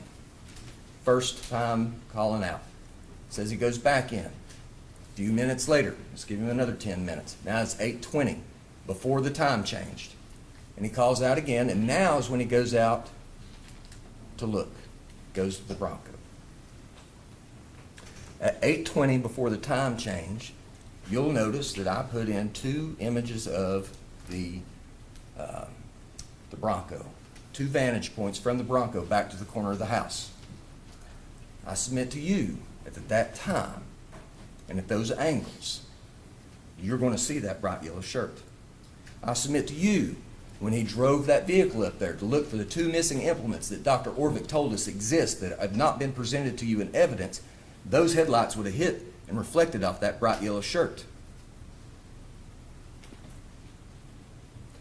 Those are the instances where detail was overlooked. A cigarette butt, if I remember marker number 3, less than a foot and a half from the bodies, with ash on it, looked like a 1/4 inch, not tested. Did they have to test everything? They did not. But who has the burden here? Burden. It's a burden. It's supposed to be hard. They got something they have to prove. Those clothes were just simply not wet. Those clothes were deposited in the washer with the intention to wash them. But I imagine, based on that home and growing up the way that I grew up, that if he had just washed those 2 pieces of laundry without anything else in it, there were probably going to be some corrective words mentioned. And 2 out of 3 TBI scientists told you that that would have been documented. Those shadows that you see that were damp or what have you were not so, I submit to you.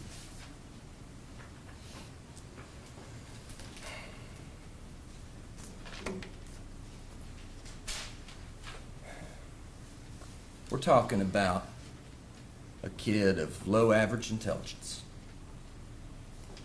16-year-old kid who uncontroverted evidence from his testimony had come from child abuse before he was given to his dad, who then abandoned him at 12 years old with his grandparents. Supposed to be there for a weekend, and he'd been there for 3 years or so. Can you imagine the mental state I don't think you do. You saw it. You saw his demeanor. You saw how he reacted.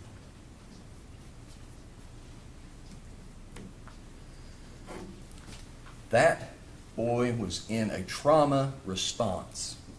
He froze. It's eaten at him every single day since this happened. He had an opportunity to do a lot of different things that day. Would he have stopped Jesse from dying? I don't know. Could he have called 911 or something like that beforehand? He sure could. But how would have you reacted? We all react different to trauma. Shock. How long does it take a person to get out of shock? To be able to get to the point where they can process the information that they witnessed and then actually be able to make a good decision.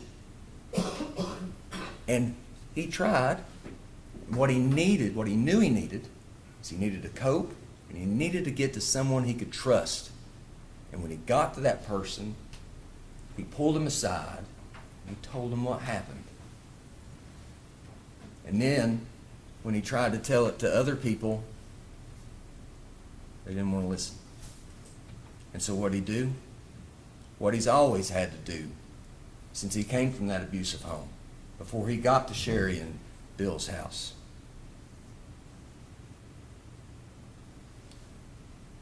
Dr. Neuschatz testified about an area of science that is approved, that is studied, that is moving forward, and that is real. You saw him testify, both of them. And it's rightfully your decision. And I am comfortable with that.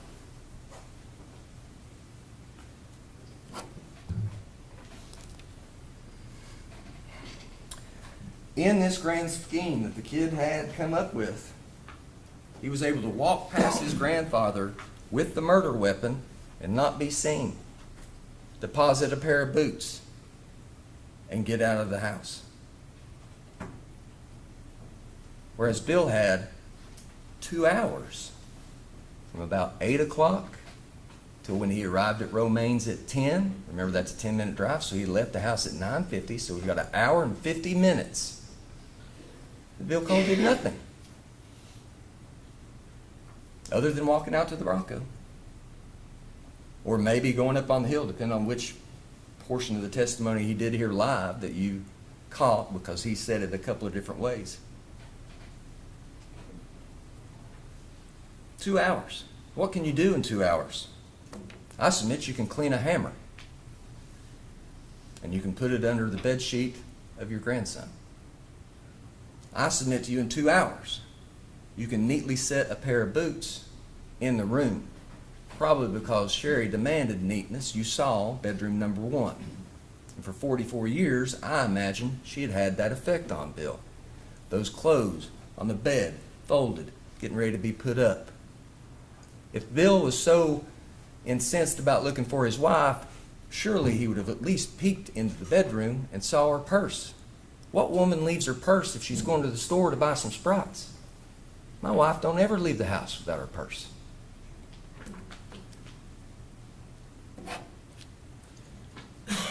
Ronnie Hale. I submit to you that Ronnie Hale exists in this case because the state was worried about this so-called confession. And when they had an opportunity from somebody in the jail that says, hey, I'm ready to snitch for a deal, they took it.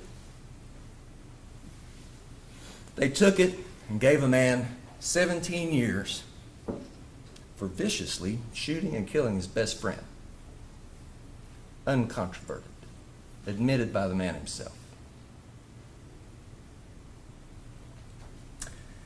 And the details matter. He walked in that jury room right there. And he told the TBI that Jesse walked in on Jordan while he was doing it. In on Jordan. Those are the words that he used. I'm asking you, judge him from his words.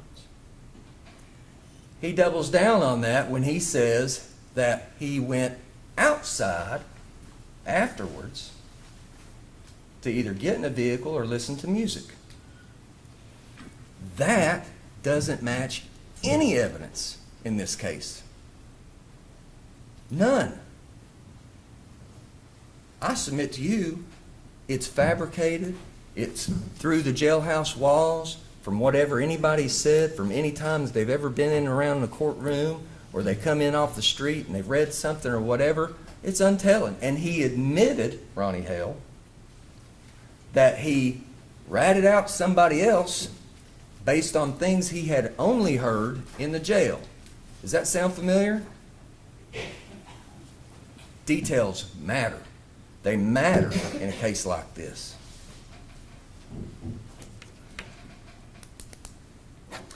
Not to mention the fact that a gentleman who,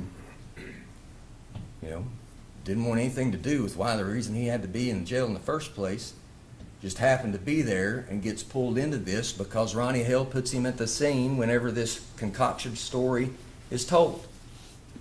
What did Carlos Lowe have to gain? What did he have to gain to come in here and say anything to anybody other than wanting the truth done? Don't forget that Ronnie Hale sat right there and immediately answered, I did this to get a better deal. That's his motivation. And they're asking you to believe that, or they would have never put him on the stand. That statement was never verified for truthfulness. Ronnie Hale walked out of that room, he came to this podium, and he entered a plea of guilty on August 25th of 2025, the same day he gave his statement.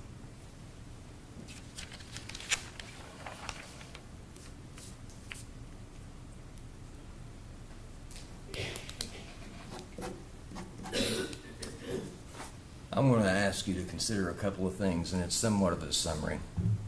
Looks like I got about 3 minutes left.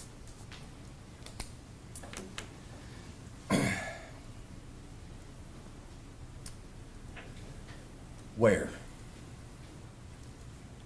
are those items that were used to inflict those wounds?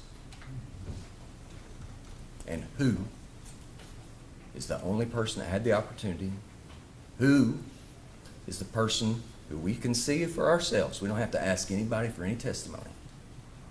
That drove that vehicle up into that dude to shine some lights. Why? Why would you do that if you've already walked that ground? Why are you continuing to look somewhere where you can't find anything? And the only reason you're doing that is to find the two things that you've got to get rid of. Who had the opportunity to turn the TV up before law enforcement got there? Who had the opportunity to change their clothes before they went down, at least a shirt, or put on the pants before they walked out to the Bronco? Where about, Bill Cole's got more than one pair of breeches. Those pants in the kitchen that had RBS on them hanging up, Bill Cole's. The blue jeans that were wadded up against the wall in bedroom number 1 right under the window, most likely Bill Cole's. I don't think Sherry could wear them. They looked a little big.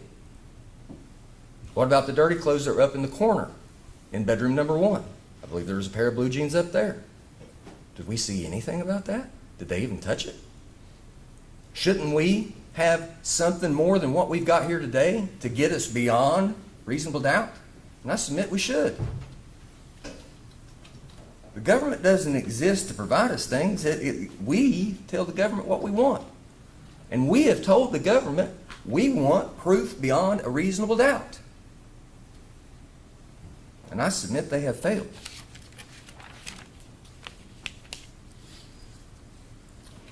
It's tough.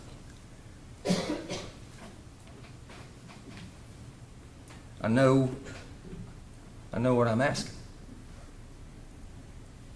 But I know what you've seen. And you all have been diligent. And I'll leave it with you. I'm asking you, when you fill out the verdict forms, that you fill out for count 1 and count 2, not guilty, everyone has to sign, if that's your opinion.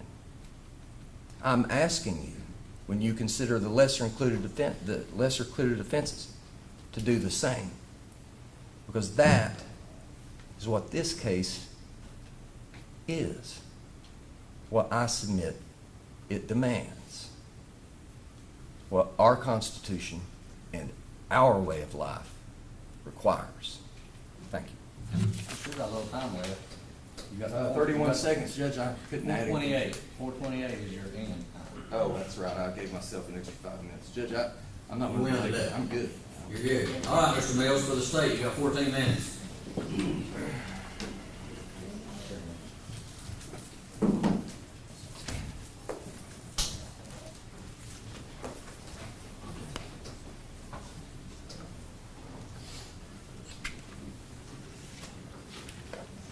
Members of the jury, members of the jury panel.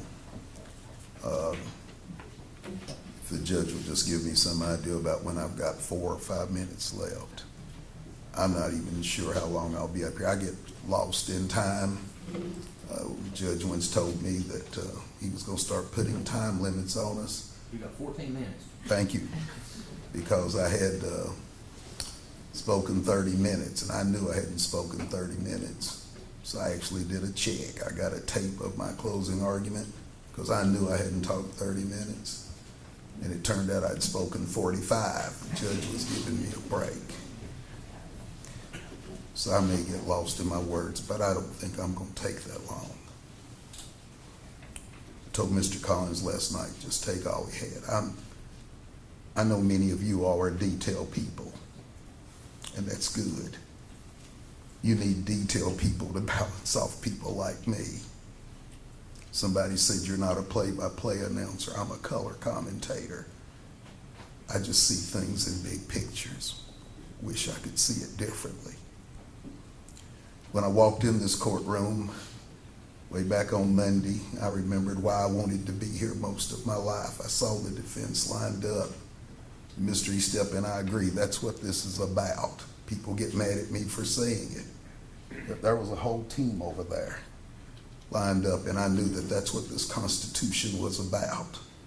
A whole team lined up to protect the rights of the defendant. And I'm not asking you to take the rights of the defendant away right now, but I am asking you to act with reason. I'm going to take some words that Mr. Estep just said about another witness. Judge him from his words.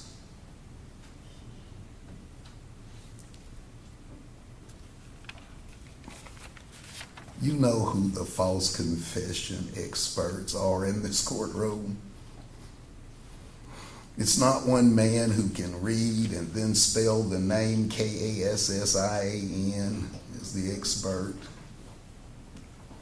It's 12 people who will be sent back in a room and who have lived their entire lives and have heard people lie and know what people lie about and know the circumstances under which they lie. 12 people just like you. That's the beauty of our system. You know when people lie and why they lie and when they come to the truth. A simple question was asked. Why did you do it? Confessions usually come when someone realizes their falsehoods can no longer outrun the truth. This confession is not standing alone. After evidence was gathered, the real evidence began to close in on this defendant. He is asked to tell the truth. I have no fabulous words to say. I truly believe this is the best system in the world, where you all don't need a computer to figure out IAIA and whether someone is lying or whether someone has been coerced. You have heard everybody in this case. At a time like this, with my 9 minutes probably left, you don't want to hear words that spark emotion, because too much is being asked of you. We had a burden, but I know you feel a weight, because a lot is being asked of you. The judge is going to instruct you in a minute, and I believe he's going to tell you that first-degree murder, the defendant killed the victims, that he did so intentionally, and then he did so with premeditation.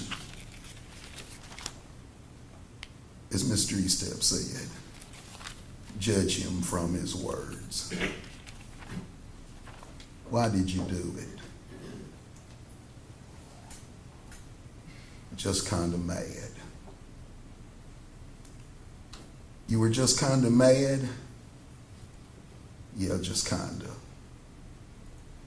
You snapped? Yeah.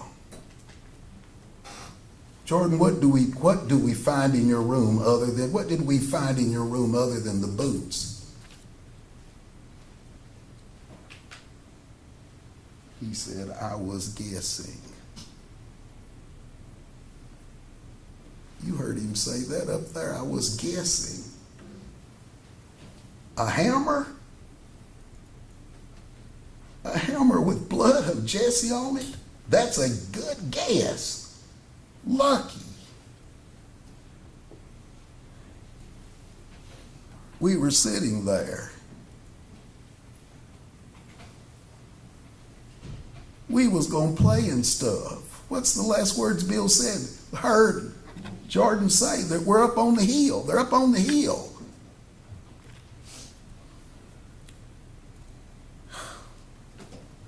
Me and Mama got into it, kinda. Cause the way she was kinda picking stuff like and nagging, and I kinda got aggravated.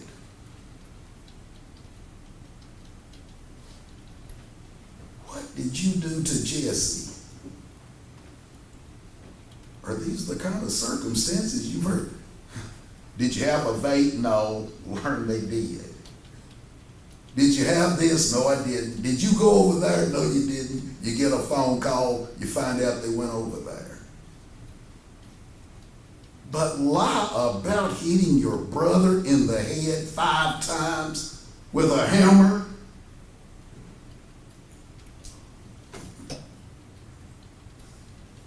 That's not something put in your head.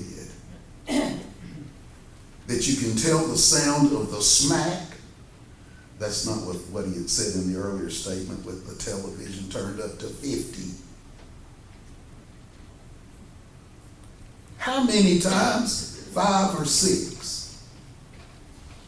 You need to see it. Do you really, jury, need to have a false confession expert tell you what you've lived your entire life? You don't lie like that about something that serious.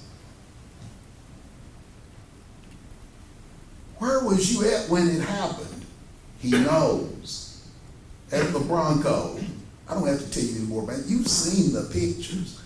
The gob of blood, the point that things couldn't even be picked up by the DNA experts because of the gob. I'm not smart enough to figure this out about why they didn't pick up anything. I'm not, but I just know what he said. And I know the circumstances in which he said it. And then Mama came outside and she seen. And I misread that earlier. I was just freaked out. Yeah, just kind of. And then I just swung at her. Did her head look like she was just swung at? terrible closing argument because I'm asking you to be some experts. You're the false confession experts in this case. You are the false confession. He couldn't tell you the statement was false. What kind of expert is that? He had to be told they can't find anything in his own report. What kind of expert is that? Brought in from Alabama. I could have brought some in from Bayleton who could have given more information. You are the experts. You are. You know the circumstances under which people lie, and they don't lie about hitting somebody in the head with a hammer. I don't need to argue premeditation. Does anybody need to know what a hammer is used for?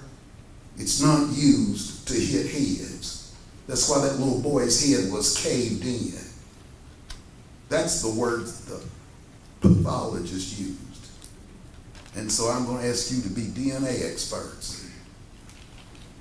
I can't count cars, Hondas, Ford Rangers, Broncos. I'm putting all that stuff, I can't count them. Why did she pick up one person? I don't know if she had another. All of this other stuff, we don't even know the exact time this happened. But you agreed we didn't have to prove each fact beyond a reasonable doubt. You all agreed we only had to prove the elements beyond a reasonable doubt. Killed, intentionally, and premeditatedly.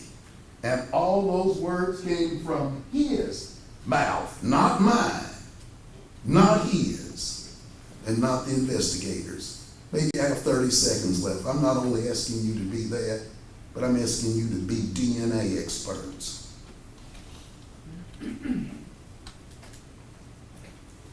Don't nullify. Don't negate admission. You be the DNA. Don't negate what this boy told you he did. I know it's serious and I know it's important. The state's shown you a hammer with Jesse's blood on it.